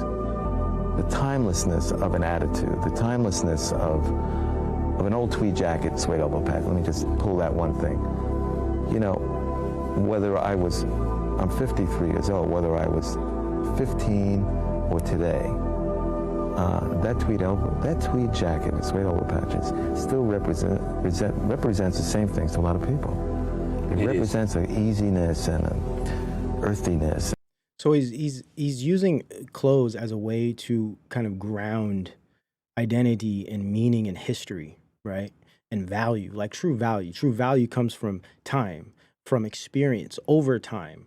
and the relationship that develops through that experience. And I know when we think of fashion and clothes, it could seem superficial, but I think it's a good metaphor for a deeper idea that we're touching on here today, and the lack of this in this country, and the LARPing and the pretentious nature of this current, just detached and hyper real political movement that wants to adhere to all these traditional ideas that it really doesn't understand, that it never really lived. And it's only reaching back to like a history it's read in books, right? Not necessarily a history that actually happened. So I think this is just a good metaphor of that lack of timeliness and timeness in this country that has to do with building an actual culture that has lasted the test of time and hasn't changed every 50 years, which is the case for this country. And again, I think it's important to hold on to and try to maintain and sustain traditional views, but I believe traditional views become weaponized when they're not properly addressed and applied. And I think right now we are misapplying a lot of these ideas because we are actually dealing with hyper real symbols and representations and images of things that don't necessarily exist. And that's the problem with the attention economy, is that it turns everything into performance. And at this point, it is my view that politics have become not merely post-political, but purely performative outside of the local sphere. And I understand this is the case because at the private sector, at the level of the state, the tech state, industrial level, a lot of change is happening outside of the influence and perception of the public. So what's happening is we're living in two different worlds. We have the hyper-real political world that we live in, and then there is the actual political world of industry and techno-capital that is actually making serious change and headway on the earth and in the world. And we are stuck here pretending that we're participating and influencing these things, yet our culture and our minds and our relationships are directly being influenced by all these changes that is happening here at the top. This is how I see these things happening. And I think it's very clear, and I've provided plenty of evidence, and I've tons of more. I mean, I've tons more evidence. We've nearly done 5 hours here, and I could do 50 hours of this stuff. Trust me, I have so much to share over the next several months. So we're just cracking the surface of all of this. But this is much deeper than people are willing to accept or address. And I don't think most people could even begin to approach these things because they're heavy, right? They're heavy. And then at the end of the day, all of this comes down to techno-capital and war, right? We've said this a million times. Total war, pure war, as Virilio would say, warfare is an accelerant for technological revolution and development. War creates new frontiers to take over, say through imperialism, switching out leadership in other countries and placing our proprietary technologies in those countries, creating a type of dependence. This is part and parcel of techno-capital expansion and growth. This is just how the machine operates. It's beyond morals, right? There's no point to make moral arguments against it because it doesn't work through morality. It's objective. It's efficient.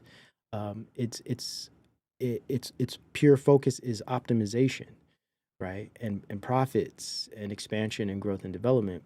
Everything else is everything else becomes a casualty of that, like culture and morals and things like this. So it's easy to see that, of course, they have to push the war thing. And this is why, the Department of War, this is why we got this cool guy with the tats and the slick back hair to make war look cool, to make conservatives say, oh, I want to be like that cool guy, I want to support what he supports, you know what I'm saying? So it's very easy to see how this propaganda works. And really this essentially, I love this clip from Network, but this is, of course, it's surface level, but this is pretty damn close to what's going on, amongst other things, of course. Peoples. There are no Russians. There are no Arabs. There are no third worlds. There is no West. There is only one holistic system of systems. One vast and immense, interwoven, interacting, multivariate, multinational dominion of diverse, Electrodollars, multi-dollars, Reichmarks, rims, rubles, pounds, and shekels. It is the international system of currency which determines the totality and determines the quality of the life of this planet. And of course, it's bigger than money, of course, but this is a key part. Now it's techno-capital. So this is way beyond any type of capitalism, neoliberal, Reaganite capitalism. Now we're taking that type of capitalism, but we're applying technocracy to it and turning it into something completely different. And of course, AI. So this is a whole new beast, man. Whole new beast. And look at this here. Listen to this. We're switching the trajectory so that we're going to really focus narrowly on chronic disease, ending the chronic disease epidemic. And then we're going to make sure that the science cannot be corrupted. Really? At every science. How are you going to make sure the science can't be corrupted when the science depends on the success of technologies, their positions in the market, the profit available, who's trying to scale it, who's in charge? These are what dictates health in the techno-capital industry, not your moral allegiance to keeping people healthy or making America healthy again. It's all lies. All of it, lies. Scientific study is replicated. That the raw data for those studies is published. That the peer review for those studies is published. And that we're going to focus on making sure that we get to younger scientists rather than the old boys network. And I could talk to you about scientific corruption all day long, about horror stories that we know have happened within NIH. One of those, probably the worst, is the amyloid plaque scandal. For 20 years, we were, because of utter corruption and fraud. Sure, there's corruption and fraud, but, and this is the problem with Daniel Bell's view of capitalism. His whole view was like, we just got to get the right people in power to control the capitalist systems. It's like, you'll never find the right people. There will always be corruption. It's not just the corruption, but it's the logic of the system. It's the logic of corporatism that requires bad behavior, what we would call sin, that requires hedonism. It requires these things to be successful. So you're not going to have a moral society when its economic system requires that people sin. It's completely contradictory. It's built into the logic. And this is something Daniel Bell missed as a conservative Christian, or a traditional conservative, not necessarily a Christian, but kind of like a cultural Christian, if you will. Right. And it's like, we have to realize the consequences of these types of logics. And as he's saying here, it's the corruption of the big pharma. No, this is how the industry works. It relies on cutting corners, on cutthroat methodology, on lying to the public, misleading the public, misrepresenting data. It's not about actually healing. It's not about actually creating health. It's about scaling technologies and building out industries. This is American corporate power. This is when Trump mentions making America great again, this is what he's talking about. He's talking about this type of power. He's not talking about making people happy, healthy, and good. Do you think anything we've been seeing online, whether that be social media or legacy media, are things that are going to make people healthy and good and happy, content?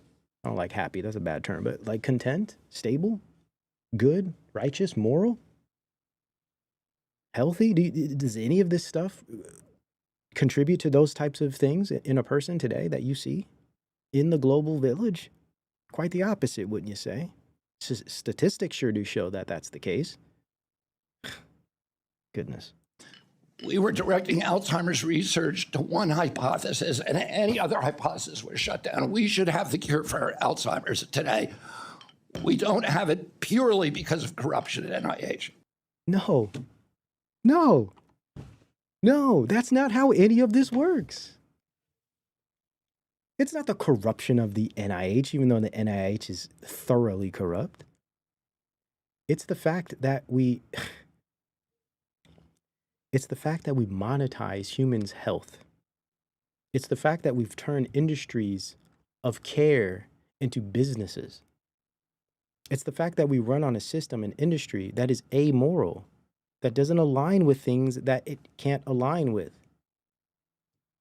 Technology, AI, all these digital converging technologies are the same. They're systems of efficiency, of optimization, of quantification, profit, growth, development, expansion. There's nowhere for moral positions in any of this unless you critique these actual systems and subordinate them to the moral. We'll get to this later. We're going to be touching on this in the lecture series on the Patreon and Locals. We'll be going into Polanyi's work and a lot of other economists, and we'll be discussing the importance of embedding culture or embedding technology and economics in culture opposed to the other way around. And I'll walk you through it all. It's very important to understand these things because everything makes sense. Everything seems like very easy to understand. Of course, we're not going to come up with the cure of Alzheimer's. You know how much money that's going to lose people? Do you know what that would, like, the behavioral control at a societal level, if they were to heal all of these people, all that control would be gone. Society, it's not only about profit and money. It's mainly about control. It's mainly about power and control. This is what really organized. This is the flesh of man, the God of this earth, and his influence on it. He imbues man with these fleshly desires, and man in turn controls these systems. And all of this will be judged for sure. And this is being allowed. The Most High, in my view, is allowing all of this. Of course, this is what brings revelation. This is what brings judgment and correction. And that's the good news. That's the good part. And the return, right? And at the end of the day, those who do believe, we have nothing to worry about. All we have to do is endure to the very end. But there's work to do in the process. Let's not forget that. And here we go. For China, the mission is clear. Technology is its chosen instrument to reclaim power and leadership. And for the West, the mission is less defined. Of course, we want breakthroughs in medicine, in science, and in creativity. But too much of our brightest talent has been channeled over the past few decades into trivial consumer apps. Of course, because that brings profits, that brings market control, that brings social engineering capacity. You control behavior, you control culture, and you also build out highly profitable markets and industries. It's not about using technology for ways that can heal and do good in the world. That's not how our industry works. Again, we're misunderstanding the logic of these systems. They don't have some like moral, value-based, culturally respected feature. No, they don't. That's why it's important and mandatory for those in control of these systems to, in a sense, manage these systems through those cultures, values, etc. But that's not the case. It's not the case. It's just not. Food delivery apps, or the version that Mark Zuckerberg has for AI, where everyone has 5 AI friends. Is 5 AI friends really the best exemplification of that future for us? Of course it isn't, but this is what they're doing because it's easy. It makes money. It controls behavior.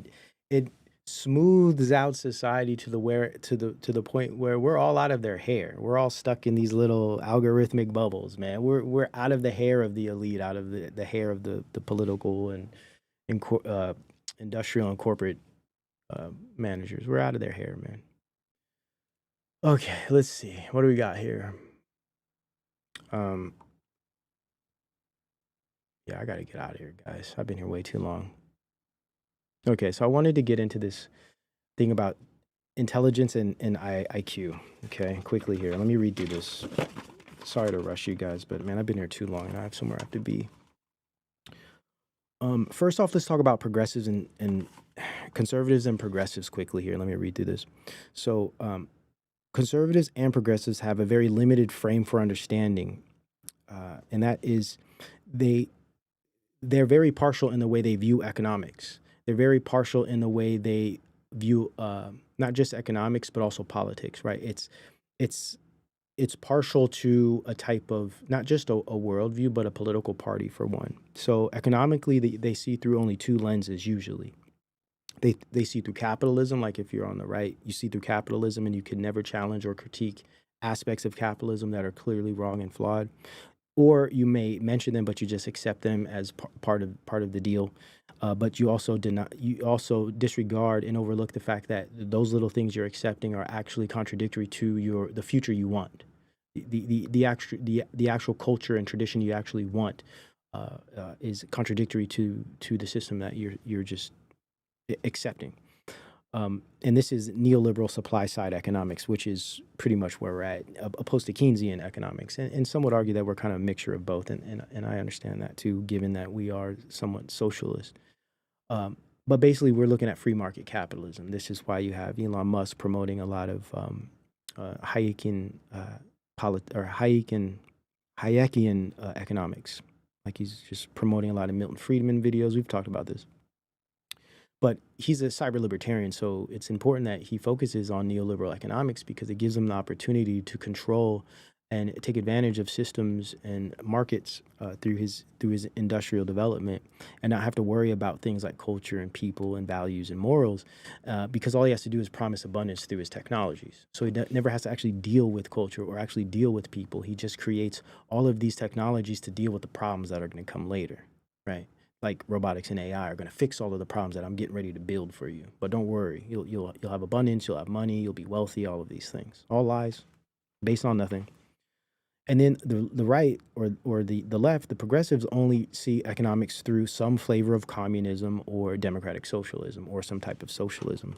They can't understand that there are aspects of capitalism that are actually useful and could be applied in a way that can bring a successful, stable, and healthy community. But again, it all relies on moral leadership, which is pretty much out of the question. So at the end of the day, there is no there is no proper economic system, and we don't really have any of this. We have a kind of integrated, mixed economy. But anyhow, this is, I think, a big part that hurts political pundits today, coming from the left or the right, is their inability to actually engage with a multitude of factors that are happening at once and creating not just interdependence, but complexity and confluence, interplay, and different ranges of causes and effects. They're not either they're not able to deal with these things, or they're just grifting and they don't want to actually do real work. They just want to kind of appeal to a sector or a tribe, or some community to kind of scale their own business or whatever. Both sides are compromised by dogmatic allegiance, national, historical, ethnic identification. On the right, it seems to be this kind of Anglo focus, and on the left, it's this like POC, or focusing on other countries and stuff. I mean, both sides are just retarded. I'm sorry. So it's all retarded. And I mean that in the technical sense, not in the rude or insensitive sense. I mean that in the technical sense. Their thinking is literally retarded. Okay, now, or they're just sellouts, shills, grifters, or just hyper emotional. It's not that they have something wrong with intelligence wise. Companies, let's see. This comprises their ability to thoroughly understand political economy. Plus, they either don't really read or are only reading sources that confirm their own biases and our preconceived beliefs. So a lot of these guys, man, they're only reading like stuff that aligns with their view. Personally, I read everything. I want to know both sides and the middle. And I contrast and I compare everything. I've read plenty of Marxists. I've read plenty of atheists. I stay in a lot of these areas of understanding so I can not only steel man their position, but also understand where they're truly coming from. So I can compare that to conservative thinkers, Christian thinkers, more traditional thinkers, and kind of compare their ideas in a way that gives me better understanding. Because when you actually do that, you realize most people are misrepresenting each other, especially online. I hear a lot of these people talking. It's like, you didn't even read any of that stuff. You haven't read the literature. Like, for instance, you have all these people calling people Marxists, and they've never read Marx. They've never read Marxist literature. You know, a lot of them are just using AI today anyways. It's not like they're actually reading real books. But it's just like, it blows my mind. And I guess I shouldn't be surprised given hyperreality and the attention economy. Truth, real work, real effort, real understanding isn't important. It's about engaging with audience, gaining attention, and earning a living, and getting reactions and all that crap. That's what it's about now, I guess. To question their politics is to confront their manufactured identities, right? Which is manufactured by their political affiliations and a national identity or anti-nationalist identity that you'd give a lot of progressives, this kind of global world identity a lot of these progressives have, which is also just completely ridiculous. It's not based in reality. It isn't sustainable. It's just not a good idea to have non-identity, you know, this kind of horizontal view of the progressive that says we're all nothing and everything at the same time. This doesn't work, man. And to question their politics is to confront their manufactured identity. These manufactured identities become cults and tribes that are then leveraged by the attention economy, marketizing public politics and public faith. You know, the public faith and public politics become an aspect of attention economy through streaming, through influencer reports. You see all these people on the street pushing their agendas, but it's all for the attention economy. It doesn't make any real actual change. It's all exploitative. Structured, again, even the people, we're designed to exploit others, like these industries and their technologies exploit us. That's what's so fascinating, how we become the machines that we use. Or we begin to operate and function in these same efficient ways of optimization, exploitation, etc. Structured and distributed by tech state private algorithm networks, by the way. We don't own none of this stuff. We don't know who's behind it. You know, it's completely out of our hands, but it dictates our life and our culture, our behaviors, and what we do day to day. Interesting. Hence a mediated political economy. So the reason I mentioned that these progressives and conservatives tend to either fall under capitalism or die, or communism and socialism or die, you know, and their inability to understand political economies is because political economies aren't only nuanced in that they have features of communism, capitalism, and socialism, but they also are directly affected by technology, and there's a whole technological like level that is creating all types of influence that they're not even able to address because they're too busy trying to own the libs, or they're too busy trying to, you know, serve the con cucks or whatever, and you know, boo capitalism with all this anti-capitalist stuff, or you know, communists, Marxists, and these damn socialists. It's like, gosh, you guys. So this is all a product of the attention economy, which creates a media or a mediated political economy. Now the political economy is purely mediated by people who are just arguing back and forth and speaking past each other. And this is very important to consider, and this is why we just can't get any headway with any of this. Which is it's an engineered and managed social system, right? It's a synthesis opposed to organic, enticed, and encouraged by financial or ego-based incentives. That's the attention economy success. So the mediated political economy is an engineered and managed social system. This is why it's hyper-political, because it's not real politics. You know, it's like these people aren't making real changes in their environments. They're not really making any real change. At least these people that are politically let's say active online, right? Like being politically active online, like having a political message is completely hyper politics. There's no real change that comes of it. It's not like education or something like stuff we do here. Trying to encourage political engagement actually, whilst misunderstanding the political economy itself, especially in light of technology and its influence on political behavior at the public level. I mean, it just proves that, well, you're just completely either wasting your time and everyone else's time, or you're just trying to, whatever. But this is what we see: Twitter, YouTube, all of the political stuff. It's all aspects of this. So what happens is it's an engineered and managed social system, and it's synthetic because it's in a sense encouraged and driven by algorithms and whatever the data tells the content creator or the public, or whatever the public is given before them through their screen. So it's synthetic in that sense. It's not like these people are seeing each other in the real world, meeting up, having debates, having all of these actual actionable events in the real world that are making actual change in the real world. No, debates are happening online, or they're being started online and then performed in physical buildings. But it's all it all stems from online hyper political engagement, and this is the attention economy. And people are trying to seek success in the attention economy, and this is one way they do that, through politics and hyper political engagement.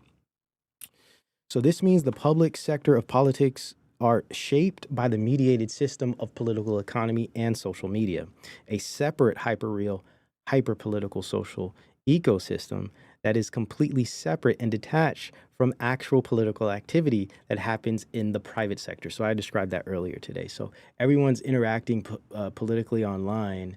It's completely separate from the real political things happening at the top, above everyone's heads, behind the scenes, invisible, the background, as Borgman would say, the background deals, the background technological developments, all of these things that are changing real politics in the real world, how policy is made, how it is administered, et cetera, the future of the economy, the future of labor, the future of housing. All of these things are dictated by these background, behind the scenes, state techno-capital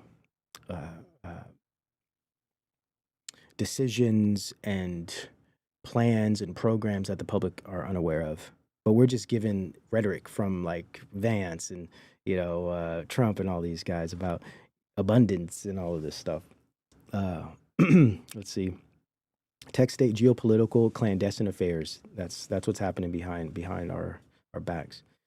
Public politics are virtual. They're simulated actions. That's what the culture war is. It's simulated political action, separate from real politics, which are private, unknown, and occult and esoteric, and not in like a conspiratorial sense, but they're occult in that they're hidden, and they're esoteric in that very few know about what's actually going on.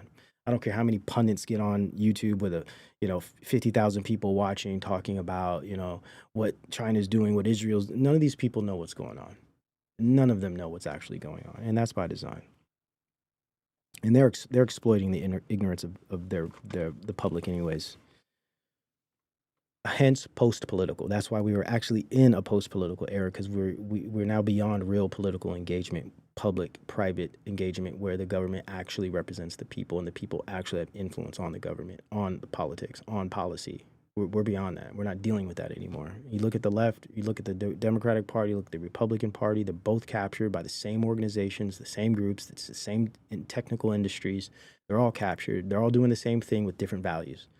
The right is a little more conservative as far as traditional and Christian, and the left is progressive and very liberal. But at the end of the day, they're all techno-capital minions. They're all systems of techno-capital and industrial revolution. So there is no real politics, because politics is rooted in values and beliefs and traditions applied to policy and rules and rights, etc.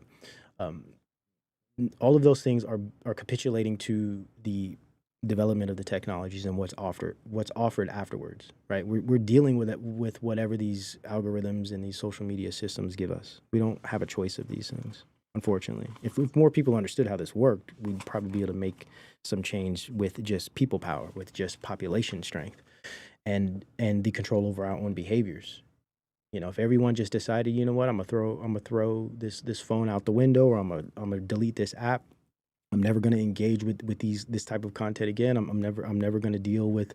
I'm not gonna use this system anymore, or whatever. If we did something like this, I'd make it serious change, like taxes. Like if everyone just decided we're not paying taxes, it's done.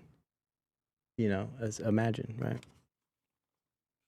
But of course, it's like idealism, right? It's just impossible. So then we have so then there's federal politics. The federal politics as a sphere is a business, right? I said that earlier. It's a simulated arena based on entrepreneurial and corporate entities of technology. And then there's the local politics that I think are very important. They are what truly matters, whether that be at the city or county level. And this relies on heavy coordinated presence, which we don't have, right? Heavy coordinated presence. We don't have that.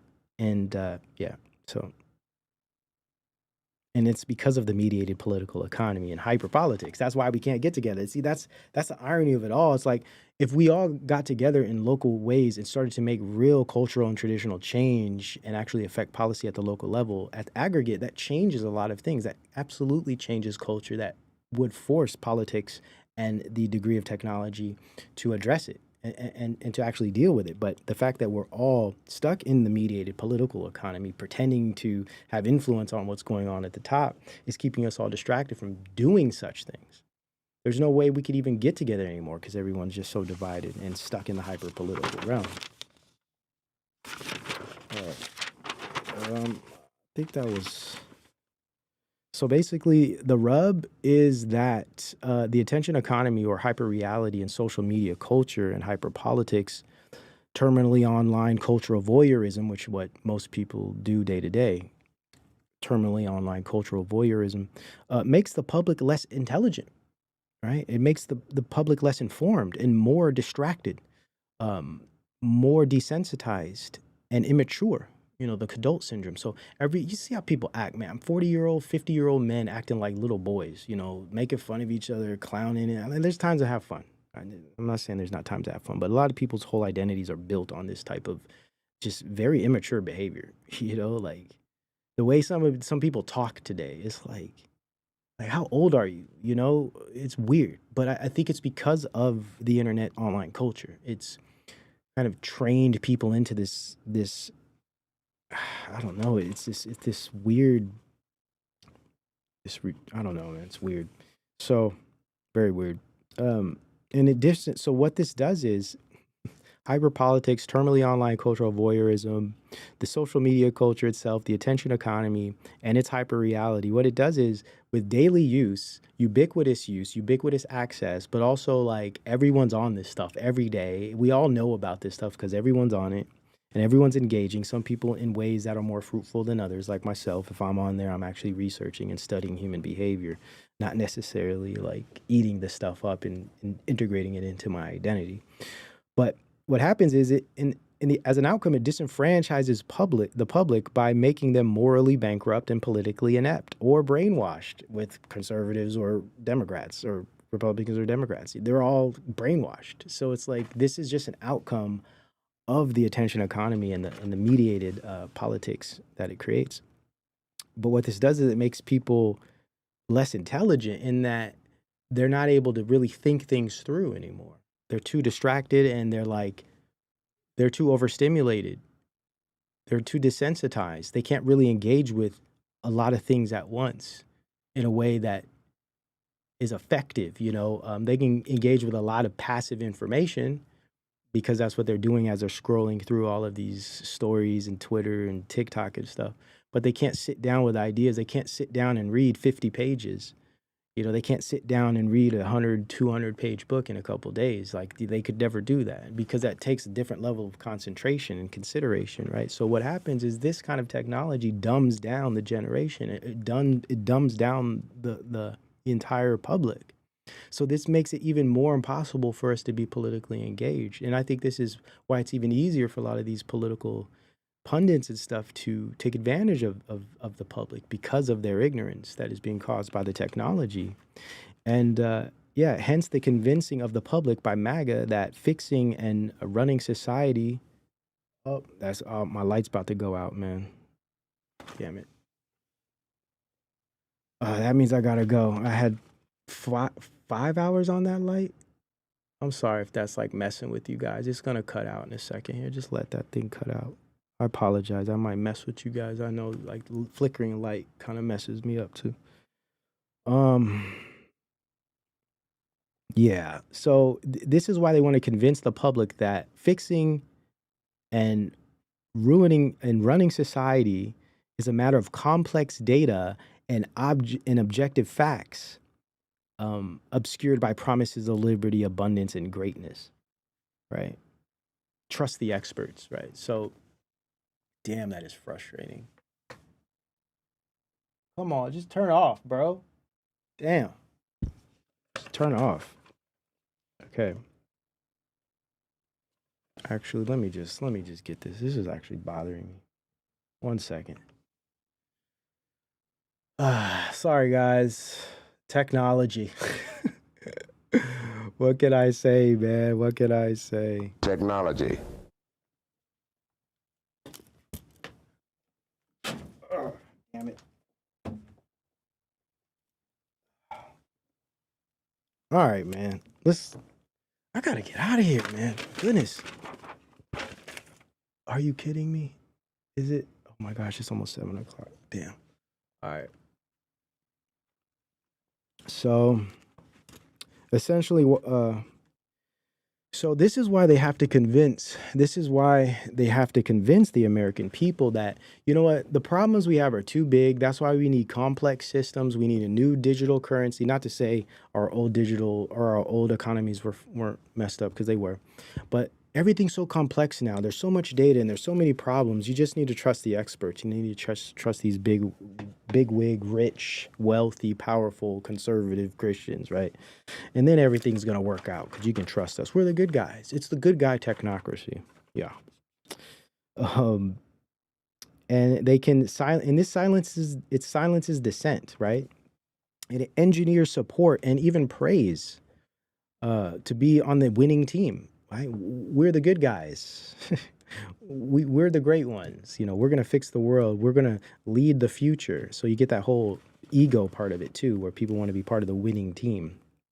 And the irony is, essentially, it works against the liberty and freedom of the people. That's really the irony of it all. And it dominates the population by pretending to merely be managing complexity, winning the culture war, or making America great again. So the whole lie is like, oh, we need experts and technology because there's so much complexity and scale. So you just have to trust us, trust the experts. We're winning the culture war, and we're going to make things great again. You know, all of these things are just the sales pitches, right? So one thing about IQ I wanted to mention here, we'll do a longer take on this at some point. We've run out of time. But I really love how the IQ thing is so huge, and it's really being pushed by race realism and this kind of like genetic deterministic view, right? That wants to make non-European races less intelligent, and or however they say it. And I understand the science. I've read a lot of this. I've read Murphy. I've read a lot of these different, Phillips and all, Rolstoff or whatever his name. I've read a lot of these pieces of literature. I know, I get it. Of course, a lot of the data is flawed in different ways, but I do understand this view. The problem is this: it's been built into the media culture war, right? Through this type of white nationalist group mainly that pushes this whole IQ thing. And of course, it's ego-based, it's narcissism, trying to appeal like we're the smarter race. It's like, what does that do for you? Like really, like how narcissistic do you have to be to try to like, and the left does this too with the whole we was kangs and all of that. It's like, you must be very insecure or just straight narcissistic or both to always try to align yourself with some like elite power or something. It's like, oh, I want to be with the best. It's like, I just think it's so stupid. It's very immature, I think, to brag about your intelligence or brag about how intelligent your race is and how other people are stupid and how this is the answer to all the problems. It's just immature, and it's actually kind of, I would argue, a low IQ take if you think about the complexity of human behavior and how societies operate and how all of this stuff works. It's like you're not really thinking it through. Yeah, these are supposed to be the high IQ people. I don't know. Anyways, the whole thing, I think, is deeper than just this culture and race and all that. I find it interesting that, and I've said this in the past about Elon Musk, how they're focusing so much on intelligence because intelligence, knowledge, data, and IQ being the kind of human equivalent to becoming AI, or at least competing with AI, or being that thing that creates a type of techno envy. Let me pull this up. German philosopher Gunther Anders has this really good concept that I like called Promethean shame. And I believe a lot of this intelligence focus, and they're using race, they're using like ethnic identity and history and race relations and wokeism and helter-skelter programming to infuse this preoccupation and inculturation of IQ and intelligence, and how this is something that gives someone value or power or puts you above others. I'll get there. So Promethean shame, I call it techno envy, and this is by Gunther Anders. This concept captures the feeling of inferiority and humiliation humans experience when confronted with the perfection, efficiency, and durability of the machines they themselves have created. Right? Very, very important. So what I'm getting at with this is it's like we're creating a type of Promethean shame by hyper focusing and comparing each other based on our intelligence, when we're creating a machine that's far more intelligent, at least at the level of IQ, which is just systemization, working memory, and data, stuff that spatial, all the stuff that AI would be very good at, right? It's only a specific type of intelligence, by the way. And it's interesting how the IQ is based on a very quantitative type of type of intelligence that is exactly what AI does. My point is, we're starting to create this thing where we're so hyper focused on, and I don't mean we, I just mean kind of this popular culture happening online, especially through the younger generations and mainly through the conservative right. But I think it's interesting because the conservative right is where this technocracy, where this post-industrial technicism and technique is coming from. But also in the culture, put into the culture through social media, is this kind of like cultural preoccupation with intelligence itself at the human scale that is going to be by far, at least in the sense of IQ, totally replaced by AI, which creates this type of Promethean shame where first we're just comparing each other in IQs through race and saying, oh, our race is smarter than this race, so we have some type of value. And then in a sense, just like people in looks maxing are giving themselves personal value based on their face or their body or their appearance, their features, their facial structure, etc., giving them the sense of who they are. But what happens when your face gets broken by, you know, a falling slab of concrete from a broken ceiling or something? What happens when you get in a car accident? You have to like wear a mask for the rest of your life. You know, what happens to your value then? Who are you outside of those $50,000 designer clothes? Who are you outside of that alleged high IQ, especially when you have computer technology right next to you that is 100 times smarter than that? What's your value at that point, right? So it's like this Promethean shame, this techno envy is being developed, or at least will develop once a lot of it's funny how it's on the right too. So as they're focusing on how smart and intelligent they are, they're building machines that are going to surpass them in ways that they couldn't even understand, at least in that degree of intelligence, right? IQ, not considering other types of thinking that machines couldn't do, especially when we get into the more human, emotional kind of concepts. But it's just interesting to me. I think it's so interesting. It's like, oh, this is why IQ is aside from ego and narcissism, right? That people are just trying to make themselves better than others. I know that's probably the foundation of it, right? It's just insecure people constantly would try to find ways to put themselves above others. This is just a clear representation of insecurity. Obvious, right? Sure. But I think there's an underlying thing that I find pretty ironic, how this same sector is really pushing these types of intelligence technologies, and how Trump and the golden age is rooted in intelligence. This is why Trump is always talking about IQ, talking about how smart and intelligent people are. This is why Elon Musk wants everyone to focus on STEM. I mean, it's just very interesting the way culture is being kind of morphed into this intelligence-based thing that aligns perfectly with this new type of future. It's so interesting to me. I'll go into it deeper at some point. I'm still like kind of thinking this through. But this is why IQ has been built into the social media culture war, hyper-real political concepts that contribute society that contribute to social engineering society. Smart, intelligent, high IQ plus race.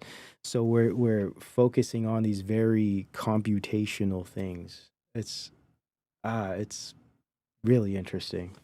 Really, really interesting. It makes so much sense.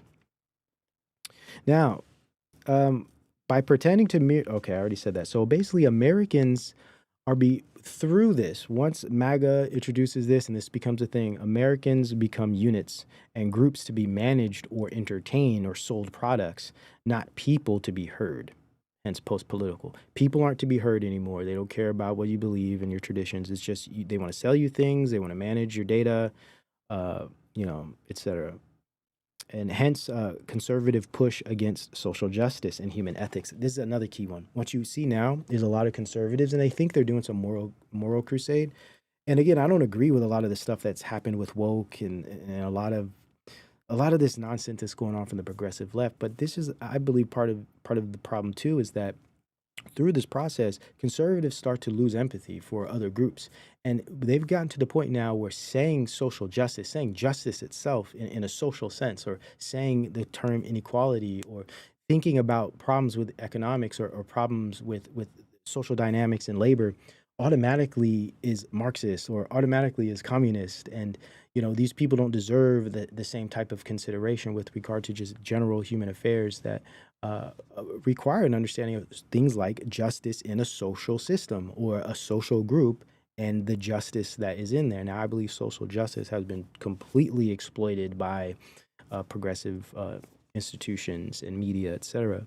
But I also notice how what you find is a lot of conservatives through this, they tend to not have any empathy at all for people that don't align with their beliefs or look like them or believe like them. And I think that's part of the plan too. That's another part of this, the separating forces of this, the atomization, the bifurcation of American people, so we all can fit in our little digital silos and technical clans that they're preparing for us. Because if we as Americans were able to get together and really consider some of these ideas at a deep level, not in this kind of superficial, hyper political, left, right, progressive, woke, Christian conservative crap. I'm talking about like really getting together and wrestling with these ideas objectively, stepping outside of our belief systems and dealing with the ideas themselves and actually dealing with the real people and considering them in a way that's sincere and vulnerable. I think real change could actually come at the level of people, because we're all not the same. We have differences, we disagree, but if we are all Americans, then I think there has to be some degree of real shared understanding, at least for conversation. Could never happen because of hyperpolitics, and it's created such division and it's changed people's identities. And now you have conservatives like, it's like there's this hatred for the left or for progressives or for black people or for what have you, and same on the other side. There's just like hatred for conservative Christians or hatred for white people. It's like, it's crazy, but I think this is all by design, and it's sad, but here we are. And I got more, but listen, I know I've been gone for a while, so I had to do a long one, but still, I got to get out of here. I got somewhere I have to be. But next week, we got episode 2 of Betwixt premiering, and we're going to be doing some stuff over on the Patreon where we'll be diving more into these ideas. So please join the Patreon locals if you want more content and want to join the community. And if not, just, come back for the next show, I guess. I don't know. Share, like, subscribe, whatever people say. Please support the show. Definitely donate, give back to the show if you find it valuable, if you want to keep it going. If you would like me to keep streaming, I think it would be good to help support the show, so we can continue to do these types of deep dives and streams. Because what I have going on the Patreon and locals, especially with this new lecture series and everything going on with the Betwixt series, my time is way more limited. So we will probably be doing these streams every other week opposed to weekly, because I have a lot of weekly streams that I'm going to start doing on Patreon in March. So with those lecture series, the lecture series is going to be pretty intensive and pretty cool. So I don't want to neglect this channel. Of course, we'll be doing the bi-weekly Betwixt series. So there's going to be weekly posts here, but it's definitely not going to be a priority because there's just so much other stuff I have going on. But we will maintain the Future Shock episodes. My goal is to just stagger Betwixt, Future Shock, Betwixt, Future Shock. And it depends, you know, I might be able to throw some streams in here and there if time persists, you know, if time allows. I'll definitely jump on and do some streams. It's just a lot going on. But I appreciate you guys, man. Man, Tranquil, man, you guys been rocking with me. Good to see you guys for the glory of Christ. Kyoko, Elo Talk, Phoebe, Douglas, man, all you guys rocking with me, man. I appreciate it. I'm exhausted. I don't even know how I did all of that. 6 hours? Damn. Oh, 5.5. Christian Lynn, good to see you as well. Supporter. Hey, Rachel Rosendo, long time supporter. But I think Rachel go back to like at least 2017, man. Yeah. Good to see you, sis. And Speak Uneasy in the building, of course. Good to see you, bro. Always supporting, man. Hey, KV, I believe KV is Frequency. Shout out to Frequency, another long time listener supporter, man. Like, man, for real. I gotta get out of here though, man. I wish I could stay longer. Donna Flag, good to see you as well. Nazi Naz, Uniparty Votes, yeah. Everybody, man. Grusty the Bear. Yeah, man, I appreciate you guys. All right, man. I don't have my outro synced up, so forgive me for that. But we'll be back. You know where to find me. Peace and blessings to you all. Thank you for being with me on the intro as always by saying all praises to the Most High God. In Jesus' name, amen and shalom.